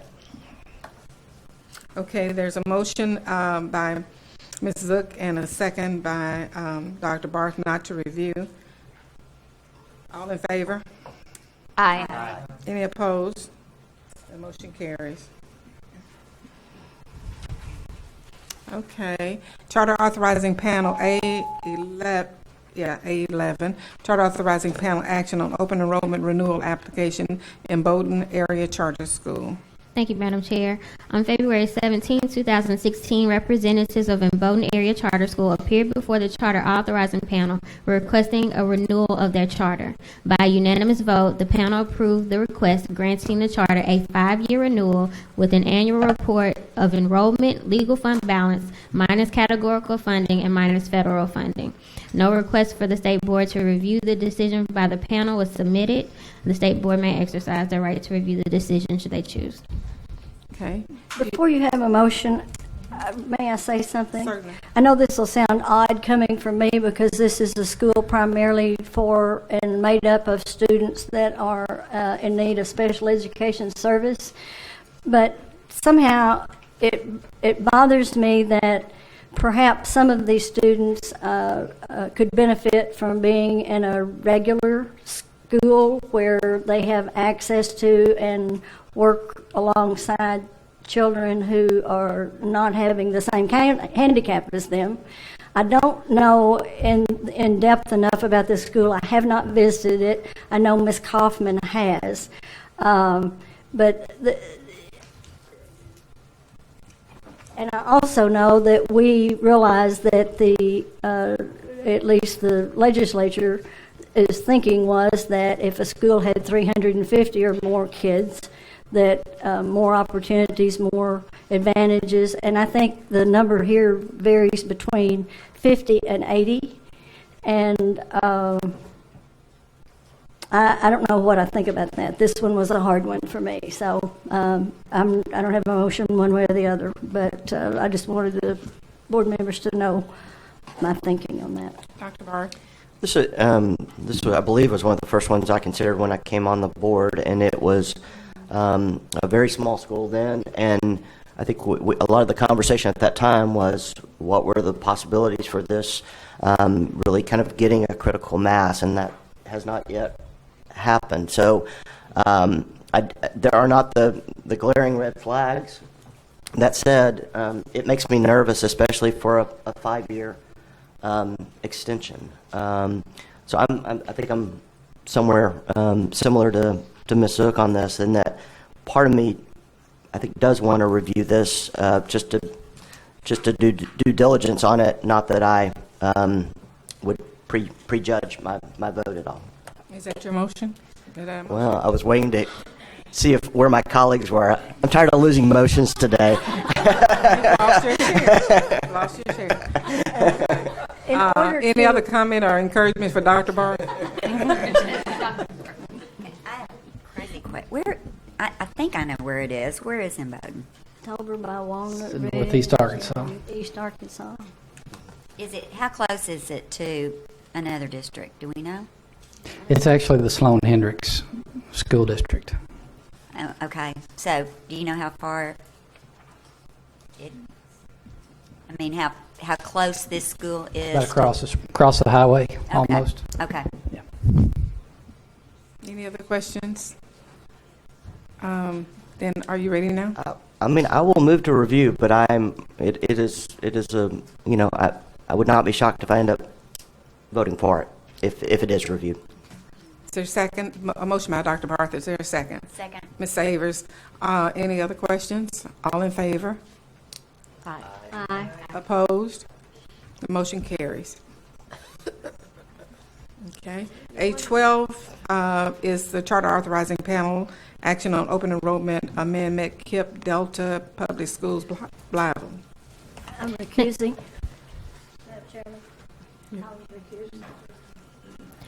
Thank you, Madam Chair. On February 19, 2016, representatives of KIP appeared before the Charter Authorizing Panel requesting an amendment to their charter. By unanimous vote, the panel approved the request.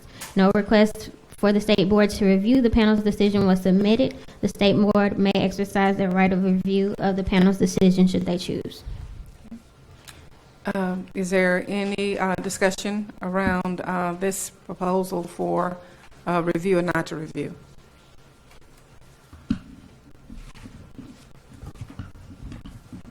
I move not to review. Second. Moved by Dr. Barth, not to review. Second by Ms. Chambers. Any further discussion or any discussion? All in favor? Aye. Any opposed?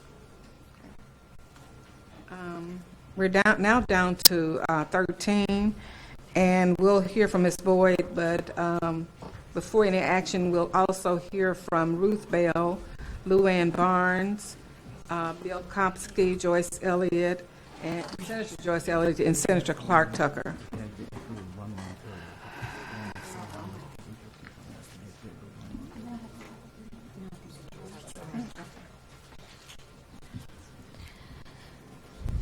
Madam Chair, are you ready? Are you ready? I'm ready. Okay, thank you. A13 Charter Authorizing Panel Action on Open Enrollment Amendment Request, Lisa Academy. On February 19, 2016, representatives of Lisa appeared before the Charter Authorizing Panel requesting an amendment to their charter. By a 7-1 vote, the panel approved the request contingent upon the availability of the proposed location. No request for the State Board to review the decision made by the panel was submitted. The State Board may exercise the right to review the decision made by the panel at a later hearing. And Madam Chair, representatives from Lisa Academy wanted to make sure that they had an opportunity to speak on how timing is very important to them. So if you got them that opportunity after the comments. Okay, so we'll start with the comments, starting with Ruth Bell.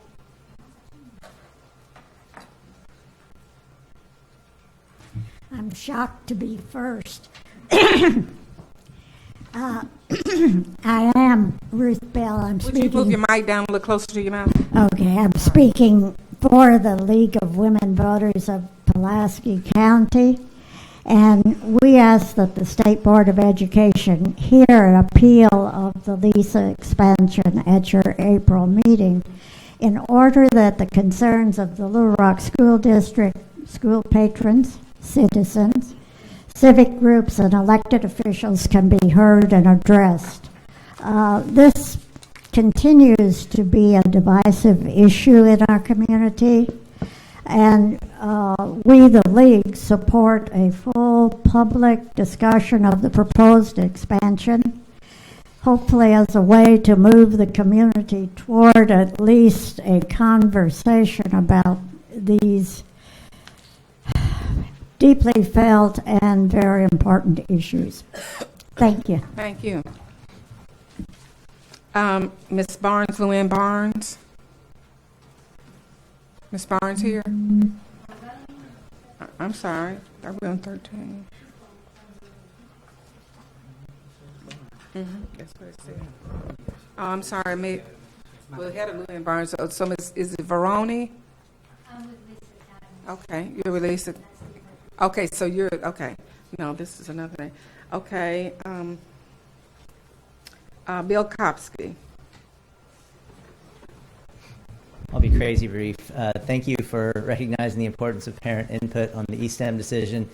All my exact same comments that I submitted to you via email last night and that I said earlier today apply to this application as well. Continuity and consistency in your decision making is critical. Public engagement, transparency, and accountability are critical. Lisa Academy's proposal needs the same hearing. I'd actually suggest, if you could, to either do them at the same time or even combine the two to make it easier. I know that there are different proposals and that each school is going to want to present the merits in and of themselves, but I think a lot of the community is going to want to have similar comments on both. And to speak to Ms. Dean's comment, Ms. Dean, I think you're exactly on point. The decision ultimately should be about what's best for all the children. I think it's going to be, in my opinion, should be about what's best for all the children in the Little Rock School District, since that is what you all are responsible for, since you've assumed control of our school board. So thank you very much. I appreciate it. Okay, Senator Elliott.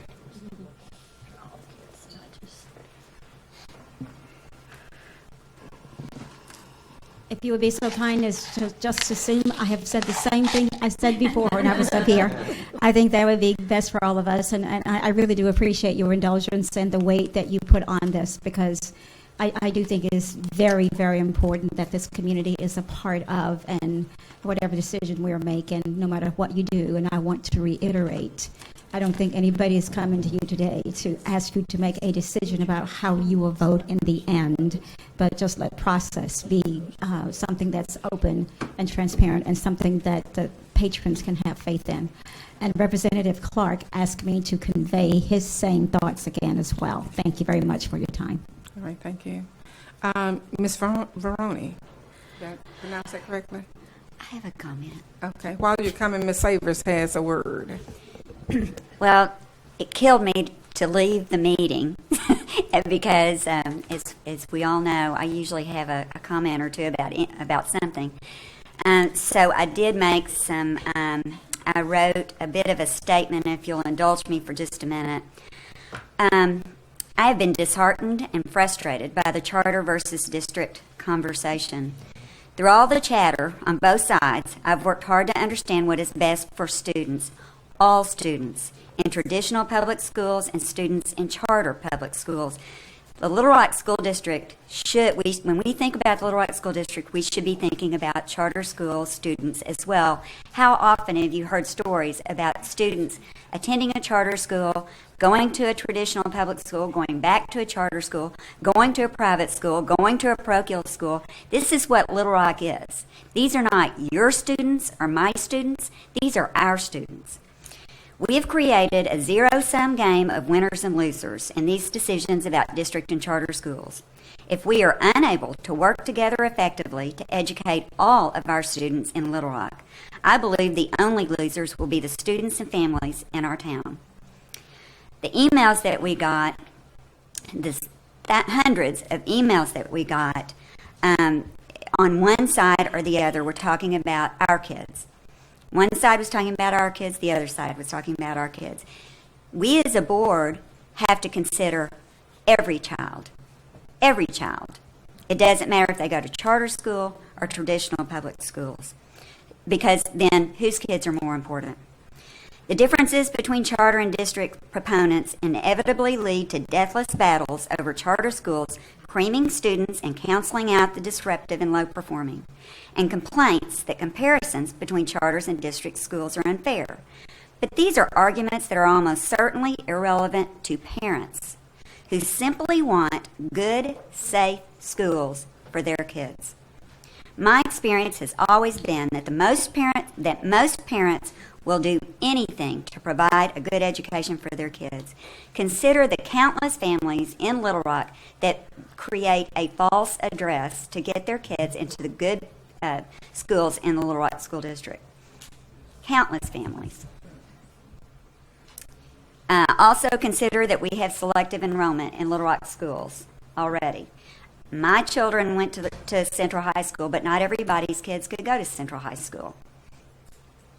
I believe that the LRSD can and will do whatever is necessary to fight for their kids, to retain students in the system and provide a world-class education for them. But I also truly believe that this will require a broad community effort.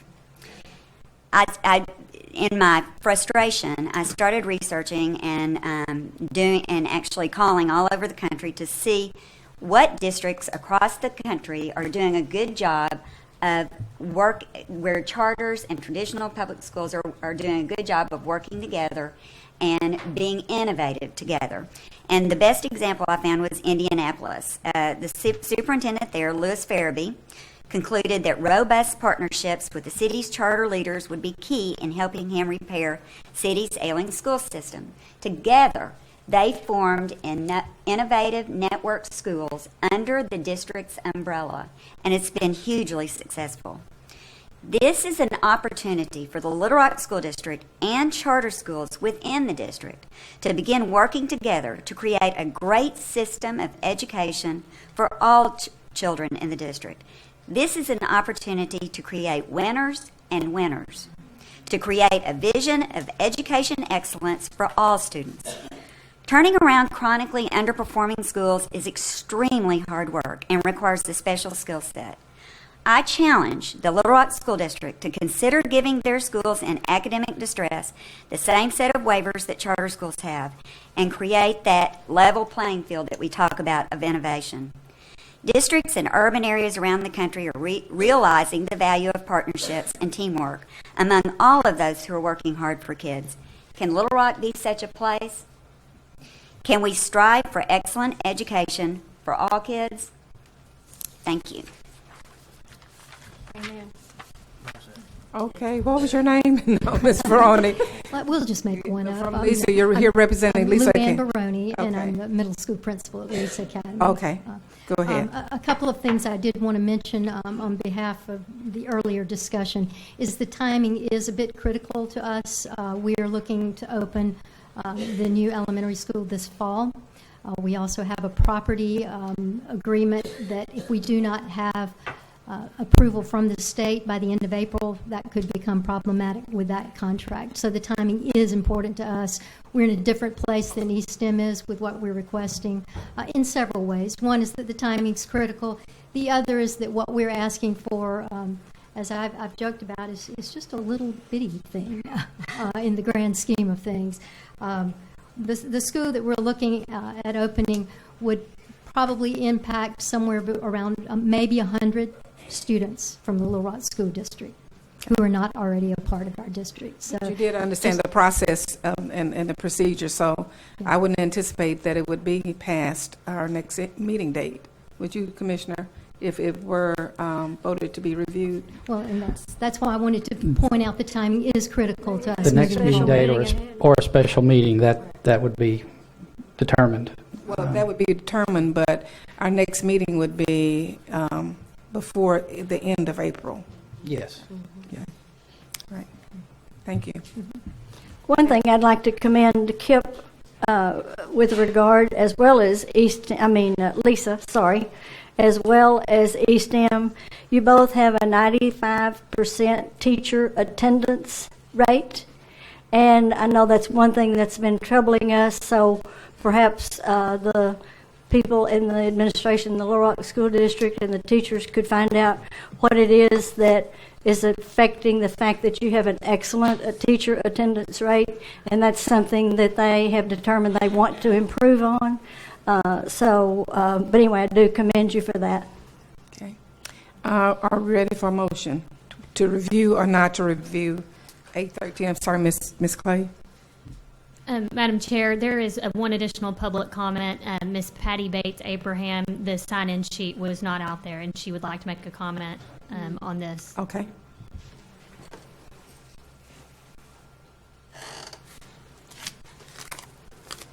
Thank you. I'll be very brief again. I'm representing the Little Rock Public Education Foundation, and we'd like for you all to consider having a hearing for the same reasons that you decided to do one for the ESTEM expansion, to give the public an opportunity to participate in the process. Thank you.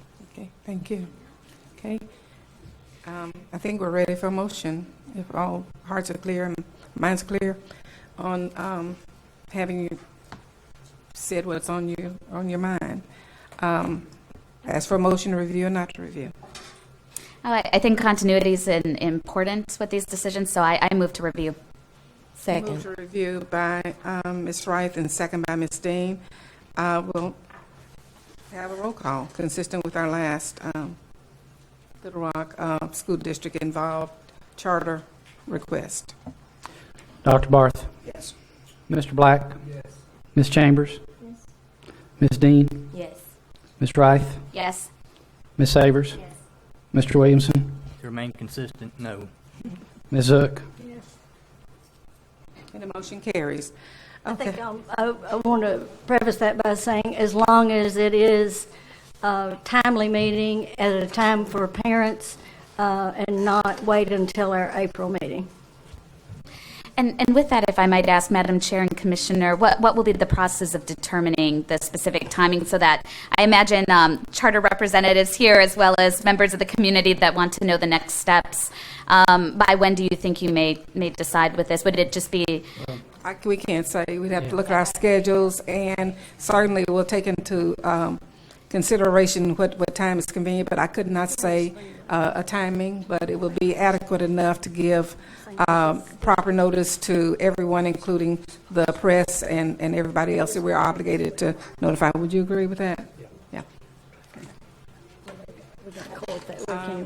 Do we need a break or we move on? Moving right along. 8:14. Break. Just like break. Okay, we'll take a break and return at in 3:30.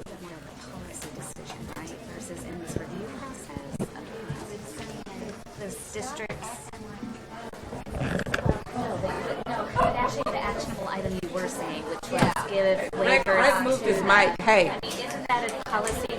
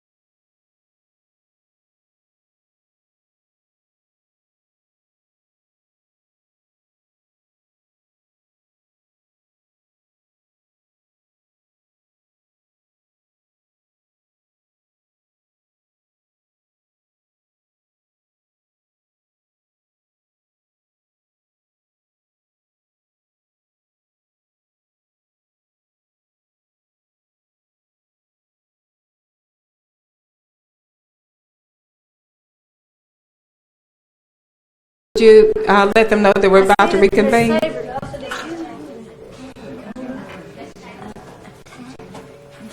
And Ms. Chambers, I wasn't going to be taking with her. Oh, yeah.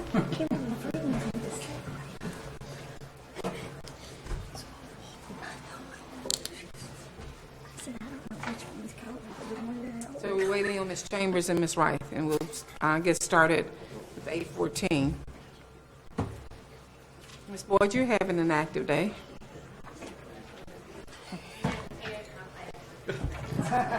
That's the correct answer.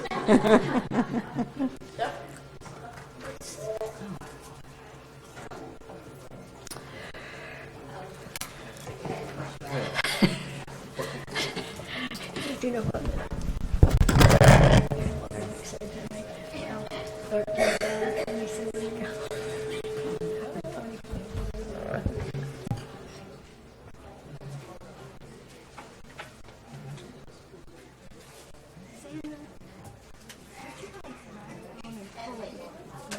It's right between me, it's right between me and the. This one in the way? Our ADHD can't. That's great. All right. It's just every time I try to look over there, I'm going.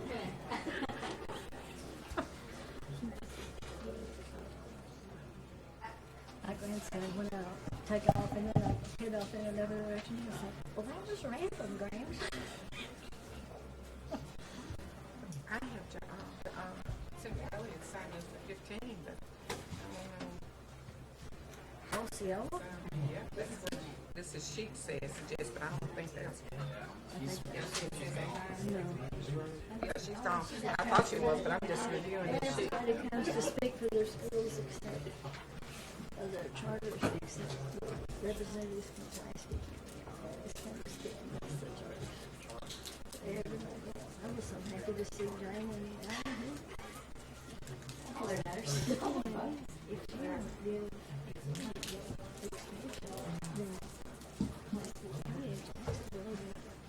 so those kids got nowhere to go. Did you happen to see Maria? Sounds fun. I told her we were ready to start. Okay, we're down to 8:14. Charter authorizing panel action on open enrollment priority status, Little Rock Preparatory Academy, 5 through 8 campus. Thank you, Madam Chair. On February 18, 2016, representatives of Little Rock Preparatory Academy appeared before the charter authorizing panel to address the charter's priority status. By unanimous vote, the panel decided to take no action on the charter. No request for the State Board to review the decision has been submitted, and the State Board may exercise a right of review at a later date should they choose. Okay. Are there any questions relative to 8:14, Little Rock Prep Academy? Ms. Savers? I have a motion. Motion? Yeah. I move not to review. Okay. A motion not to review by Ms. Savers. Second. Second by Ms. Chambers. Any questions? Just a quick comment. I mean, I know that much like one that we voted to review earlier, this is obviously not for renewal, but you know, I think we're all very interested that there be progress here, and I think we recognize what a challenged population that Little Rock Preparatory Academy is working with, and the good spiritedness of that work. But you know, I think by the time that this full scale a renewal request comes up, I think at least if I'm still here, I'm going to want to see a little bit more progress than we have seen to date. Any other comments or questions? Not, May I ask just a general question? Yeah. Just being still new to this, why is this of less interest than the ones we were just talking about? Thank you. Exactly. Mr. Williams, your mic. Everyone's concerned about the education of the students of Little Rock. Why aren't people lined up to talk about this one? SIA Tech, Covenant Keepers. I mean, I think you got to ask the. well, I'm just an observation. Yeah, it is a relevant observation. That's all I had to say. For the record. Okay. All right, and I cannot answer that. Well, I'll just say, I mean, from my perspective, I mean, if this was up for renewal, I would definitely want to look at it more closely. Oh, I know. Thank you. I thought you were. No. Yeah. But that really goes to what I was saying. I mean, these kids are every bit as important as the kids that go to East Tim and Lisa.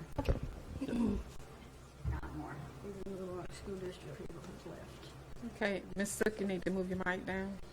I'm not saying anything I won't hurt. She's lovely. We're falling apart. Maybe that break wasn't long enough. So we have a motion by Ms. Savers and second by Ms. Chambers to not review. All in favor? Aye. Any opposed? The motion carries. Moving on to A15, Charter Authorizing Panel Action on District Conversion, Priority Status and Amendment Requests, Osceola STEM Academy.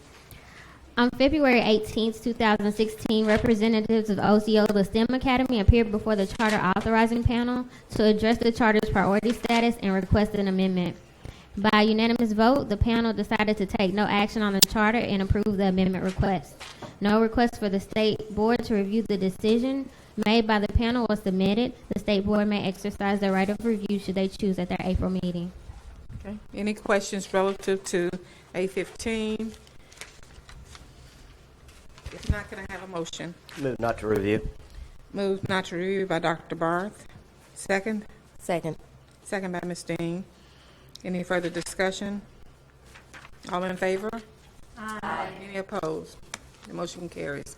Down to 16, Charter Authorizing Panel Action on Open Enrollment Academic Performance Hearing and Amendment Request from Quest Middle School of Pine Bluff. On February 19, 2016, representatives of Quest Pine Bluff appeared before the Charter Authorizing Panel to address the Charter's academic performance and request an amendment. By unanimous vote, the panel decided to take no action on the Charter and denied the amendment request. No request for the State Board to review the decision made by the Charter Authorizing Panel was submitted. The State Board may exercise their right of review should they choose at a later meeting. Okay. Any questions about the Charter Authorizing Panel's actions relative to Quest Middle School in Pine Bluff? If not, could I ask for a motion? I have a question.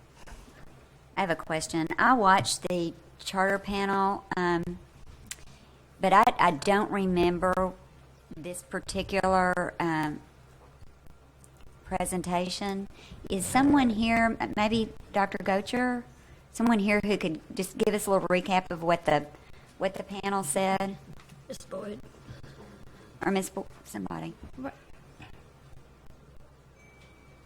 Savers, I don't know that I have. You don't remember? I know, and that's why I guess this one's problematic to me for the same reasons that Covenant Keepers is, and I just wondered.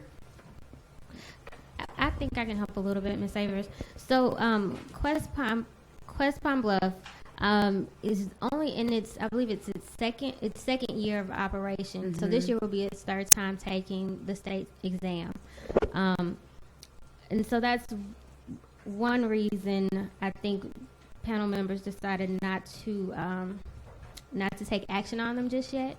Another thing is that they've recently had an overhaul in staff. So the building is pretty much newly staffed top to bottom, and that's happened recently. And then so they're struggling academically, and then the request was made to add grades, lower elementary grades, to build up into the school, and that request was denied. I believe because the panel wanted them to show progress with the students they had before adding more students to the campus. Okay, thanks. I just want to say that that was worrisome that there was even a request for expansion, considering just how poor the performance is of what's there now, and it raises some real worrisome signs that there may be a little bit of a detachment from reality in terms of where the school is at this point and what it has the capability of achieving. So. Their charter is up. They got an initial 5-year when they were okay. So this will be the end of their third. We're in their third year. That's correct. Okay. One of the things, their rationale right or wrong, was that they were getting kids that were 3 years behind, and if they could have the elementary grades, then they could have them on target, and they would, in their belief, they would have them on target and not behind. So they felt like they were being judged based on somebody else's laying the foundation poorly. Okay. Any other comments? Now I'd ask for a motion. I move not to review. Move not to review by Dr. Barr. Second. Second by Mr. Williamson. Any further discussion? All in favor? Aye. Any opposed? Motion carries. Down to A17, Charter Authorizing Panel on Open Enrollment Priority Status and Renewal Application SIA Tech Little Rock Charter School. On February 18, 2016, representatives of SIA Tech appeared before the Charter Authorizing Panel requesting a renewal of their charter and to address the charter's priority status. By unanimous vote, the panel approved the request, granting the charter a 3-year renewal with an annual internal review and an annual appearance before the panel.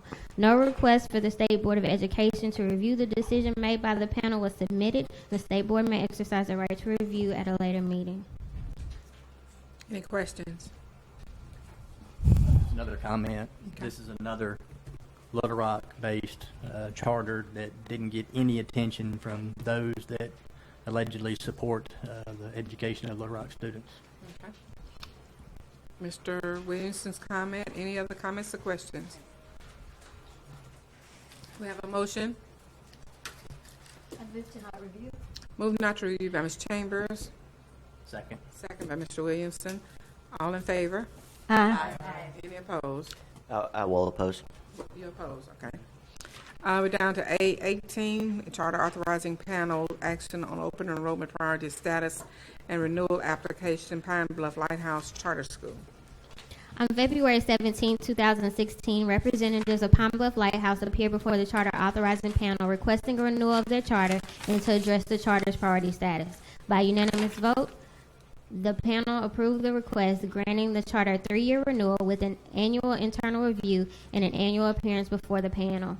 No request for the State Board to review the decision made by the panel was submitted. The State Board may exercise its right to review at a later meeting. Any questions? We have a motion.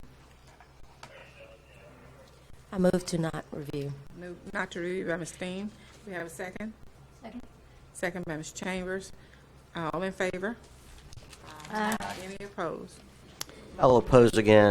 I just have problems with renewals when they're are signing off on renewals. I think this one probably gets really close, but that's my reason for opposition. Okay. All right. That ends your day. Thank you, And Madam thank Chair. you. We'll be seeing you next month. Thank you. Down to A19, She's really consideration doing of it. academic distress appeal for Badger Academy. And we're going to add, Commissioner has some comments, and the presenters would be Ms. Barnes and Mr. Farron. Madam Chair, A19, A20, A21, and A22. These are all academic distress designations for your consideration, and all of these schools are alternative learning environments, dedicated ALEs. In the 2015 session, the General Assembly passed Act 1272.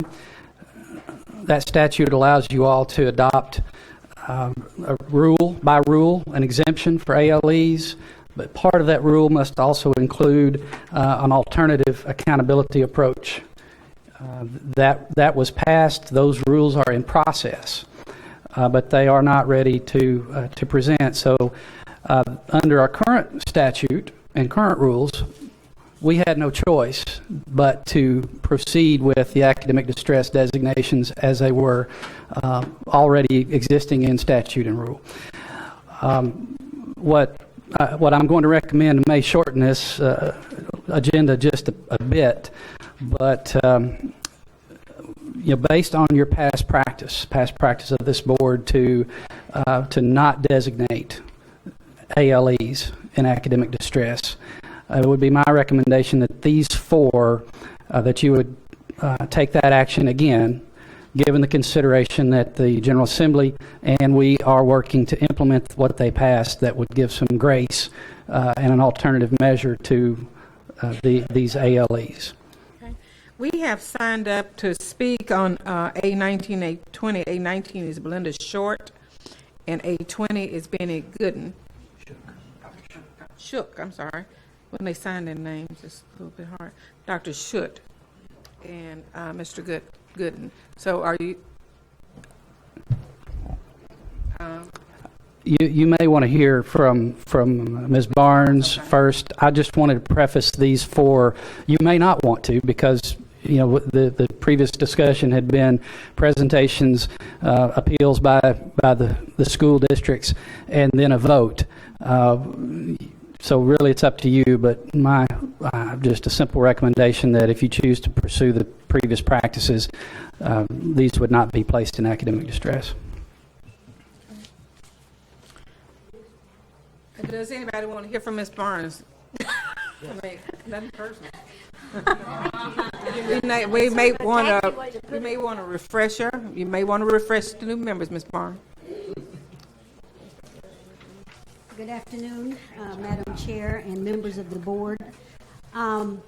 As Commissioner Key just stated, we would like to make the recommendation that the board stay a decision at this time, simply because we do have legislation that has been passed in order for us to accurately look at the mission and the goals of these alternative learning environments who are standalone.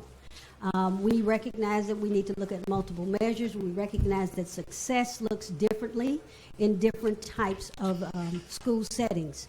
I would like to also take this opportunity to reiterate what Commissioner Key rebutted earlier. Alternative learning environment students do not just go without accountability.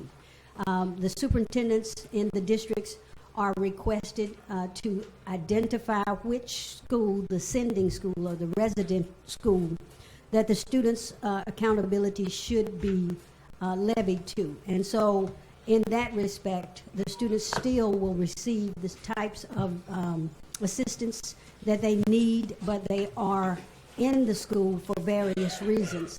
So what we would like to do is allow the rulemaking process to continue in order for rules to be developed that will fit measuring the success or the lack thereof in these schools. And that's why we're asking that you continue the past practice until we complete that process. Can you give me some idea about what the holdup is on getting the rules written, other than the fact that y'all have a lot of other things going on? But is there? I can. Okay. Upon the completion of the legislative session, and remember, keep in mind that many of these statutes don't go into effect until 60 days after, which many of these go into effect July. And we start with the shalls. We start doing rules on the you shall do, and then we get to the you may do.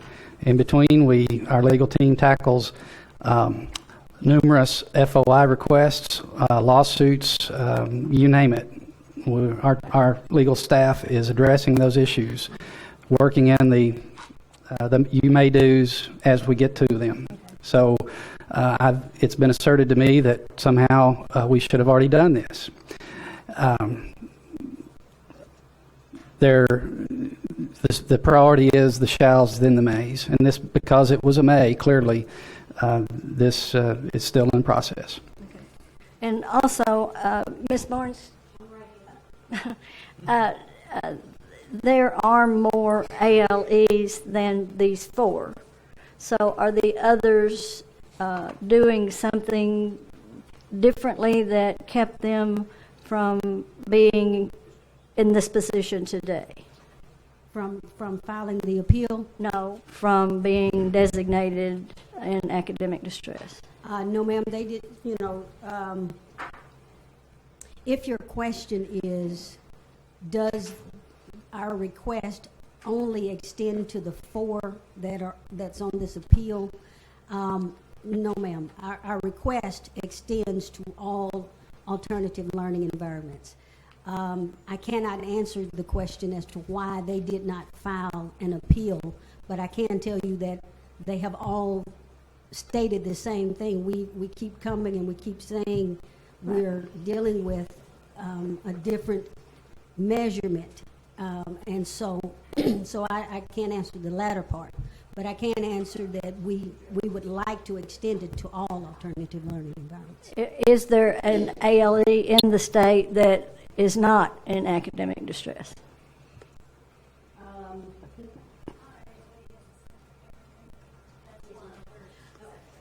Right, and again, these are the separate LEA numbers, you know, Right. ALEs Right. with LEA numbers. I know. And I would have to look to see, Mr. Harvey, do you know if we have any alternative learning, standalone alternative learning environments that are not currently identified in academic distress? You want to answer? I don't mind.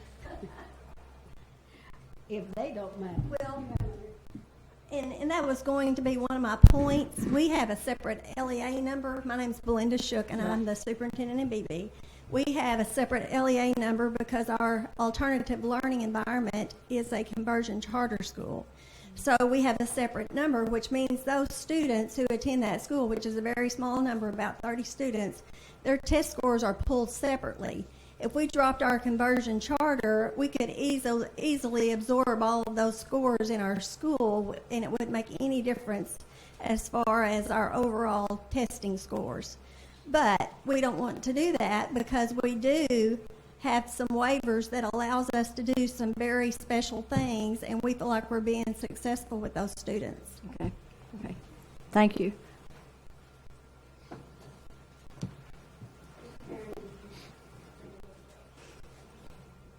We have some other folks. I don't know if you're finished, Ms. Barnes, but we have some other individuals, Bennett Gooden, Mr. Gooden, and come, if you'd like to comment still, you had signed up to comment. Okay.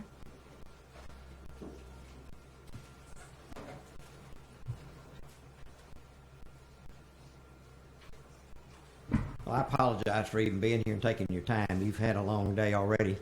But third time's charm. I've been here 3 times. I was here on February the 12th in July 10th, 2014, February 12th, 2015, and your action, as has been already reported according to the minutes, is to table action on these because it was obvious to me after I talked to you, members of this state board got it. You understand that we're dealing with a whole other environment to classify schools using one test on one day, that there's a whole lot more to this.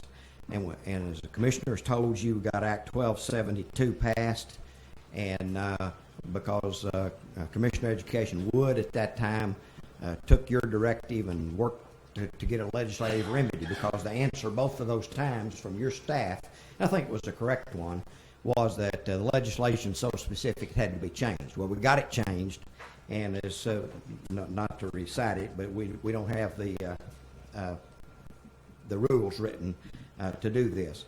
I'm telling you, we're doing the same thing and doing it better than we were the last 2 times that I talked to you. And the young people that we serve, and I can't speak for all the other ALEs, I only try to speak for mine, but the young people that we serve have practically any problem you can name, and they brought it to school with them. And our goal is to get them prepared where they can function in a regular school environment, and we've done that. I did just a check the other day, and we transitioned 13 back to their regular school at semester.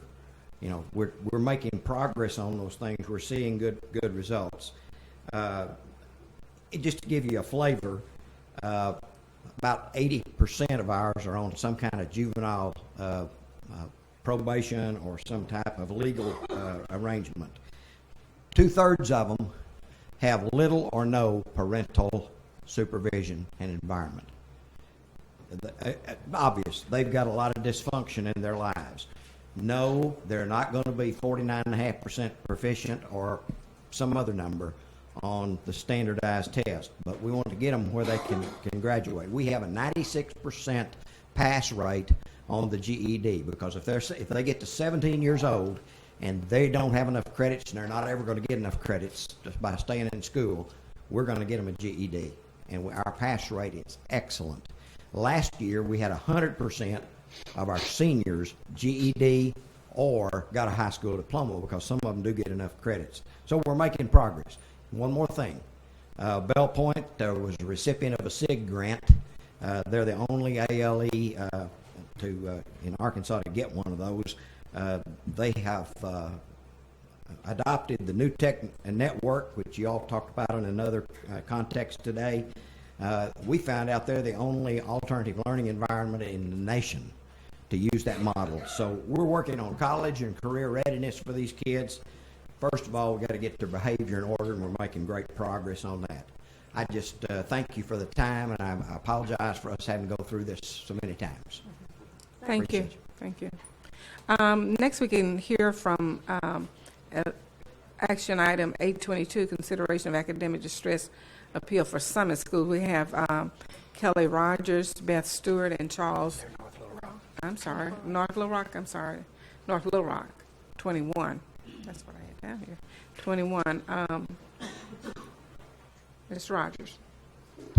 Thank you, Madam Chair and board members. I won't take up much of your time. I'll echo a lot of what Dr. Gooding has already said, and just mention that the students in our alternative school, and I'll let Beth and Charles Jones speak to it briefly. The students in our alternative school do have many problems, and one thing we're proud of in North Little Rock is they are making great progress. Went from 82% attendance rate to almost 91%. And with the many problems that these kids have, just like Dr. Gooding had said, they've got more problems than just academic problems. And so with that, I ask that you consider our request today. And I'm going to let Dr. Stewart and Charles Jones, our principal, speak briefly. I'm not going to go through everything that I prepared for you guys today, but I do want to make sure that I communicate to you that students don't come to the ALE just because they come to school regularly and make good grades. That doesn't happen. That's not why we assign them to an ALE or they're placed in an ALE. Many of our students are incarcerated in the Pulaski County Juvenile Detention Center, the Division of Youth Services, and are short and long-term stays in mental health institutions. Many come to school, yes, with ankle bracelets, and we have a full-time probation officer on staff. Those are the types of students that are in our ALE. Even with that, you can see that the Academy does a really good job of getting students ready to go out into the world.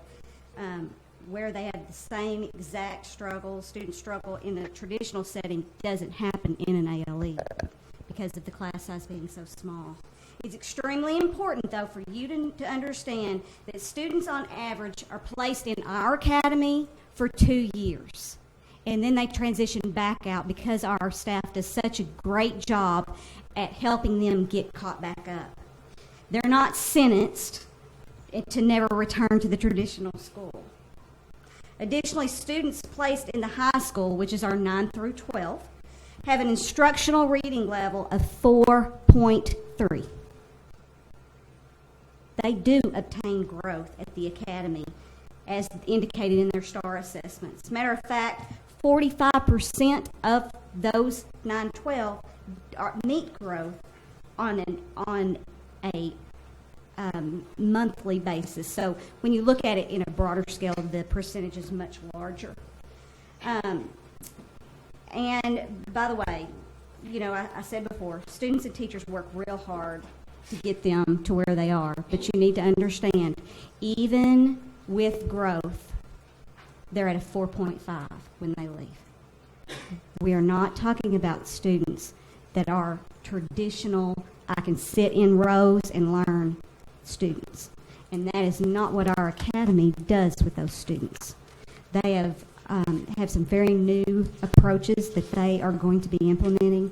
We are very proud of those students. They go on to be amazing things that they would not be able to do without our academy. Mr. Jones. First of all, let me thank you all for just listening to us today, because I know you've been here for a while. I've been streaming you at home trying to figure out what time I need to get here. Let me thank you, because I know you're tired. And I am the principal of North Rock Academy. And let me first say this. We're an academy, and when I first got to the academy about 15 years ago, I can tell you the perception of what people thought about alternative schools is what it really was. It was a dumping ground, and it was a dumping ground across the state. I will say Lori Lamb and C.W. Gardenhauer and the ALE people have done a great job, a tremendous job of oversight to make sure that the programs that are provided for the ALEs are programs that meet the needs of students, but also are in line of those programs that are in regular schools. Most of our students are mostly highly mobile. You know, they come from other schools. And let me say this, not just from schools within our district, because we have one middle school now, one high school, but they come from other schools, especially from County and Little Rock, transferring to our school because of our program. Our program is a teacher-based program. Students are provided those same instructional tools and strategies that they are at our high school. And I can say this, our district provides oversight almost to a point where sometimes it's irritating because of the oversight that they provide to make sure that we're providing those programs for our students just as we do in the regular schools. Even students who come to us, and we do have a few students who come who are GT and gifted and talented, and we have to provide services for those students as well. Our main focus is graduation, trying to get the students to the point where the reading levels are low, but trying to get them to a functional level where they can function on a daily basis. I tell them, if you can read the newspaper, I feel like you can function. Now, what you do over reading that newspaper is what we need to get to.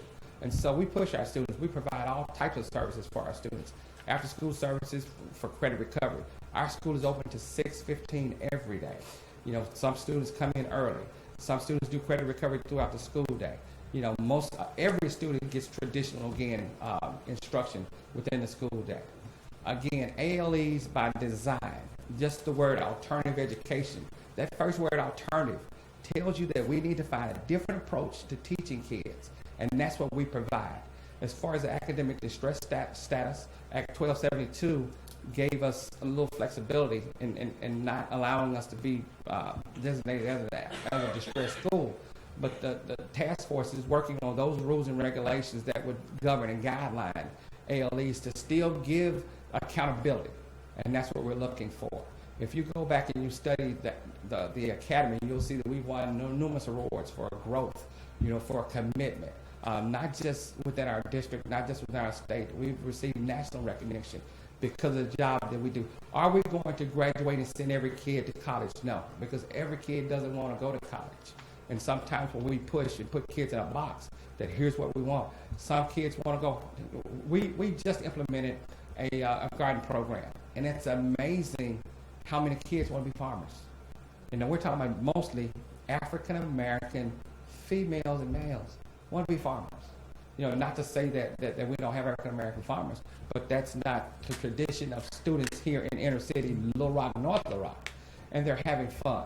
And so they look forward to coming to school, and that's what we provide in North Little Rock. So we would appreciate you and what you do every day, because I know it's a difficult task. And I heard earlier when I was streaming, I heard about ALEs being a dumping grounds, and I can assure you, based on the people that you put in charge, of the program, of the ALE program, they won't allow. I can tell you, Lori Lamb won't allow ALE programs to be dumping programs. And she does a good job. Matter of fact, I was emailing her as I was watching you.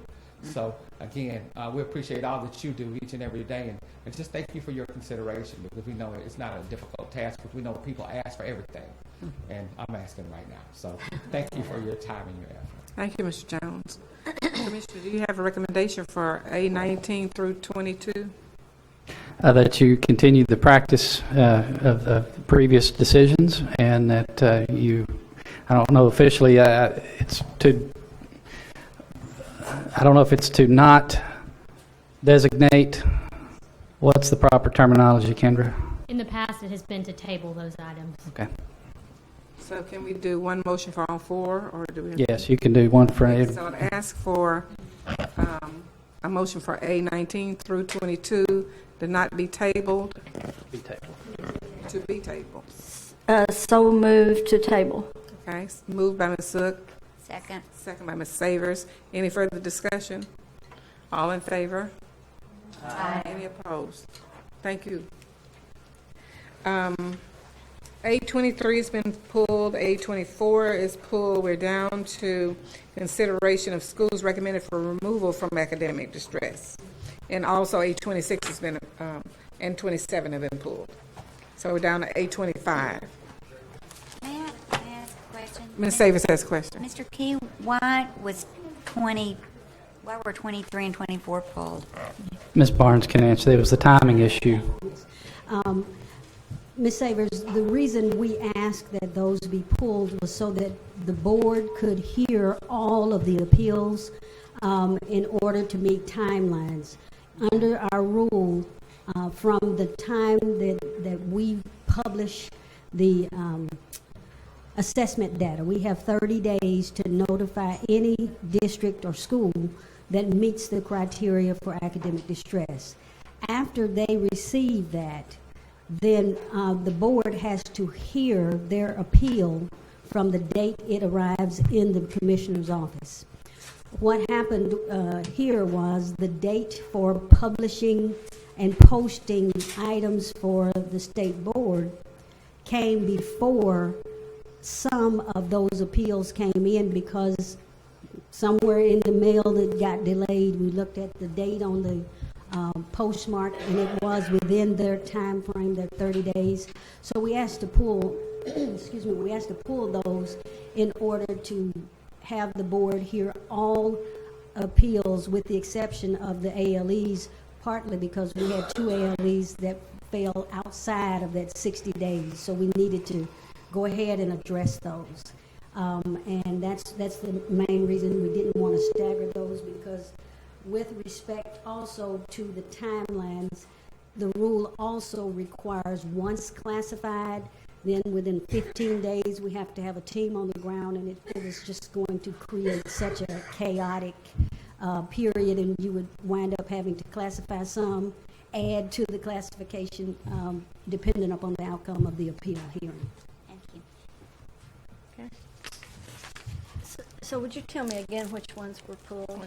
Oh, ones that are pulled are 23, 24, 26, and 27.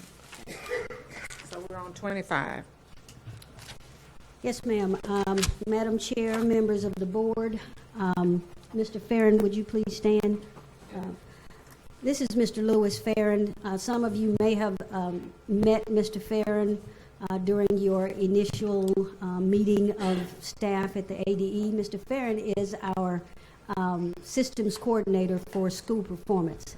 He's one of the unsung heroes. I wanted to make sure that I acknowledge him during this particular time. He has a staff of 2 program advisors and 1 analyst, and they are responsible for all of these mail outs to the districts. They provide all of the technical assistance, walking through corrections windows, periods, making sure that we get accurate data. And so while my face and my name may be here, Mr. Farron's office is the office that is doing all of that legwork in order for us to try to make sure we're getting it right for districts. So because of that, I wanted him to be here in order for us to go ahead and introduce the 2 schools that have met the criteria for removal, which means that they now have more than 49.5% of their student population at proficient or above. They are over a 3-year period, and so if you have questions, I'm also going to let you ask him those questions. But the 2 schools that have previously been designated or classified in academic distress and are now above 49.5 are are Oak Park in Pine Bluff, and Baseline Elementary in Little Rock School District. Now, with that, this board also approved the opportunity that once a school closes, that we no longer have to keep adding it to the list and reviewing that. Oak Park has been closed by the Pine Bluff School District, but they did meet the criteria to be removed from academic distress. I have a question. You have a question? I Ms. do. Zook has a question.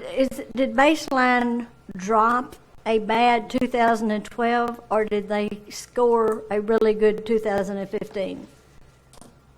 Okay. The score, I can give you the scores for the last couple of years. Their 3-year score for the last time was 46.2.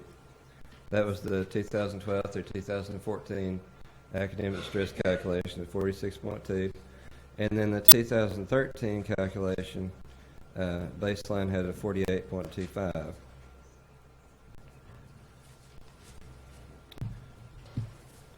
Yeah.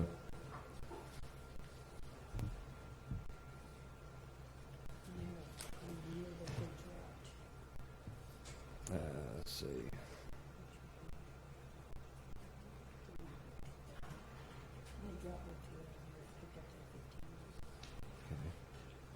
Just trying to see where they're.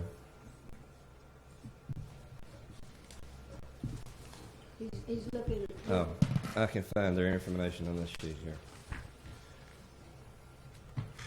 Okay.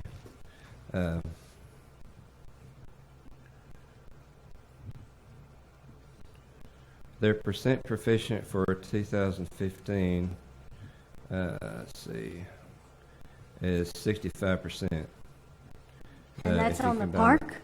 The math and literacy. What did he say it was? On the park? Yes, that is the concordance score. Well, terrific. Their literacy for 2015 was 63.3, and their math for 2015 was 66.67%. Isn't that incredibly unpredictable based on what we've been hearing about Park? Yes. Great. They did better than expected. So the answer to my question is they had a really good 15. Yes, that's right. Okay, thanks. Okay. You're welcome.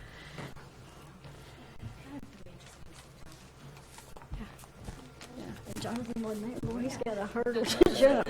Where do we go from here? And in the midst of the astonishment, we did find that there are several schools that did do better than expected. However, of course, these scores are the determination for these classifications or removals or additions is over a 3-year period, and that speaks to your question. It may not have been necessarily a really bad year that they dropped, but they picked up a really good year. And so that is one of the things that you can look in the data. In our assessment data that is posted, it will show what these all schools in the state. It'll show their 15 Park scores. It will show their scores on their literacy, scores on their math. We are in the process of preparing specialized password protected data for those schools that will be recommended for classification next month. So they'll have a chance to take a look at numbers of students that were counted into that and help them understand a little bit better that concordant process. Okay, so as we look at the information, for example, the information that Ms. Allen has sent out that she'll discuss, I guess, tonight sometime, those are the scores prior to the concordance being applied to them, or after? I believe hers are prior to the corrections process, but it will give you an idea of how they were performing. So her information is going to be just a little bit different than what's posted on the actual website under school performance for the status of the assessment, park assessments. Okay, thank you. So what is their action for this, Commissioner? We're requesting that you approve our recommendation to remove these two schools from academic distress The designation. two schools. Yes, ma'am. Okay. Oak Park Elementary and Baseline Elementary. And then after this, Oak Park would not be identified on a list anywhere because it's a closed school. I have a motion. Okay. I move to remove Baseline and Oak Park from the academic distress Okay. designation. So it's been moved by Ms. Savers, and could get a second? Second. By Ms. Steen to remove Oak Park Elementary, Pine Bluff, and Baseline and Little Rock from an academic distress list. Okay.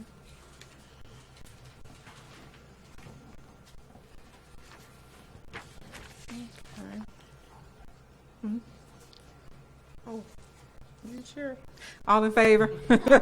Aye. Any opposed? I'm trying to find out why. Yes, we did just, okay, the motion carries. Thank you, Ms. Barnes. Thank you. And thank you, Commissioner. Now, where are we? 28? 28. Ed TPA cut score recommendation, Ms. Luno. Excuse me, Deputy Commissioner said that Ms. Allen wanted to make a correction. Her data is going to be her data will be post appeals, so it's not the raw data. Okay. So that's part of a correction in the statement that I just made. Okay, my question was, is it after concordance or before concordance? It would be before, because the concordance had to be a cut score. Okay. That we would use in order to be able to calculate across 3 years, two different tests. All right, thanks. Okay. Ms. Luno, is that the way you pronounce it?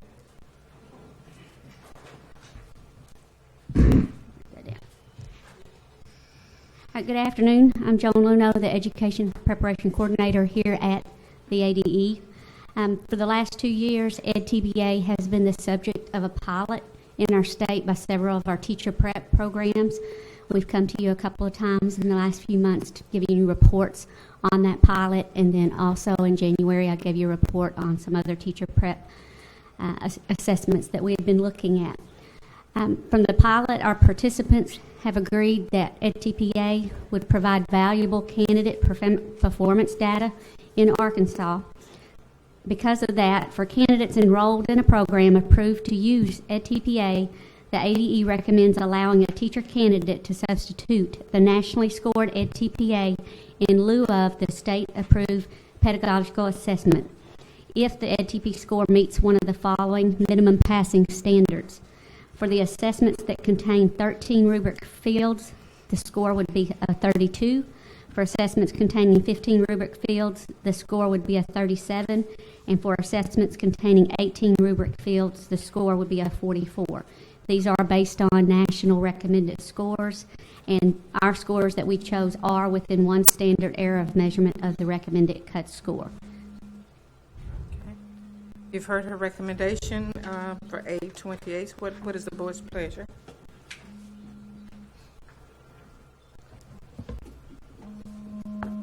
Dr. Barr? I move to approve the acceptance of EdTPA as an alternative with the cut scores. Okay. Is there a second? Second. Second by Ms. Chambers. All in favor? Or any discussion, right? I'm sorry. All in favor? Aye. Any opposed? Motion carries. Thank you very much. Okay. A29, consideration and recommendation to adopt Praxis Special Education core knowledge and applications for new licensure endorsement and special education resource. And that's you also? Yes, ma'am. Michael Rowland is not here today, so I'm going to take his place. To accommodate educational licensure requirements for a new licensure endorsement and special education resource, The ADE recommends adopting the Praxis Special Education Core Knowledge and Applications 5354 assessment. The special ed resource endorsement is for already licensed teachers in either K-6 or the subject areas of English Language Arts, Math, Science, grades 4-8 or 7-12. ETS provided a technical report which was attached in y'all's documents from a February 2010 multi-state standard setting study with a recommended passing score to help education agencies determine an appropriate operational passing score. For the Praxis Special Education Core Knowledge and Applications 5354, the recommended passing score is 151.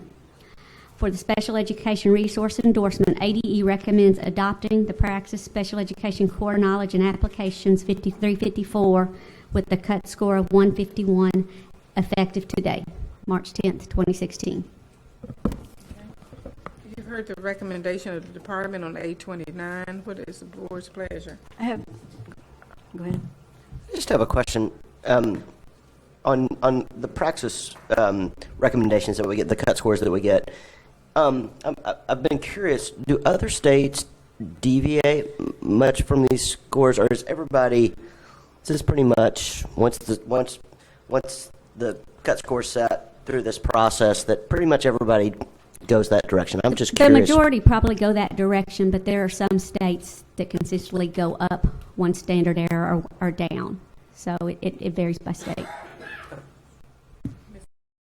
Yes, I think I'm pretty consistent in saying that I don't feel uncomfortable if this was an emergency licensing during an emergency period like we're in when we have a shortage. But to make it a permanent license bothers me. It bothers me that the 151 is only a 61%. That's in most schools, that's a low C. And thirdly, many teachers, particularly in the rural areas, they wind up working, it may be called a resource room, but they have some students who are in there all day. They have a mixture of kids who are learning disabilities, intellectually challenged, physically handicapped, and what I observe as I go around in my other hat, which is my CASA, is that in those rooms, they are just and not adapting for the individual students. So, and it also bothers me that only 2 of the states involved in this decision making were in the top 10 in the nation. And I think that 2 states of the 10, and only 2 of them being nation, I'm not sure those were the best people to make these decisions. I'm not challenging you in any way. But for all of those reasons, I won't be supporting the motion. Any other questions or comments? What is the board's pleasure on 829? I'll move to follow the department's recommendation with the cut score of 151. Moved by Dr. Barr. Second by Mr. Black. All in favor? Aye. Any opposed? Aye. Okay, 2 opposed. On to 830. I think this is still you. Yes, ma'am. From Mr. Rowland. It's consideration of recommendation to adopt Praxis Principles of Learning. Okay, what are we doing? They just wanted to know who opposed. They couldn't hear it, so okay. Ms. Zook and Ms. Savers opposed. Okay. Consideration of recommendation to adopt Praxis Principles of Learning and Teaching Early Childhood 5621 for first-time license in early childhood special education integrated to kindergarten. Okay, again, to accommodate education licensure requirements, the ADE recommends adopting the Principles of Learning and Teaching Early Childhood 5621 as the pedagogy test for the first-time license in early childhood special ed integrated birth to K. Tests have already been adopted for this license, and that's already been done, so we needed a pedagogy test for first-time licensure. The programs have already been started. It is anticipated another year before we'll have candidates coming out of those programs. The Principles of Learning and Teaching Early Childhood 621 is currently the required pedagogy test for the Early Childhood P4 license with a cut score of 157. Educational Testing Services provided a technical report, which was also attached to your documents, from a March 2011 multi-state standard setting study. ETS provided a recommended passing score of 57. For the first time license in early childhood special education integrated birth to K, the ADE recommends adopting the Principles of Learning and Teaching Early Childhood 5621 with a cut score of 157 effective September 1, 2016.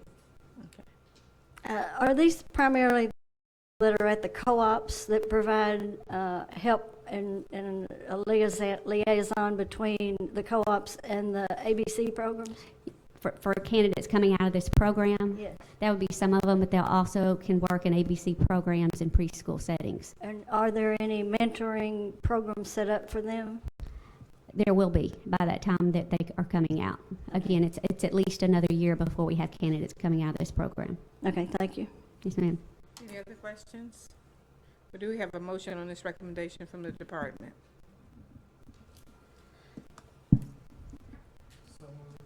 Move. Mr. Black to accept the recommendation. Is there a second? Second. Second by Ms. Wright. All in favor? Aye. Any opposed? Moving on to the next. Thank you very much. Excuse me? I thought somebody. Thank you. I'm delayed by a few seconds. Next is 831. Dr. Frank Servideo. Declaration of critical academic shortage areas of licensure for 2016. You're not Mr. Servideo. He's here with us.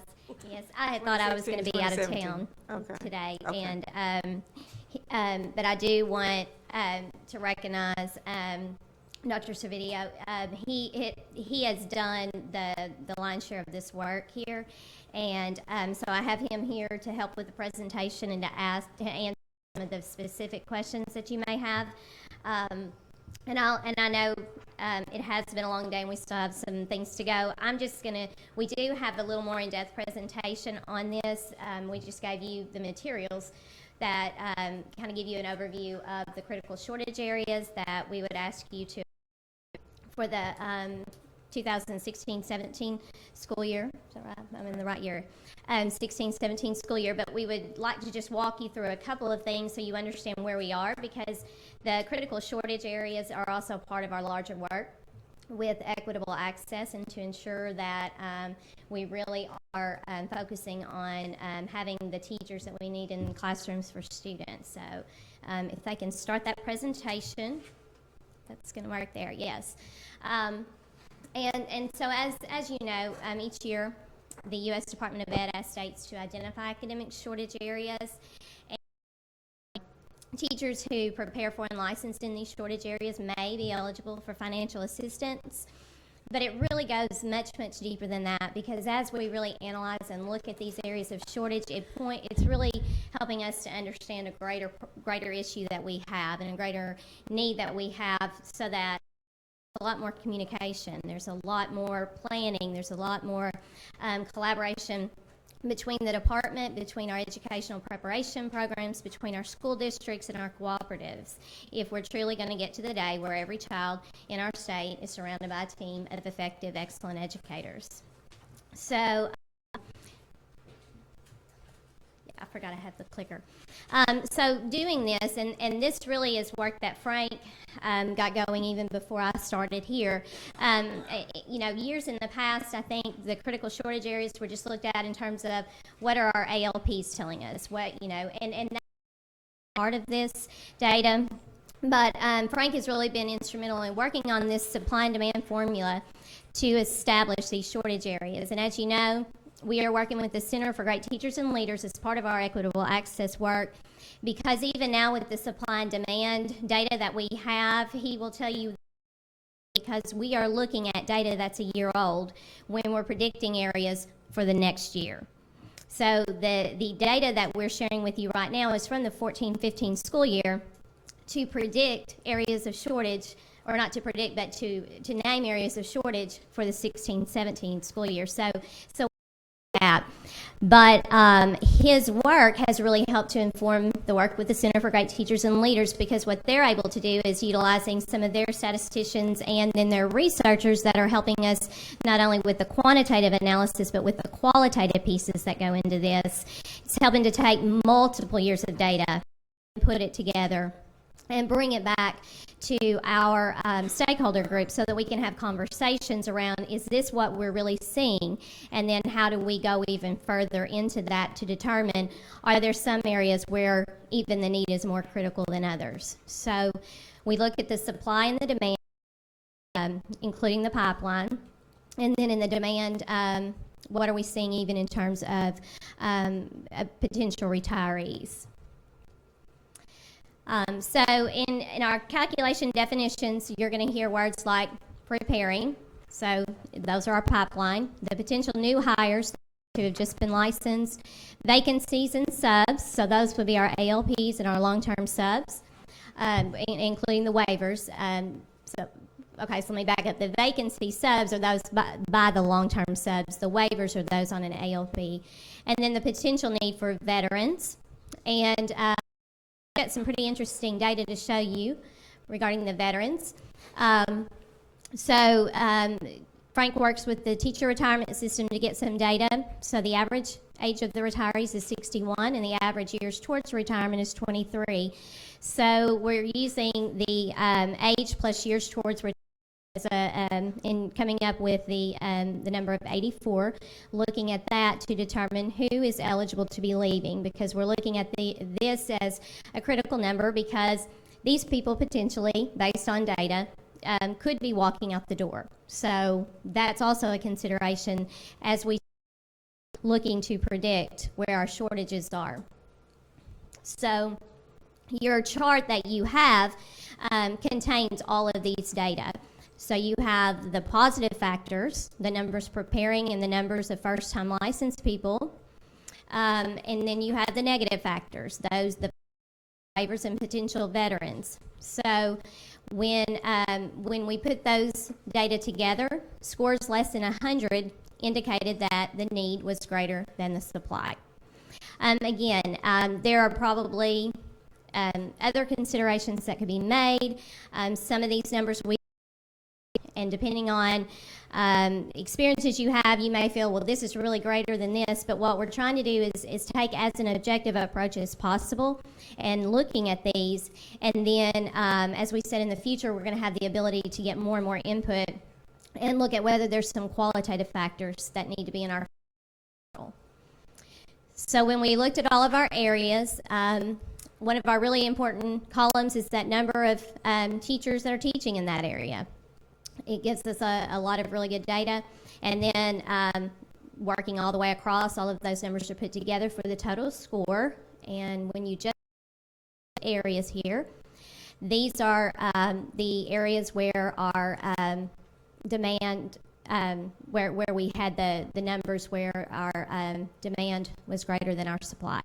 And notice computer science is a shortage area. We didn't have the data to include there since this was our first year. But we know that we have a great need for computer science teachers, so it is included as a shortage area. Just some information on frequency of the licensed areas as shortage areas.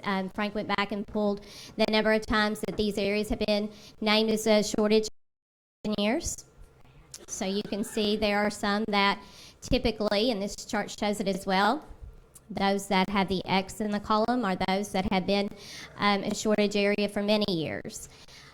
This year in the science, if we just looked at science in general, because you have science and the physical science, we now are going to have separate licenses for the life science, biology, the physics, the chemistry, separate. We broke those apart because sometimes when you lump them all together, you mask an area of shortage in one and not in the other, and because those licenses will be separated, we found that we did have a shortage in the physics and chemistry, but not in the biology at this time.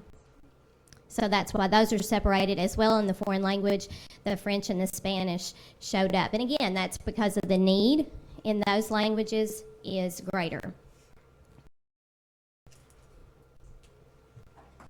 Okay.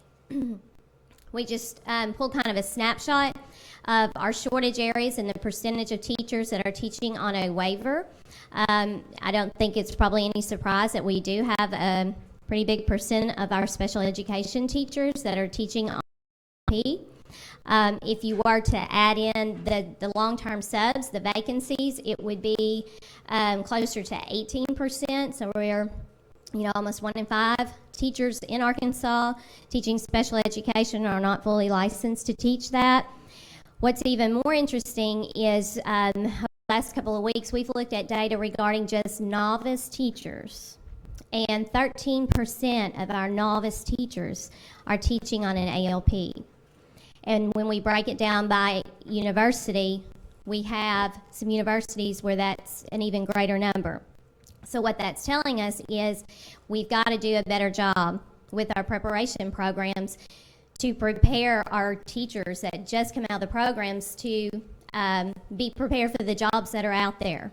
And, I know a lot of times candidates will graduate and they want to find a job. When you have a number of our novice teachers who are struggling just learning how to teach, and not only that, they're not even teaching what they were prepared for, what they just came out the door prepared to teach. I think that speaks to the longer retention problem.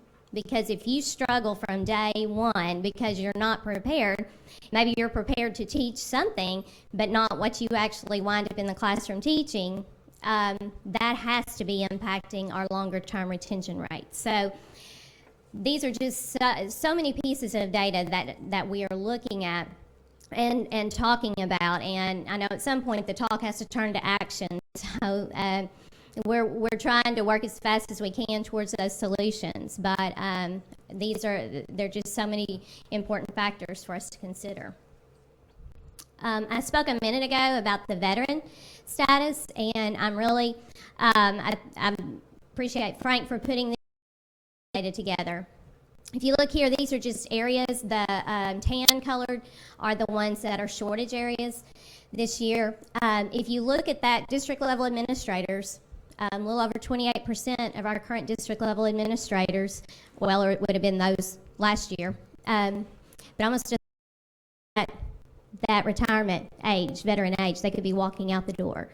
That's a pretty big percentage. And you think about the institutional knowledge and the experience that they have. And you think about, they're eligible to leave at this time.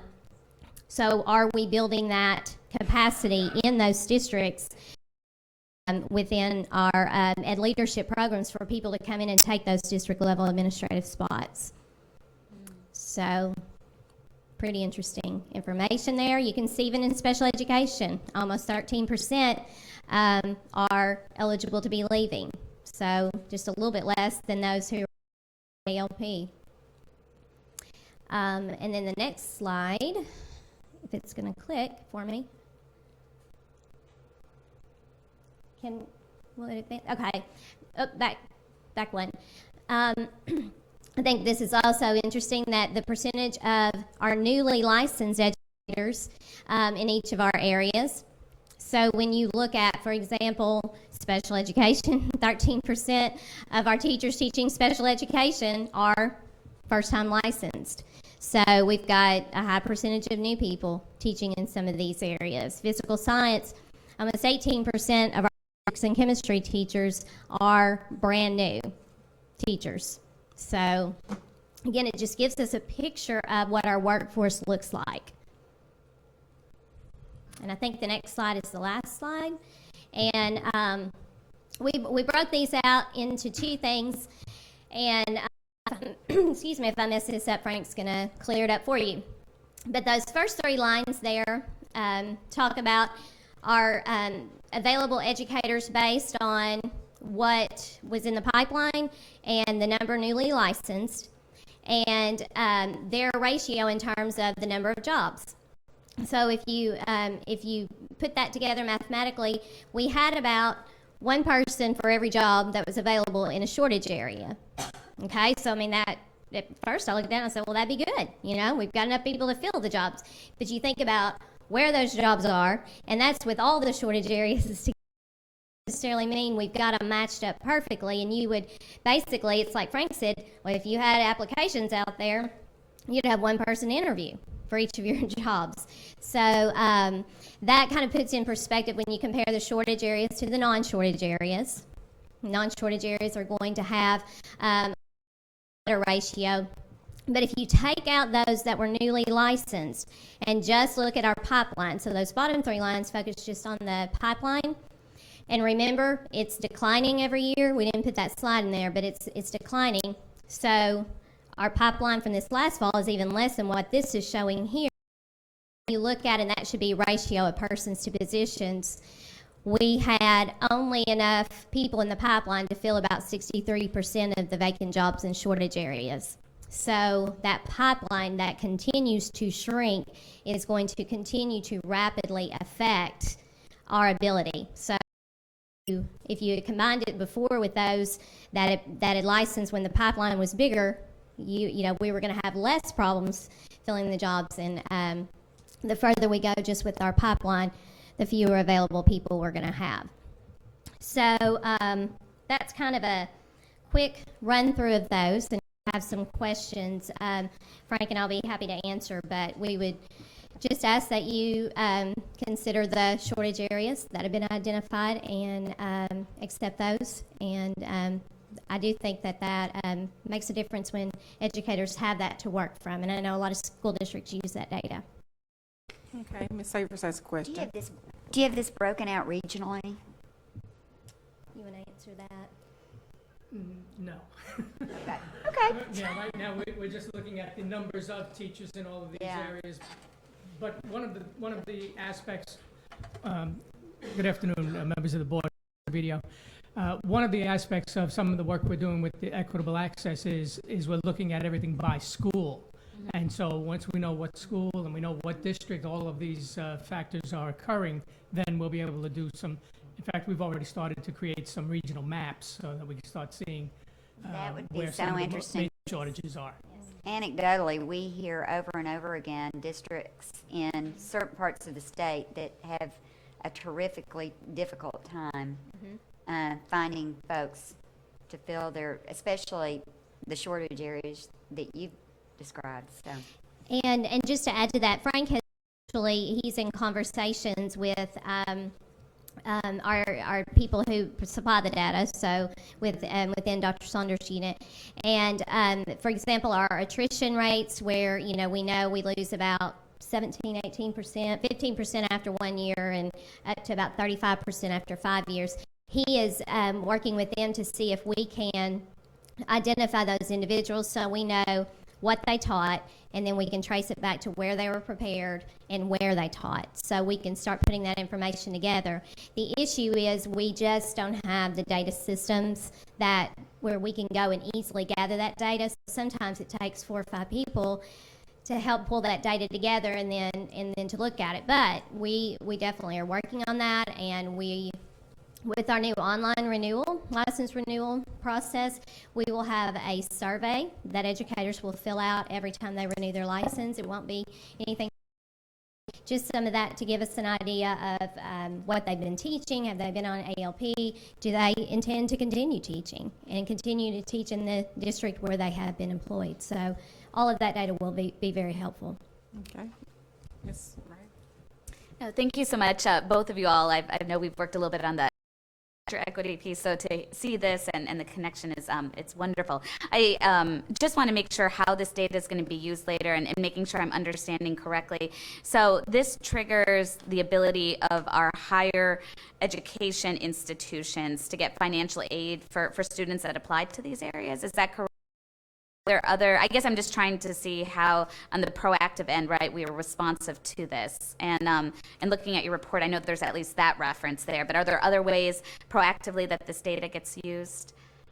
No, actually, it's not the institutions of higher ed that would have access to these, but it would be those teachers who are licensed in these areas who may apply for like loan forgiveness and things like that. Okay, so their it's for the college, students. tuition. But the admissions office for the higher ed, or for the teaching institutions, right? The teaching education institutions, they're made aware of this. And what about in design? I guess just trying to think of the pipeline, right, of making Yes. sure that our new generation, right, of students are aware, just like we do in other career areas. Are they aware of these shortage areas and opportunities? They are, and well, and I say they are. This is one of the driving forces of our conversation, and I'll give you an example of how it was used the other day. I got to speak to a group of students in Henderson State's teacher preparation program, and we showed them the shortage areas and talked to them about showed them the data on the pipeline, and they are more valuable than ever because there is such a smaller number of educators enrolled in programs. And I talked to them about, though, I'd already done a little poll, how many of you are going to be in elementary education, special education, secondary, in a STEM area. And so we'd already done some of that. When they started looking at this, we started talking about their marketability.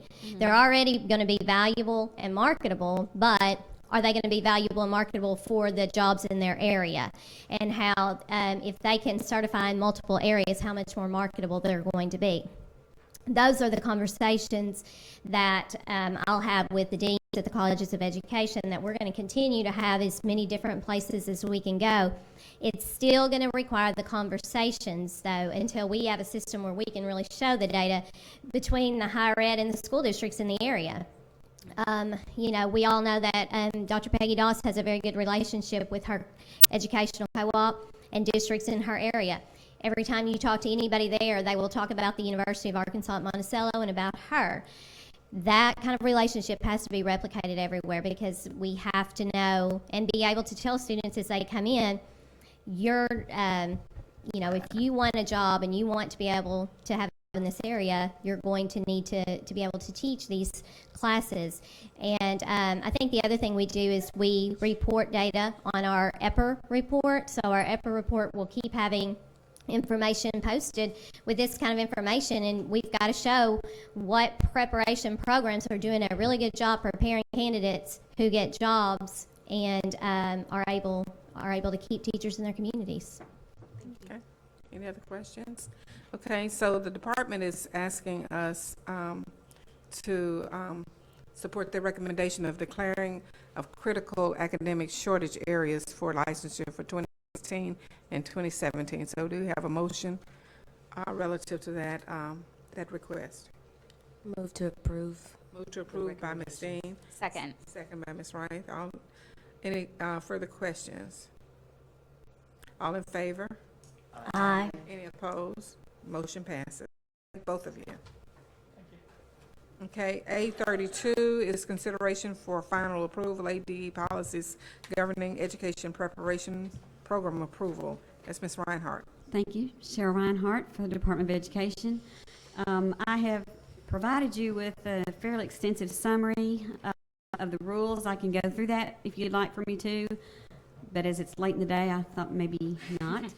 Not is probably but we did, I will just say this, we did have one change following public comment, and that was primarily to clarify Section 7.05, where we wanted to be clear that a person who already has a degree in a particular area doesn't necessarily have to get a second master's degree. They can work with the university in order to get the courses that are required for licensure, but it does not necessarily have to amount to a second master's degree. I just clarified that in Section 705. I'd be happy to answer any other questions. Mr. Case, question? Not a question. I continue to be frustrated by the fact that I don't see any specific courses on the areas that we're concerned about, closing the academic gap, study skills, discipline of minority students, critical thinking skills. You know, you see courses, some similar to what I took way back when, and I don't know where these teachers are going to learn to do things they need to do, and help us with the things that we grapple with if that is not happening in their training. If you don't mind, I'd like for maybe Joan Luno to address some of that. She works very closely with the competencies, make up those program approvals. And that's exactly where you'll find just what you commented on. Those are all included in our competencies and in our Arkansas state standards. The policies that you're looking at are general policies for program approval and for submission of programs. Not be included, but if you read in there, it says they must meet the competencies, and that's where you see the detail for the courses. And those are the things they're looked at when they're doing their internships? Yes, ma'am. That would all be in there. Oh, yay. It's very Thank you. specific. It's Happy- very specific, these policies to be that, because we've got 35 areas of competencies, and they're all online, so they're there. Okay, thanks. You're welcome. And Ms. Zook, if I may add too, within their accreditation through CAPE, they also have their meeting competencies and those standards, especially for those areas that have the SPAs, the specialized. Yes, yes. Thank you. Any further questions? Okay. question. Dr. Barth. On the, in terms of the teacher prep programs, their accountability provisions, do we often or infrequently or ever have programs that are kind of teetering there in terms, because we've never seen, since I've been on the board, we've never had a teacher prep program come to us. I worry, I guess my question is, are these right in being, challenging enough to teacher prep programs to be what we need them to be in terms of their accountability? I would say that their CAPE accreditation, because that's accreditation not for the university itself, but for the educator preparation program, that's very rigorous. And those types of things are typically handled in that accreditation process. We are instituting an audit process from the department. It's under the PLSB, and that process will be looking at, we'll sort of have a system of red flags when things come up, and we will be, there have been in the past schools that were, they have identified areas in their accreditation process that they're low on, and the CAPE accreditation will challenge them on that. Aware of those, and we attend those meetings with the accrediting association, and so we are aware of those when they do come up. So I guess my question is, if CAPE is tough, a tough process to get through, do our own accountability provisions somewhat become extraneous? Not insofar as we do look very closely at what the competencies are, whether or not there's syllabi, we look at those, whether or not the internships are meeting what we consider appropriate standards too. It's not really duplicative. It's two separate processes. Okay. Thanks. Any other questions? Ms. Pfeiffer? And this isn't a question, this is a comment. We will, when we get our all of our data ready for our preparation performance report, I think though we are about 50% of our educators who are prepared are now prepared through non-traditional programs. Now those include the MAT programs, but in terms of educator preparation, we are going to have to really think more broadly. We're going to really have to think beyond just the traditional programs at our institutions of higher education. And my unit, we're building in those audit processes, but also those regular reviews of our non-traditional programs as well. So it's really a changing landscape in terms of educator preparation. Okay. So the department's asking the board for consideration, final approval on the ADE policies governing educator preparation and program approval. What is the pleasure of the board? I'd move for final approval. Moved by Mr. Wright. Second by Mr. Black. Any further questions? All in favor? Aye. Any opposed? Motion carries. Thank Thank you. you. Next, we have Ms. Davis, consideration for final approval, excuse me, proposed Arkansas Department of Ed rules governing public charter schools. Hi, good afternoon. Jennifer Davis, staff attorney for the department. These are the rules regarding public charter schools. You gave approval to open them up in January for comment. We did have a public comment period. We did receive some comments, but there were no substantive changes made.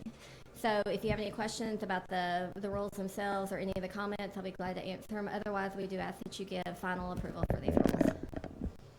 Okay, any questions? If not, could I get a motion?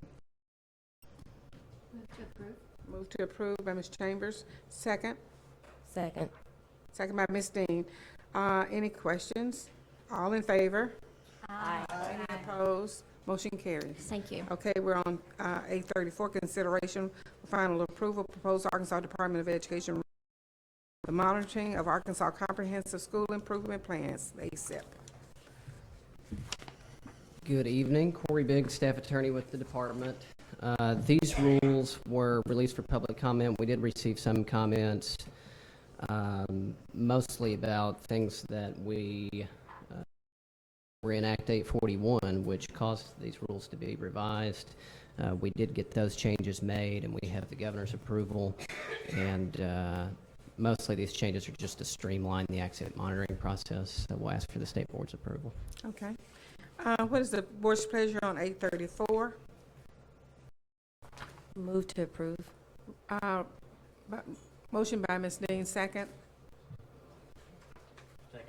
Second by Mr. Williams. All in favor? Aye. Any opposed? Oh, I'm sorry. I thought you. Okay, we're down to 835. Consideration final approval proposed Arkansas rules governing access to public school information on Arkansas Comprehensive School Improvement Plans. Mr. Biggs. Same song, second verse. The first ones were for monitoring. These are for public access to ACCIP plans. Act 841 brought on the revisions, and they're mostly just streamlining. Okay. A motion? Move final approval. Moved by Dr. Barth. Do we have a second?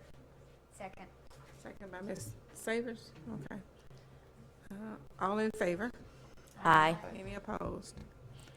Consideration of resolution of the month of the military child.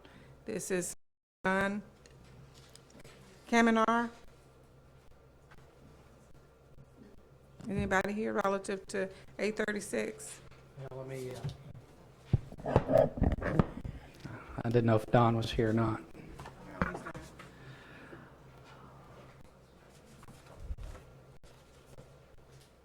Okay, I have it here. Madam Chair, it's simply a resolution of the board for April 2016 as month of the military child. The resolution, if you want me to read it in its entirety, I will. But the high points are we have 10,000 Arkansans that are serving in the armed services. This recognizes these families and the school-age children of these families that attend public schools in the state of Arkansas. And we simply ask for your support for this resolution. We are a member of the Military Interstate Children's Compact Commission, partnering with the Department of Defense and other organizations that recognize April as the month of the military child. Okay. I think we've done this before. Mr. Laster's here. So what is the board's pleasure in the designation for the month of the military child? Is there a motion? Move to be adopted by Mr. Black, and a second? Second. Second by Ms. Wright. Any further questions? All in favor? Aye. Any opposed? Motion carries, and the resolution is adopted. Consideration of resolution for School Library Month, and that's Ms. Cassandra Barnett. Yes, good evening. Good evening. The department requests that the state board adopt a resolution recognizing April 2016 as School Library Month. This is something that's traditionally done. It's sponsored by the American Association of School Librarians, and we would like to promote that in the state of Arkansas. Okay. What is the board's pleasure on 837? Move approval of the resolution of School Library Month. Moved by Dr. Barth. Is there a second? Second. by Ms. Chambers. Any further discussion? All in favor? Aye. Any opposed? Thank you. Thank you. That brings us down to our reports. Do we want to break or we want to go? Need a 10-minute break. 10-minute break.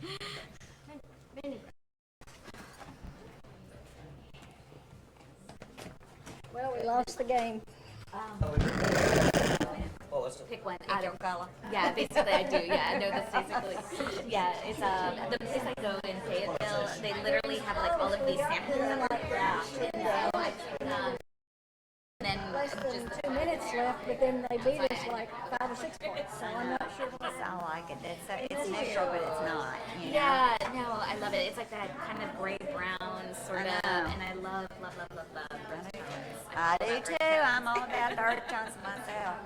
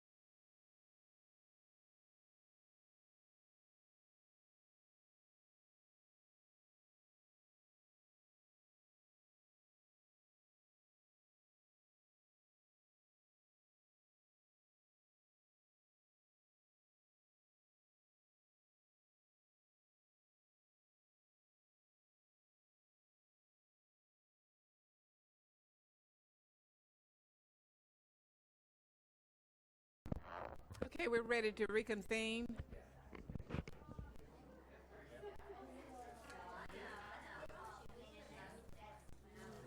You gotta do number 4 after this.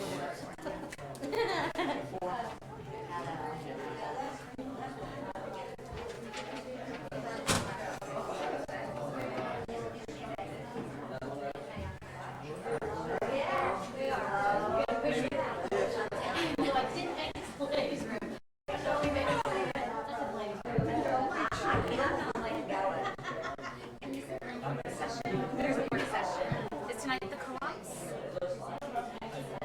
April. Okay. So after this,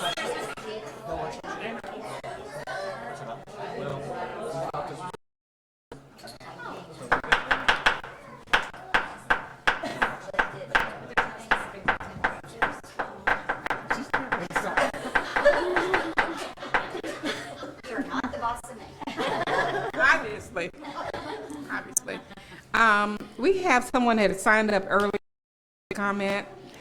We thought you were here. Is Ms. Harpole here? I understand that she had some comments, and so if you come to the mic, you have 3 minutes. Okay, I'm sorry I wasn't here earlier. okay. I thought it was, I was. Well, we added knew to that you had been given the indication it would be later. If you had been here earlier since we were doing others, but this is fine. Okay. So you got Great. 3 minutes. So my name is Stephanie Harpole. I'm here as a mother of 3 children. I have 2 boys and 1 girl. My oldest son is dyslexic. He's in 6th grade and attends Quest Middle School in West Little Rock, a charter school, which I know is a hot topic. No. He attended Fulbright Elementary from kindergarten to 5th grade. He was tested in 1st grade and identified as having a learning disability. He was given an IEP and put in special ed for literacy 1 hour per day. He graduated from 5th grade last June 2015, reading on a 3rd grade level. I took him to be tested at Dennis Development Center right before he left Fulbright, May 2015. And Dr. Larry Evans tested him. He's a psychologist, and he told me that if he did not get appropriate dyslexia intervention, he would graduate high school reading on a 6th grade level. And my husband and I are both well educated. We have college degrees and, you know, middle income, live in West Little Rock, you know, come from good families, and we might have a child who, you know, is basically functionally literate when he graduates high school.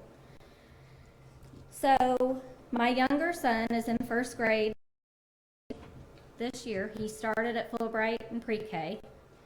When I noticed in kindergarten that he was struggling to read, I asked the teacher to please get a speech and OT screener, because I knew that's what started the ball rolling for my older son. She told me we don't like to do that until 2nd semester for kindergartners. So we waited until, I think, April or May 2015. He was tested. They did the screener, then they decided he needed to have a full evaluation. He qualified for OT through handwriting deficits. So we had that meeting in June to discuss the results, and decided since it was June, we would wait until start of school year in August to have the 504 meeting and get that in place. So over the summer, I had him tested last summer. I had him tested at Dennis Developmental Center, and Dr. Larry Evans again tested my younger son too. He said he's at risk for dyslexia and, you know, needs to be on a specific academic improvement plan, I think is what he called it. So Carter was placed in RTI in kindergarten. So Carter over the summer also received dyslexia intervention with Melissa Hanna.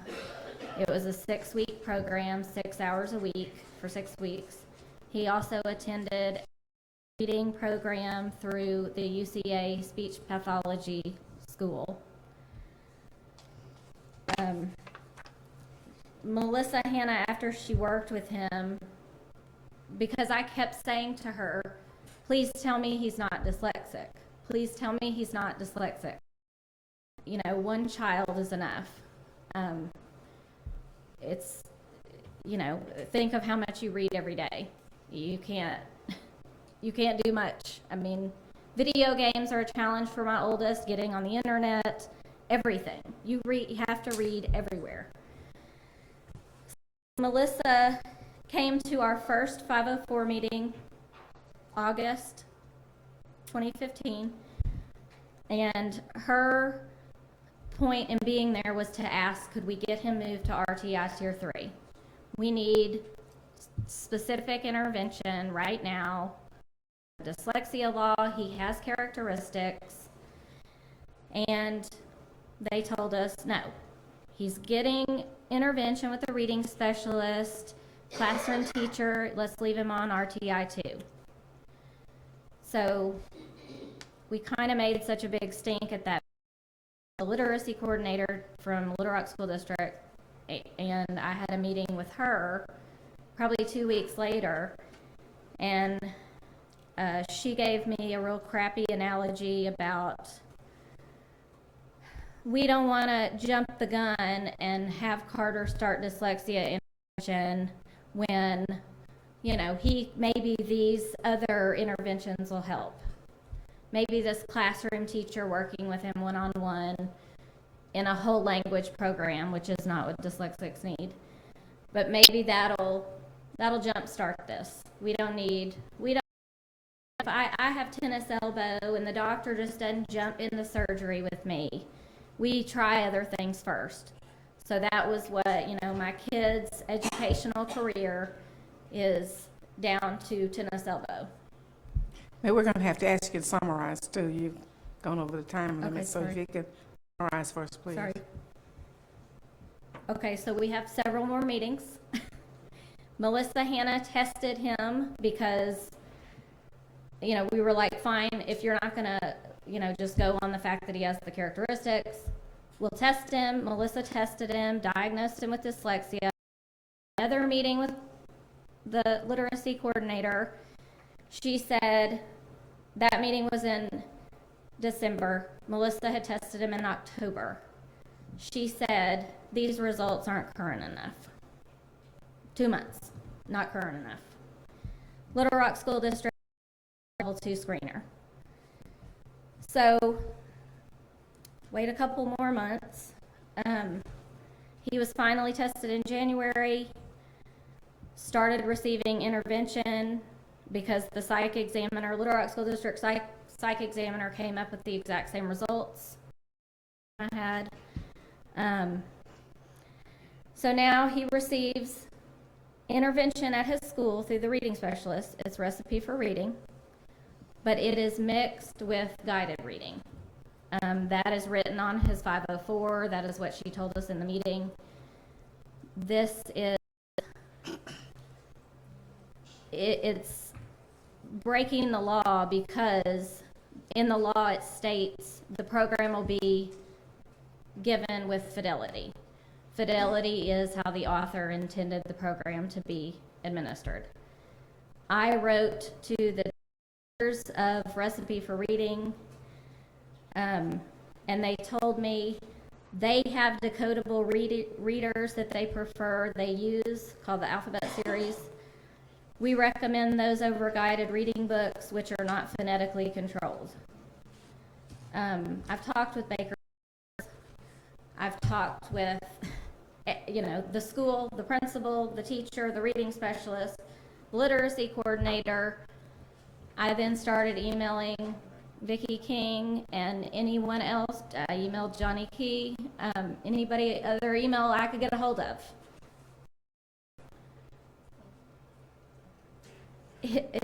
Carter's teacher told me yesterday she's recommending retention. And, you know, my child has an average IQ. He does not need to repeat first grade. He needs the correct intervention so he can learn how to read. Okay.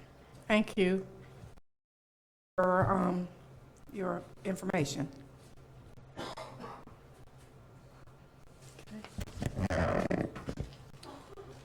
I might add that this is going on not only across this Little Rock School District.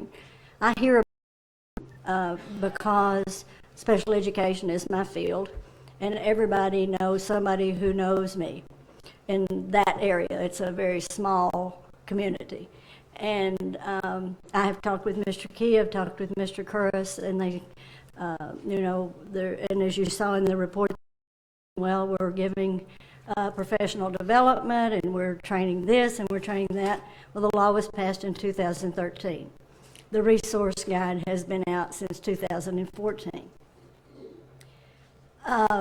These are critical ages for these children, and as she said, her child is intelligence. You know, there is no reason why, with a correct program, that this child can't be caught up and make the growth that's necessary.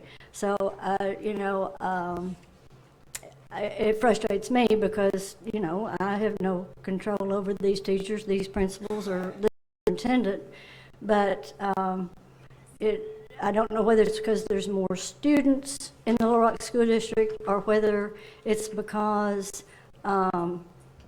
they just are so far behind in so many areas they can only do so much and catch up so much. But I feel her pain. There is no excuse for it.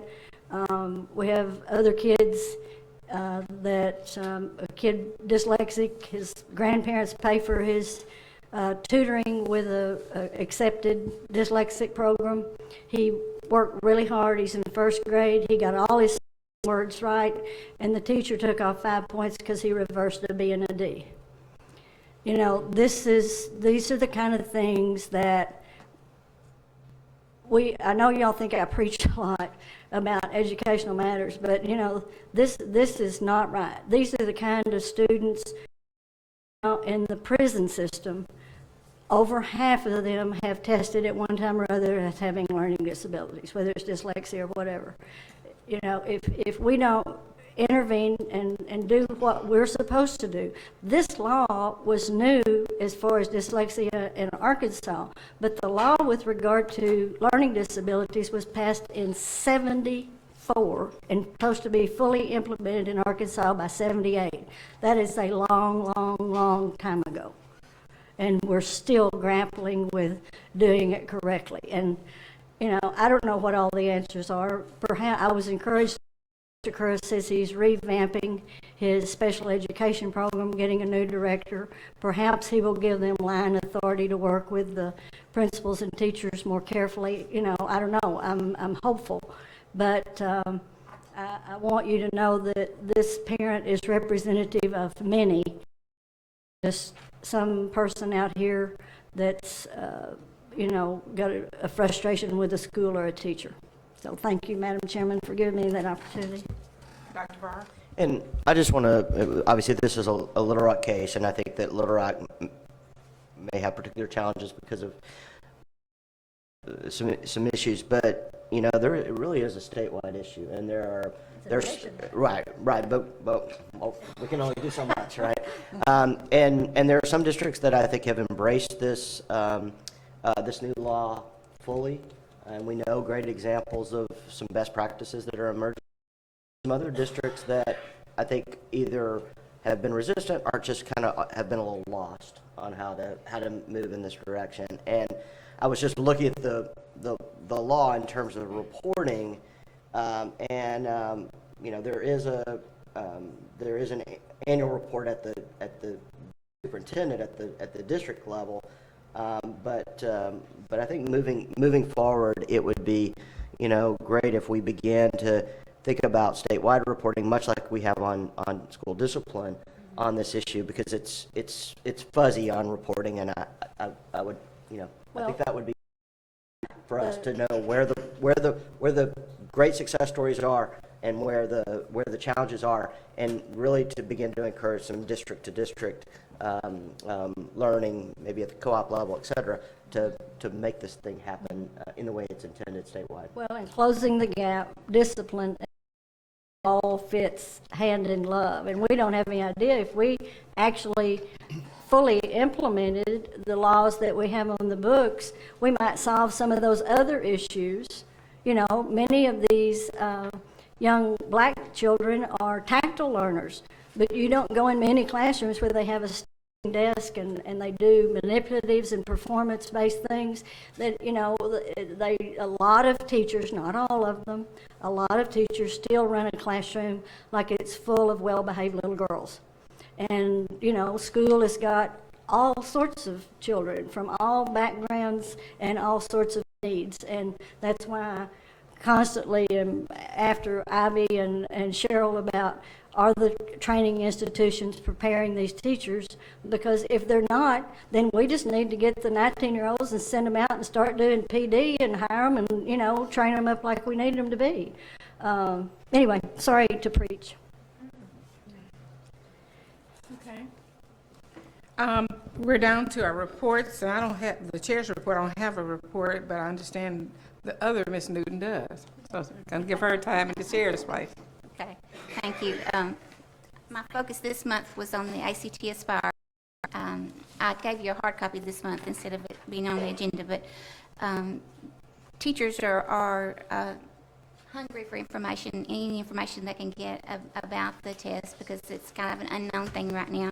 So I just gave them some background information about the test. I'm sure most of you already know a lot of this, but that it will be, their scores will be categorized into 4 levels: exceeds, ready, close, or in need of support. And at the 9th and 10th grade level, the Aspire will also give students a predicted ACT score, so they would know when they got to be a junior or when taking the ACT what a predicted score would be. So that would help them prepare if they were weak in math or weak in reading, whatever an area was, they could improve there. The department has done a great job of preparing resources for teachers. They put together a live binder that's got information not just on the ACT Aspire, but all of the state required assessments. There's information in there about resources, calendar, manual. One thing that I pointed out to teachers that is very helpful is the ACT Aspire has provided exemplars both for the student and teacher. The student practice the functionality of the ACT before they actually go and take it. Practice the Aspire on the computer before they actually go and take it. And the exemplars for the teacher will let them know how especially those constructive response items would be scored. So give them some familiarity with it before it is given. The professional development that is in the works this summer, they're going to give some professional development for administrators on data literacy, how to take those test score results and make impact on student learning, working with teachers and students, and how to take those interim assessments and periodic assessments, do something with those to impact student learning. And then, of course, there'll be professional development at the teacher level also. But that is just kind of an overview whenever you get time to read through and give you a little bit more information about the Aspire. A couple of other things I wanted to touch on. Since you're talking about dyslexia, I did get to go to the dyslexia 2-day conference early this week, and I was very, very impressed. Reading and all these things are out of my area because you know my background is math and science, but the teaching of the concepts, but I learned a lot, and the sessions from my level of knowledge all the way up to those that were experts and covered a lot. And just to give you just an anecdote, my daughter is a speech language pathologist and also dyslexia coordinator at our district, and she went to both days, and she said, whenever you go back up to that department, you tell them that I learned so much these 2 days, that it was an amazing conference. So that's firsthand, somebody that knew what they were doing, what they thought about the conference. But it was a really, I thought they did a great job. And there was I think it was, and Stacy can say 750 teachers.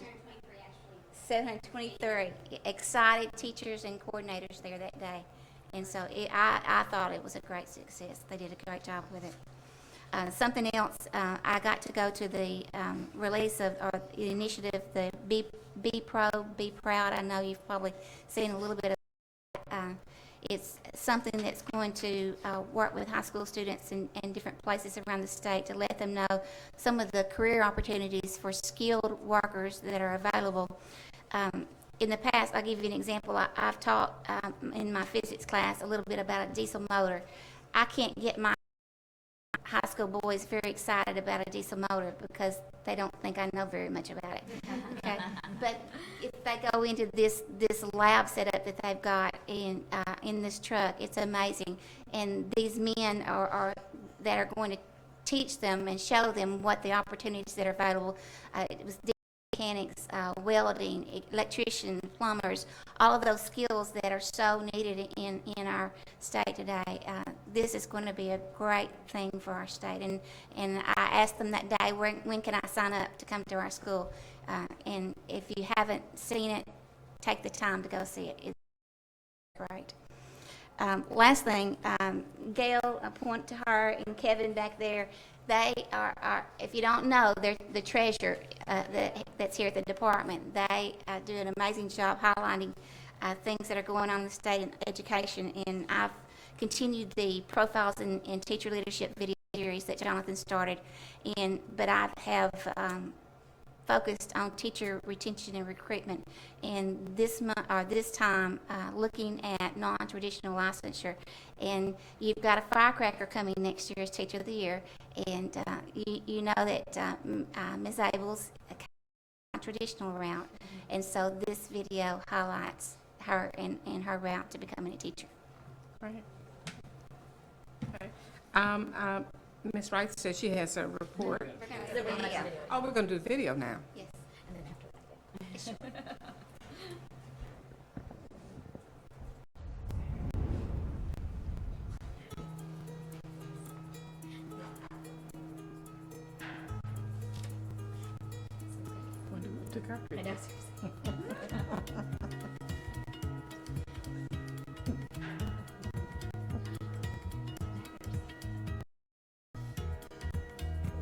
Being named the 2016 Arkansas Teacher of the Year surprised Megan Abels.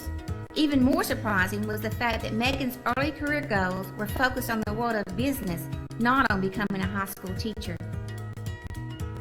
She majored in journalism at Arkansas State University.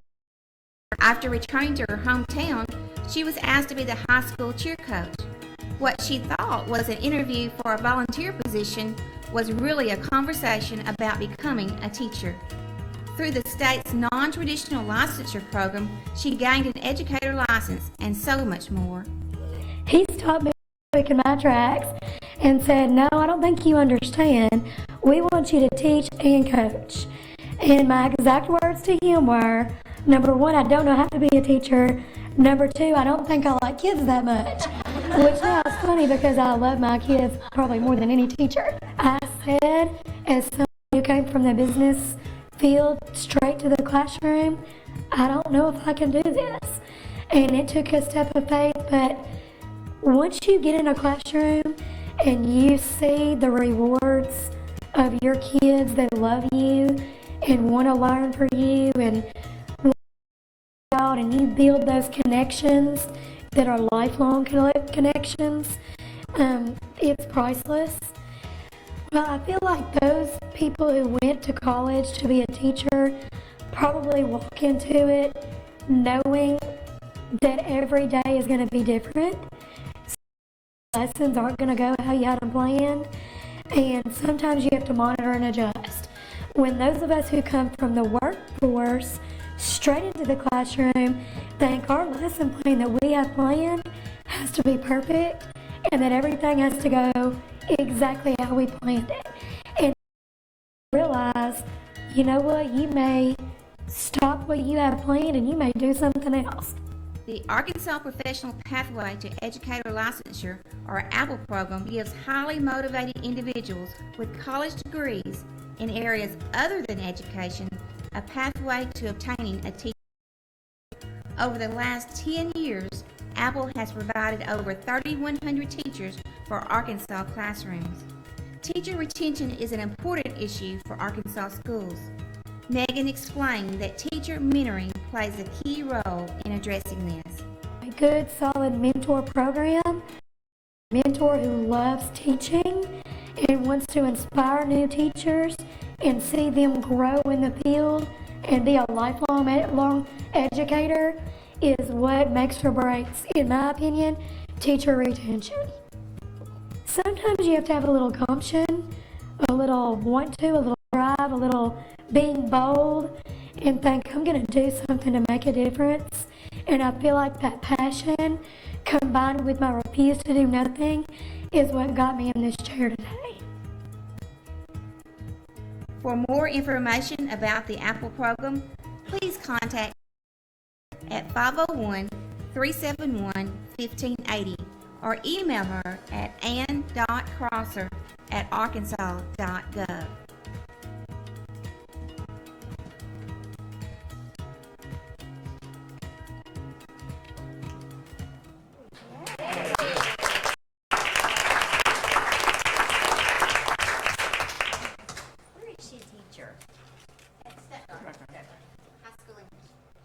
These high school students from the...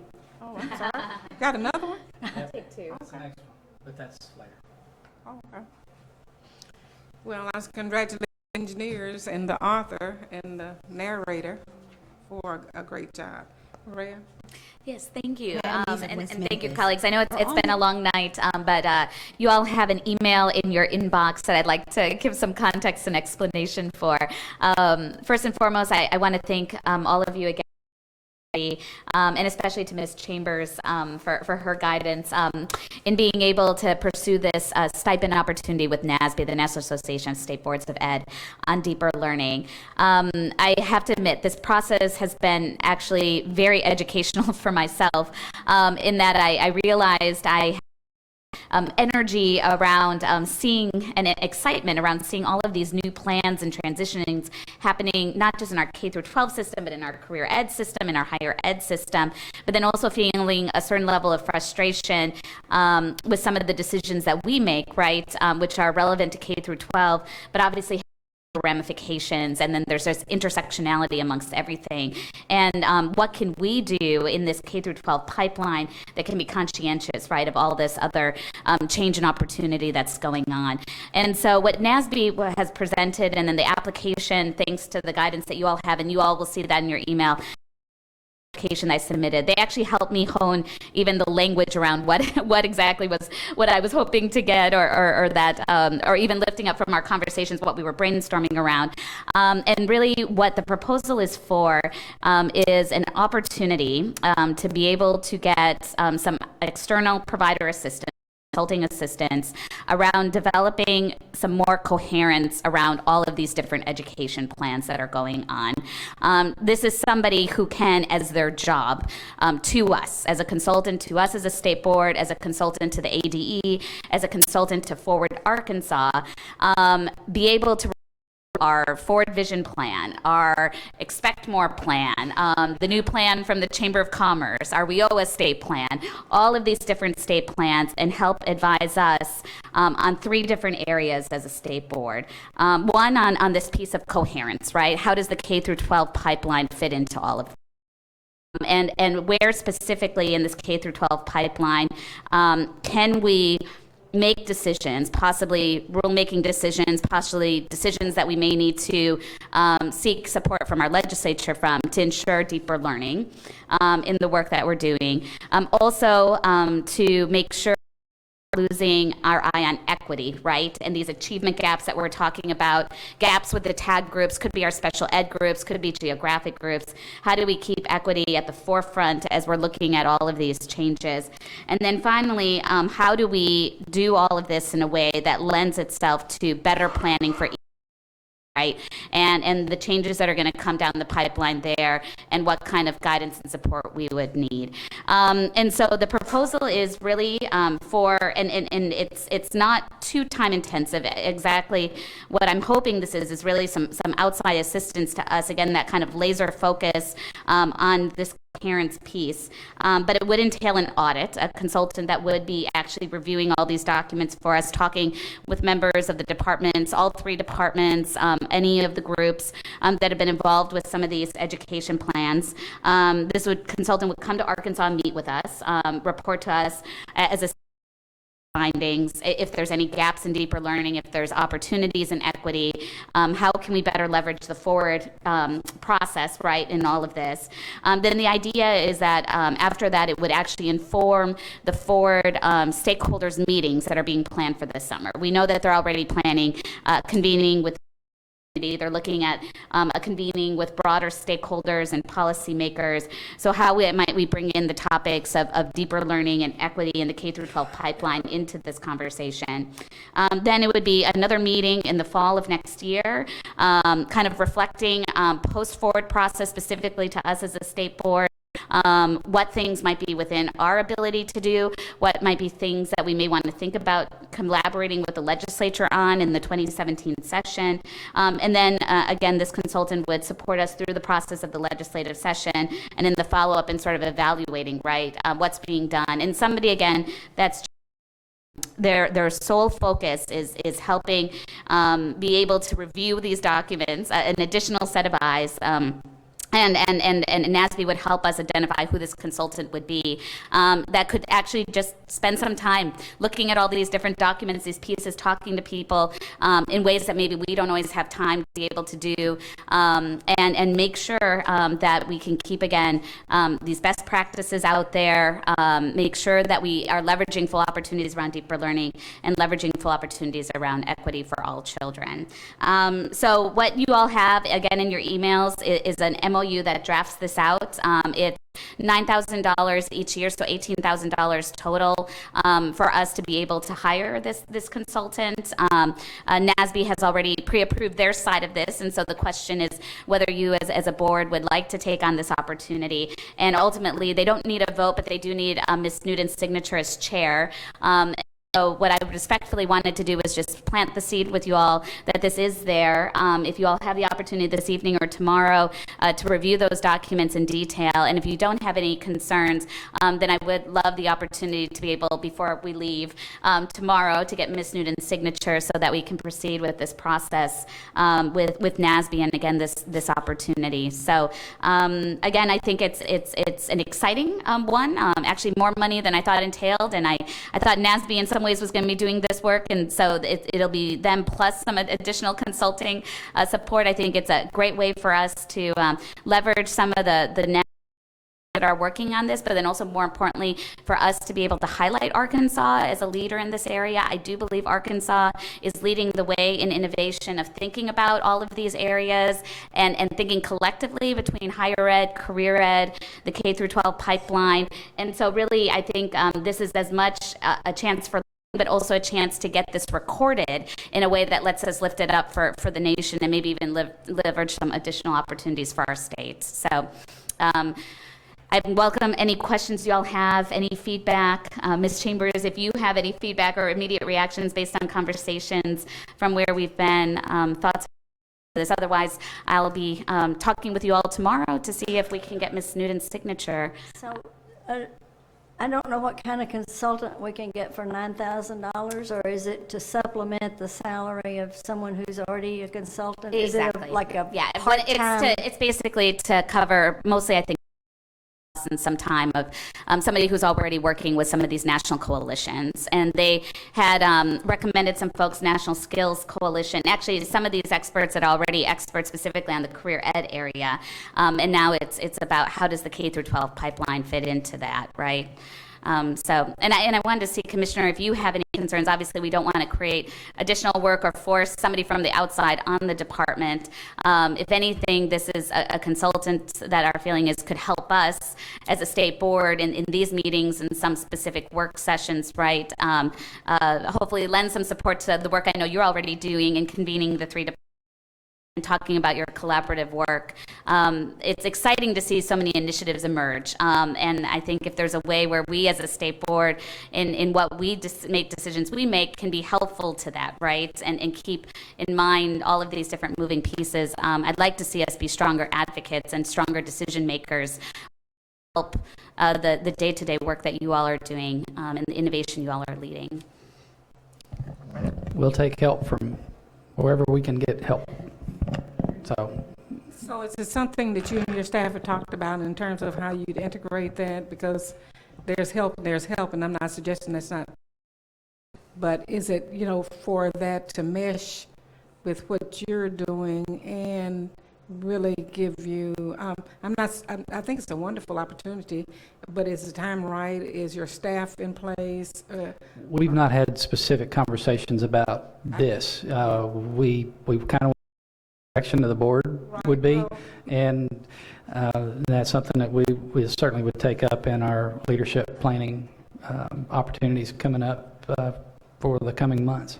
I think personally, and this is personally, I think that before I can react to something as an individual and board, I need to know what your reaction is to the offer, and I don't have any reservations about it, that it could be helpful, but it might be something that, wherever you're going and whatever your leadership team is, that you need to consult about it and give us, to what the reports give us a recommendation from the department of this is how we want to, in what direction. It might be specific to Ms. Barnes's division or to someone else, or Ms. Reinhardt's, or it just depends where it fits and how it fits. I know Maria has made reference to the Forward initiative, and I wonder how much they understand that and how it plays out.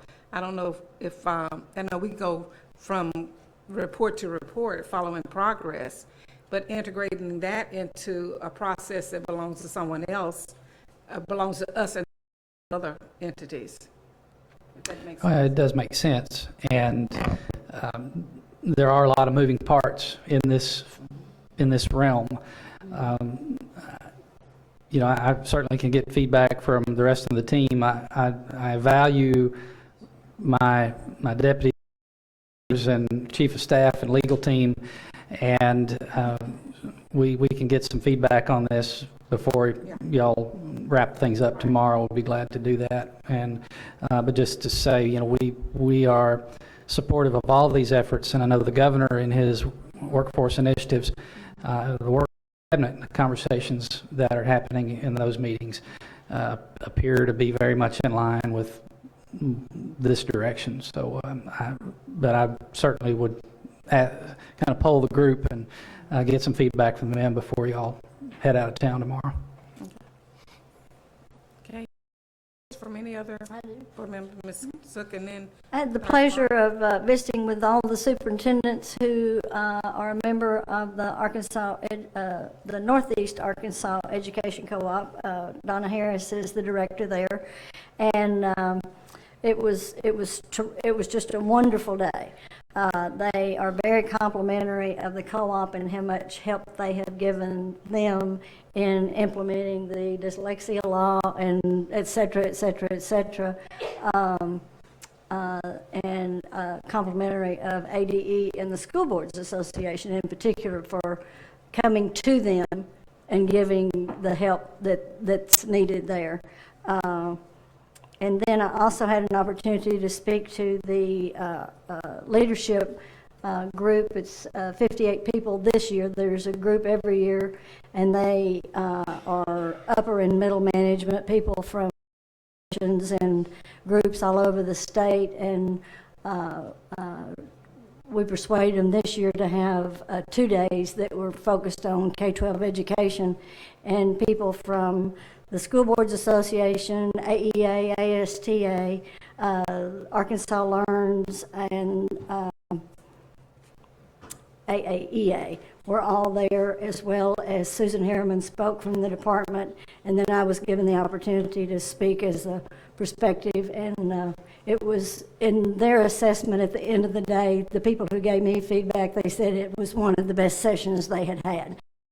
They had no clue about all the different layers and all the different people involved and how complicated K-12 education is, but I was appreciative of given that opportunity. So I attended a meeting that was convened by NASB, National Conference of State Legislatures, and the Hunt Institute from the University of North Carolina. It was a 2-day convening in Atlanta the last weekend of last month on the new federal education law. And so everyone is trying to figure out what this thing means for them. And everybody's in the same spot. So I think that's the good news. And there were a number of folks from the U.S. Department of Ed there, and their strong message was, calm down, be patient. We will get the ESEA flexibility waivers end as of August 1. And so I think that is very disconcerting to a lot of folks.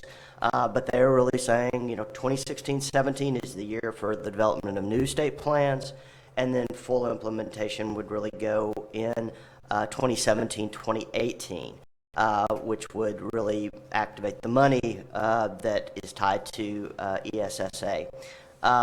There are lots of questions.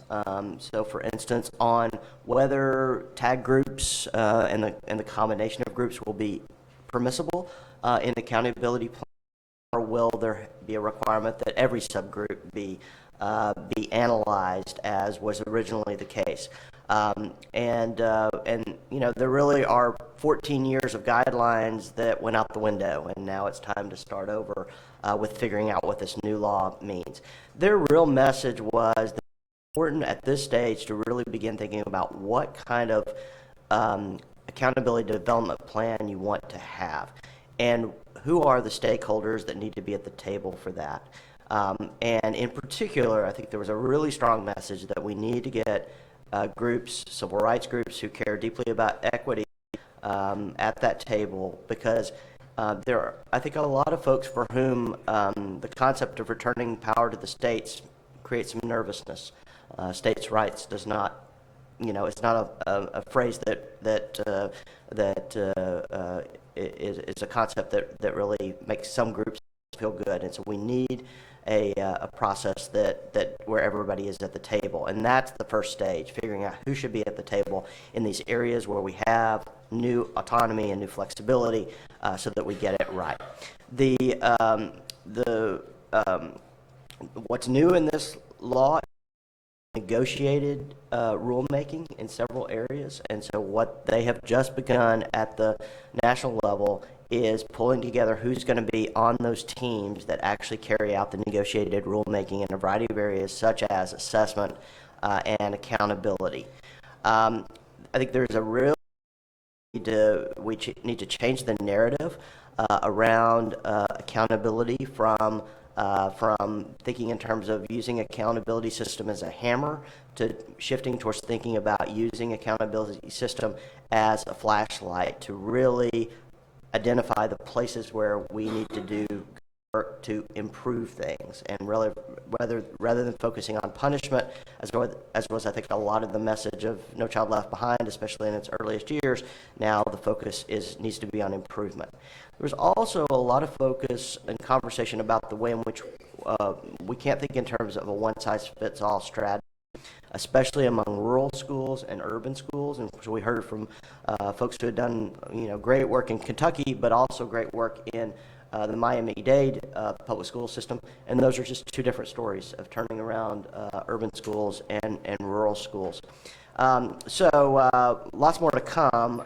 NASB, I think, is going to be a key player on this work, along with other groups. And so I think they are going to be a great resource for us moving forward. I'll also want to let y'all know that we have identified a regional meeting date for June 25th here in Little Rock. And so that's obviously going to be right when a couple of our colleagues leave the board. But if you could put June 24th and 25th on your calendar, if at all possible, that would be great. We tried to tie it to one of our board meetings so people could just stay an extra day. That didn't work for a variety of reasons. So we are on with that. You'll be getting more information about that meeting. But the big focus of that meeting is going to be ESSA and what does it mean for states as they begin to grapple with a new era in federal education law. So began? Actually, I think January of 2017. So I'm still It's so exciting, president really, elect. Jay. So excited for you. They're so lucky to have you. It's a great time for you to be involved. Thank you. Any other reports? Commissioner, you ready? Yes, ma'am. We wanted to roll out tonight the next installment of our Innovations video series. And this month's video is on Springdale. I think you'll enjoy what you're about to see. So go ahead, Gail.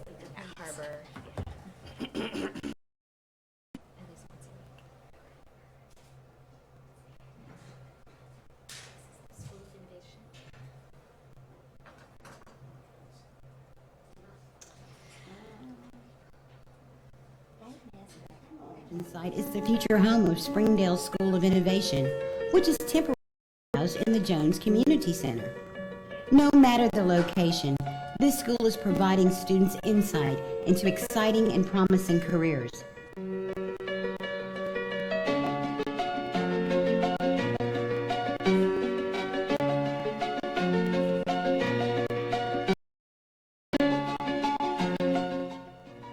The School of Innovation opened in the fall of 2014.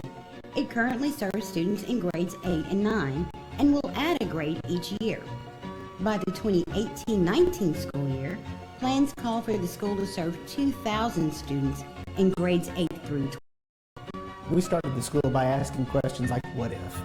What would we do if we could go back and reinvent education for our kids, for today's kids? We understood they don't learn the same way that maybe you or I did. Students today need to be active. They need to be engaged in what they're doing. They need to have options. They need to have some voice in where they take their education. The school has a strong emphasis on STEM education. Students work at their own pace and have the flexibility that best suits their interests and learning styles. Project-based learning allows students to demonstrate content mastery. Also, students can take college-level classes and earn an associate's degree, or if they choose, earn an industry-level certification.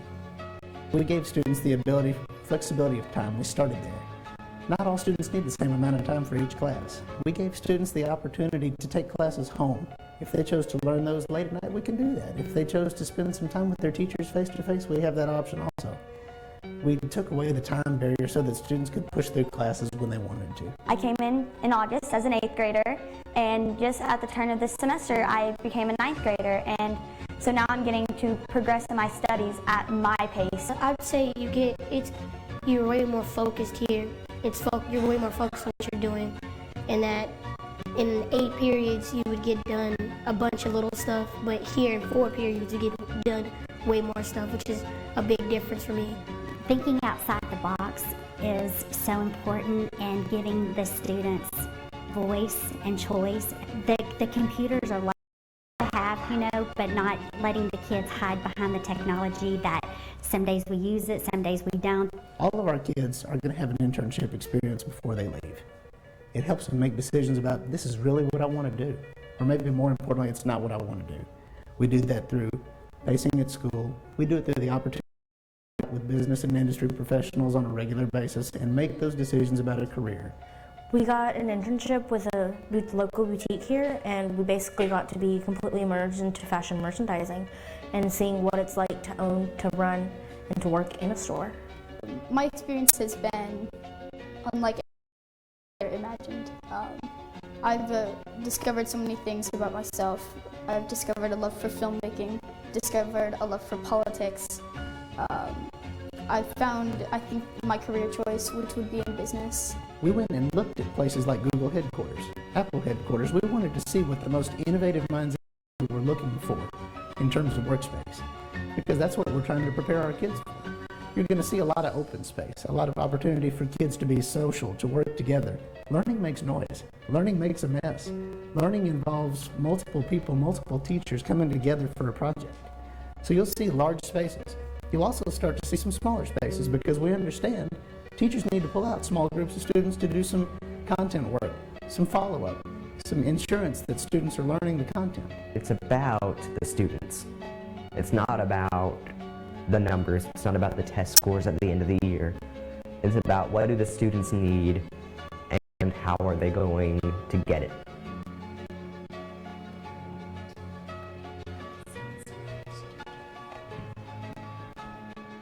So if you don't remember anything else about today, remember the quote from that young man, because that encapsulates really where we need to be in focusing on student achievement. And achievement does not mean a test score. Okay. Also reporting to you all that in line with our previous discussion from Ms. Reith, we worked with the Career Ed Department and the Department of on a New Skills for Youth initiative grant, and that was submitted last week. It was very intense work. Dr. Gocher and a number of the folks, Stacy Smith and a number of the folks on our team were heavily involved in working with Dr. Childers and her team and Dr. Powell on making sure we got the best possible grant there. And again, it is focused on an effort to create that spark, getting those skills, those CTE components built in at the earliest possible level, raising the bar in Arkansas when it comes to those educational opportunities. So that's my report, Madam Chair. If I might ask a question, is that the J.P. Morgan grant, Commissioner? Yes. Okay. Yes. Wonderful. And that's just to say with our colleagues that this grant has been touted since the fall of last year at basically every CTE and career education conference that I've been to. And there's only going to be a select few states that are going to be allowed to pilot this. So it's being really highlighted as a huge initiative.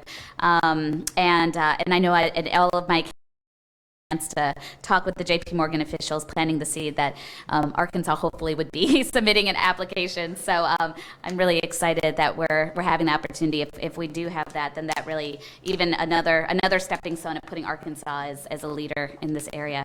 Congratulations, Commissioner. And well, thank you. We'll make sure that you all get that sent to you. We have that on PDF, and Ms. Kaufman will get it to you. Okay, report 3 is I'm sorry. Dr. Barr? I just want to pick up on what the commissioner said about, not focusing on a single test score and how we, ESSA gives us some new flexibility to think about multiple measures, including social emotional development.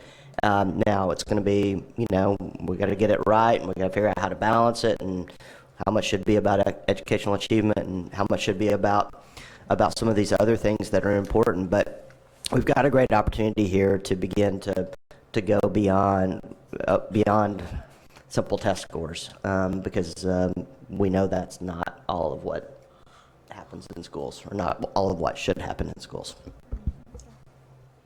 Okay, report 3 is the current assessment status report. Hope Allen. Good evening. Hope Allen, Director of Assessment. I like the comments that assessment is not the only thing to measure a student by. Coming from me. I do have a few slides just to guide, I do believe. Yep. So just wanted to give you an update of where we are with assessment at the moment. We do have the park data. You have seen that when you were making decisions earlier about taking schools off school improvement, and you have seen that data last month when it came through with the AMO calculations. That's the correct word? Thank you. What I provided to you this month was a report that outlined some of our demographic groups broken down and some information about our particular park scores. You'll notice in that data some things that stood out to us that we want to kind of watch as we go forward. That our females scored higher than our males in both ELA and mathematics. That was surprising to me, and that's something that I want to watch as we that continues to be that way. Our Hispanic students did outscore our African American students in all populations in math and ELA. Something again that we would like to watch and see, is that gap shrinking or is it growing, and see how that compares to the comparison with our Caucasian students. And our schools assigned the AIPs based. They did assign AIPs based on the data that you saw, and we had discussions about that in previous scores. In previous meetings, if you have particular questions about the park report, I'll be happy to take those at this time. Just, have we gotten any more insight into pencil and paper computer park tests in Arkansas? Yes, I've been talking to other park states, particularly Maryland and Illinois, spoken with them both in depth about their reports that they put out. And when you look at the difference in online and paper pencil, around the way that data is presented. So in Maryland, one of the things that he was explaining to me was that the way that they looked at the data made a difference, and they had been online for several years. And so I think it's important for us to remember that we can make data look how we want it to look cases, and we have to be very cautious moving forward with that study. I've talked with our data team here about could we look into a study of similar nature for Arkansas students, and they were very cautious about moving forward with that unless we could gather more information specific to how what device the students take on, how comfortable were they with that device, and it's very hard to determine what's comfort for a student. So we are going to continue to watch that as we move forward. However, with Arkansas being 100% online state, all of our students are testing online, so that discrepancy should be lessened.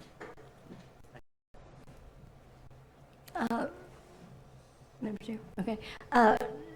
Talk to me about the 4 portals, because I know people are always talking about the amount of time we spend testing, and we typically give them the ACT Aspire 4 hours, but in fact, we're giving many other tests also. So, right. Do you want me to? I have a slide on that if you'd like for me that'd to be just talk about. terrific. Thank you.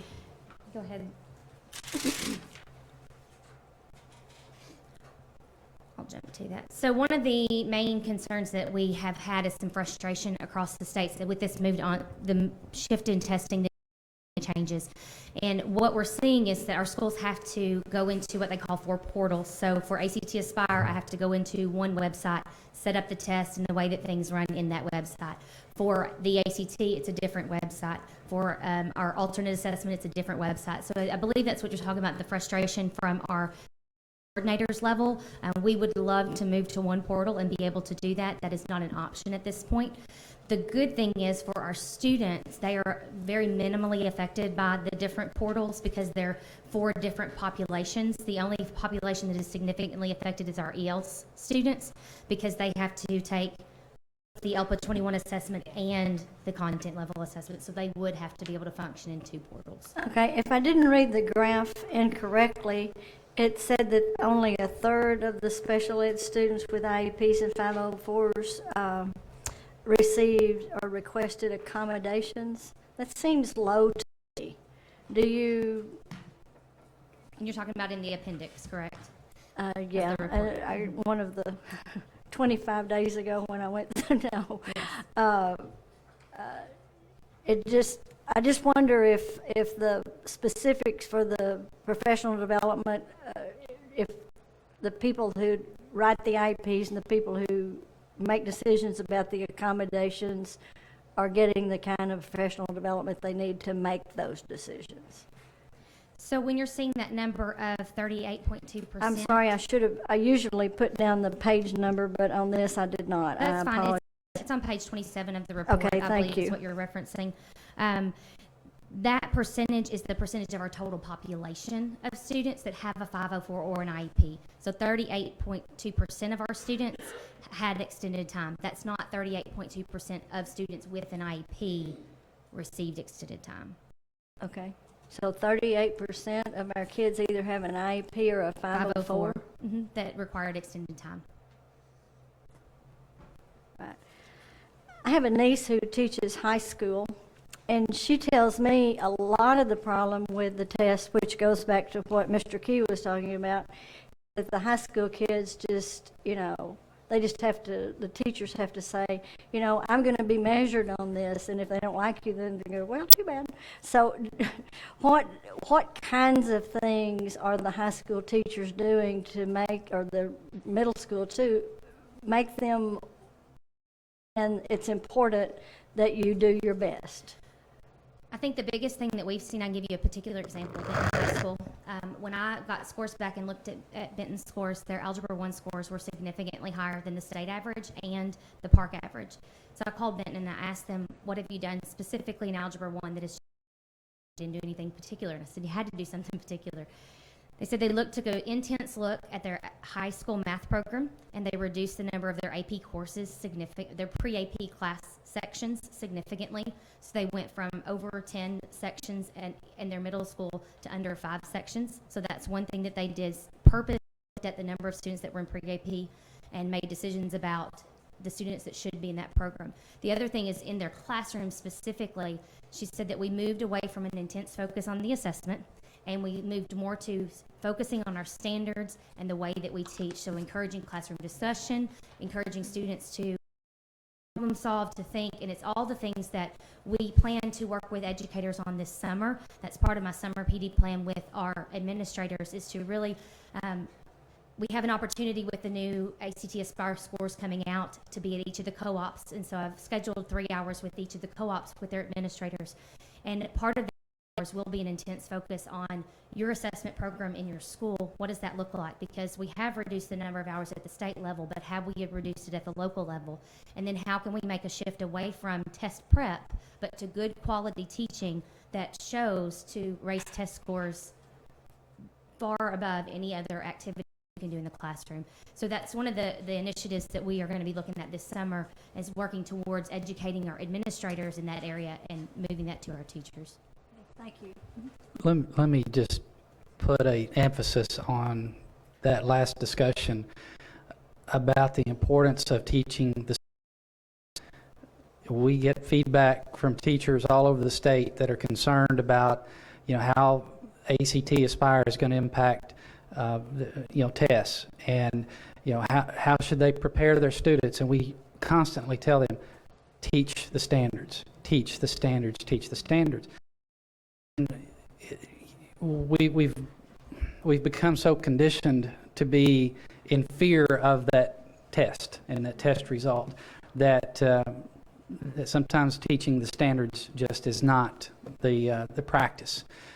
It is more test prep, as Hope said. So I want to how important this is to us as leadership of ADE and how we reinforce that, and Hope and her team do a great job of reinforcing that when they get those phone calls. But it is a change in focus,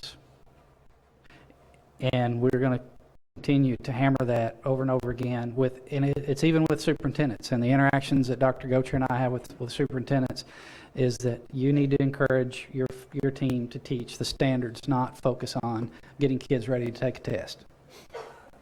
Thank you, Hope. Thank you. The only other thing I had to report on is we are launching our ELPA 21 assessment, which is our English language learners. That is the first year for this assessment, and the feedback that we've gotten from districts has been very positive. The experience for our English learners is much better with the online system. They're able to better measure students' speaking, listening, reading, and writing skills in a manner that's more appropriate than what we had with ELDA, and so excited that program has been successful. We're about ready to start with the ACT Aspire program. We do have plans to support our districts through weekly webinars. We have 5 people from ACT Aspire that will be in our state the first week of that assessment to assist with technical issues. Our schools are currently going through an infrastructure trial at the moment and catching the problems that they've seen. The feedback that we've gotten has been overall positive, but there have been issues that we've caught, and we're working with those schools to remedy those. We want the online experience to be very successful, especially for our schools that were paper pencil last year. We have highlighted those schools to our ACT Aspire team and specifically be available for those schools that first week of assessment. Okay, Ms. Ryan. Ms. Allen, no, congratulations on a wonderful report. And if I might just ask a couple questions on the ELPA 21. First and foremost, congratulations that on the timing of this, that it's now earlier in the year and not timed with all exams. I do know that one of the first things when I got appointed to the board, ESL teachers across the state told me about the testing fatigue and that it was always timed right after all of the benchmark exams, and it made it especially challenging for a lot of the students to do well. So I was really excited to see the new timeline of this. My main question was, and I realized we may not know this as of yet, and so I guess my question is more is when might we know this? And the second critique I used to hear a lot about the LDA was that it was a much harder exam than our benchmark, and that they found a lot of students that ESL students that were doing quite well on their benchmark with their other cohorts and still being stuck in ESL because it was so hard for them to get out of pass and do well on the LDA. Do you have any indication when we might have a sense of how ELPA 21 is going to be with ACT Aspire, and whether this may have remedied that situation, that concern? At the moment, we are scheduled to receive ELPA 21 scores in the fall. We do have to go through standard setting this summer with any new assessment program. That's very normal. So this fall, we will get those scores. Once we have those, we'll have our ACT Aspire scores in July, and so we'll be able to do some comparison and to see if that gap is closing. We're also our ELL exit criteria, and so that may also help with that problem. Thank you. You're welcome. Any other questions? That concludes your report? Yes, ma'am. Thank you very much. We're going to move out of sequence and allow Ms. Savers to give a report next. Try to go check on my mom. I'll be reporting on the academic distress committee meeting that was held on February 12th, academic distress committee meeting with the Pine Bluff School District. And I think that my overall takeaway from that particular meeting was that they, and according to Dr. Wild, who gave a really great report, was that they seem to be transitioning and moving into a more positive across the board, whether it's fiscal or leadership, a more positive place. And I think a lot of that has to do with the fact that we started looking very carefully at what they were doing. And they come to us, is it quarterly or every other month? Is it quarterly? Quarterly. But they're required to create very specific reports, which I think makes them do lots of evaluation and reflection. And as a result, I think they've pared down their external providers, which when we first started meeting with them, and I was trying to remember, it was something crazy. Like they're spending $650,000 a year on, do you remember that? On outside external providers, right. So they pared down to, I think, 2, which is the UVA and then the Keith Sanders group that I wasn't familiar with. But nonetheless, they're mainly getting their assistance from the ADE, and they're very happy with that assistance. And the other thing I thought was interesting is Dr. Wallace is an interim, and his primary role is to keep the district operating until they find a new superintendent. They hired a search firm, and the school board voted 5-2 to hire the search firm. So that's a little disconcerting. We'd like for them to be unanimous in their support of that. But it will be interesting to see how they proceed with that, because they will not have, most probably, a lot of folks to choose from. So Dr. White's team will be there to support that process as well. And then we'll be meeting with them and monitoring that also, because that's critically important, as you might imagine. Any other comments from committee members? Simmons Bank is paying for the UVA, and they're also, Simmons Bank, sponsoring April 7th seminar, a day-long seminar about K-12 education and economic development called The Delta, Why It Still Matters. And I don't know if it'll be live streamed, but I know it was filling up pretty quickly.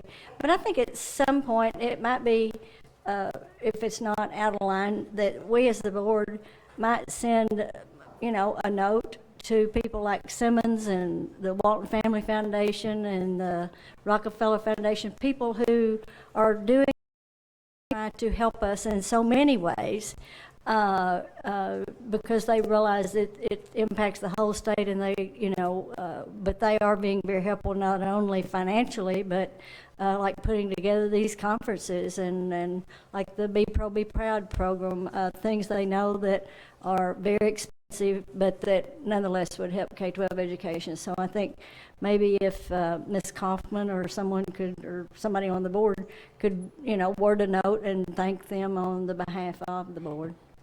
Yeah, that's a good point. Any other questions about? I have one question.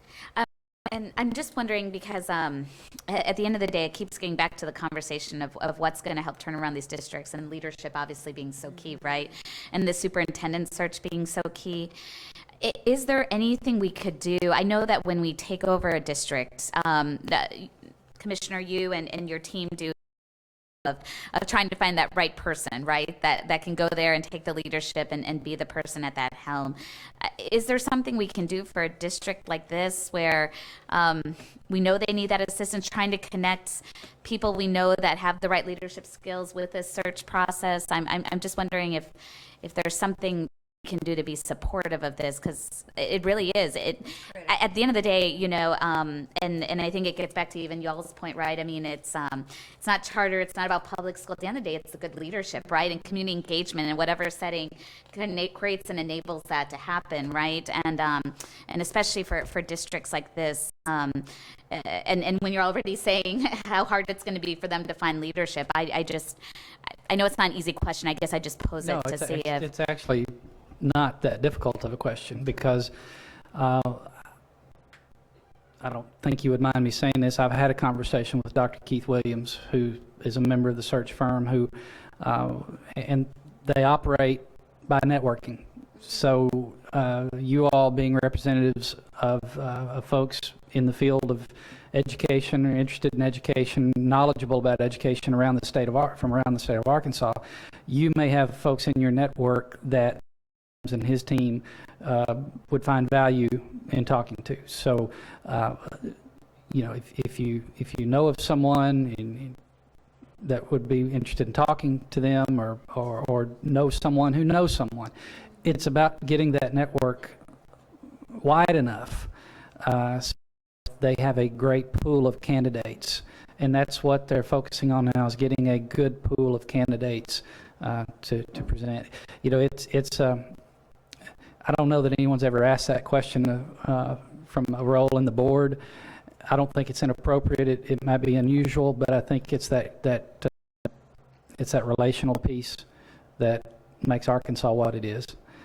So certainly, if you have any thoughts on that, I can either get you in touch with Dr. Williams or send information along to him. Dr. Vargas. Well, just because I think it is interesting, and I think back to the academic distress rules and the very broad powers that we have when we after a hearing, and this feels I'm not suggesting that because I've just thought about it in the last 3 minutes, but like the kind of thing. Dr. Bartholomew, you have to use your mic. Sorry, just friends, right? Is that a way that would be, a way for the state board to set the stage for some success without having to go all intervention? Is some work at that stage of the process in terms of helping to get the right leader, or is that just, is that moving too close to local control in your view? Yes, I think fine line, and I think it's up to the willingness of the local board. In this case, there have been conversations, and board members that is one of their goals, is to get a good pool, because they really want to have that success. So in this case, I think they would be open to not direct involvement in the process, but as I mentioned, just the relationship piece. I can't say that that would be the case across the board. Local boards are local boards, and they have all the authority statutorily to make those decisions. In this case, that community is so dedicated to making this work that I think some suggestions that's probably the limit to what we and you all as a board is providing suggestions and making links of people. And I want to move away from the Pine Bluff case because the specifics there, but in thinking about how we've dealt with academic distress, we've kind of waited till we just have to go all in, right, and do a takeover. And the statute is very broad. We don't have to go all in. There are all kinds of partial measures that don't necessarily completely undo local control. And I'm wondering if some steps along that way might be, in some cases, a more helpful strategy to avoid the nuclear bomb approach. I think we're doing that really so much better than we ever have now with the reports. The reports that Dr. Wild and his team use are amazing, really tell a story, and they're able to dig in and intervene at appropriate places. Going on at several school districts that are teetering on the edge. I think Pine Bluff is a great example. You know, I would never have imagined that they would be at this place, honestly. And I do believe it's due in large part to Dr. Wild and his team and their supervision there. I agree, and I think you see other examples. I think Forest City is an example, and the Dermot. You know, decisions that have been made on local leadership based on feedback that you all through this process have given local administrators. So I think it is moving us more towards where the nuclear option is not going to be as necessary. And keep in mind the forward recommendations involve a pre-academic distress and changes the dynamic even more. Something that we choose to move toward. I think there's positive momentum in that direction that in the future would minimize the number of times this board would actually have to take that drastic action. Well, and Debbie Kaufman was the one who said to me initially when we started having districts come and present, she said, I'm telling you, this will make such a difference for them because it will make them really, as I said before, reflect on what they're doing, look at their data, tell their story. And I do think it's made a big difference.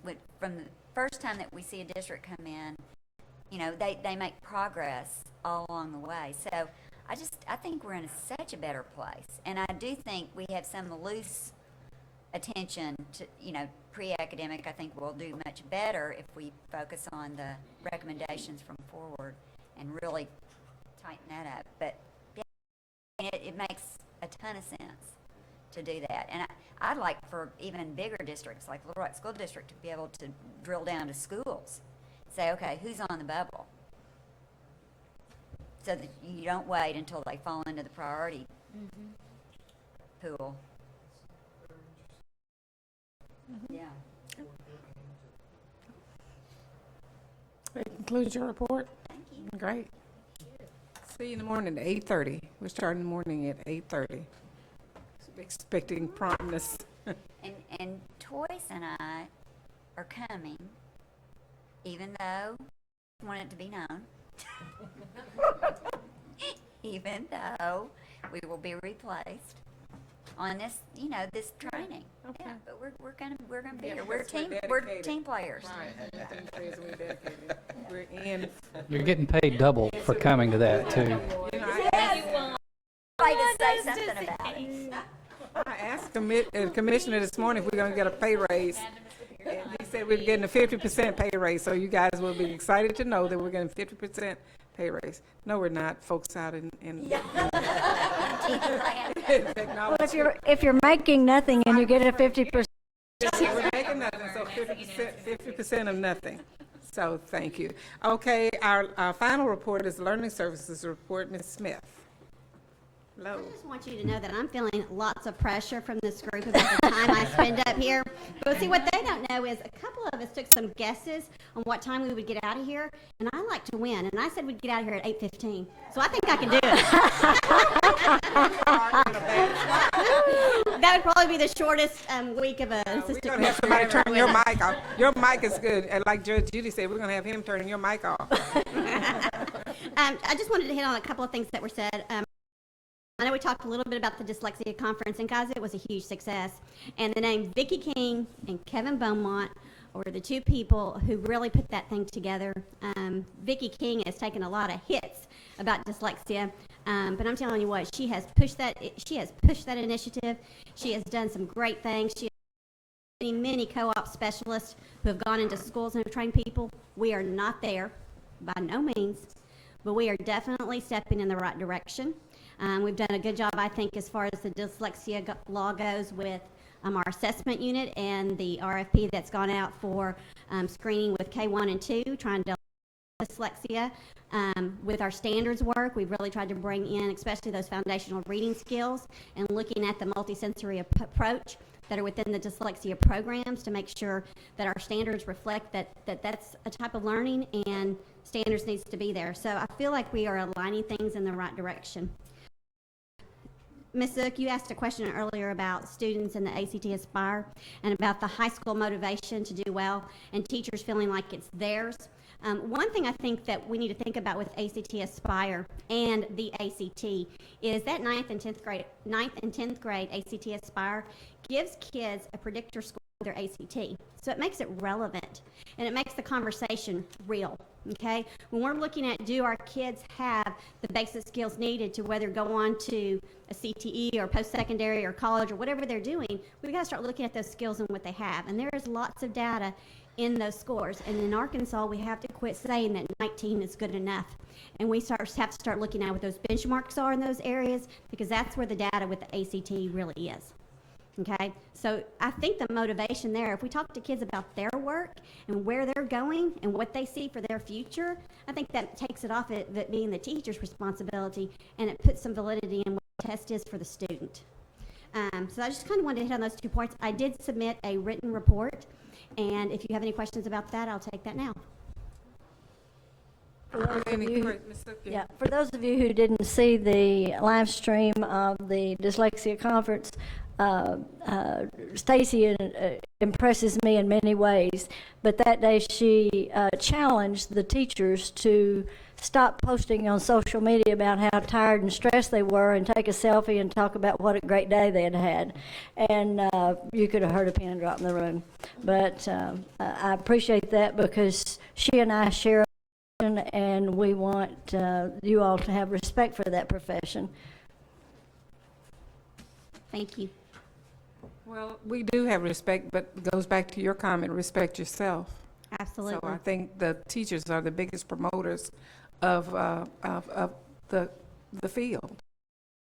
That's right. There was a time that there was a nurses shortage, and you don't see that anymore because that profession has taken their profession and has promoted it. And we have to do the same thing as educators. Absolutely. Any other questions? If not, thank you. Have a good night. Thank you. That is a wrap. I a motion to adjourn. I move to adjourn. Okay, second. Amen. Yes. We're going upstairs. Aren't we going upstairs? We're going to the second floor. Second floor for dinner. We're here at 8:30. In this room? Are we? Deb, where are we going to be tomorrow for our training? Right here at 8:30. We start at 8:30. We don't arrive at 8:30. We start at Diane seconded me, I think, right? Diane. What?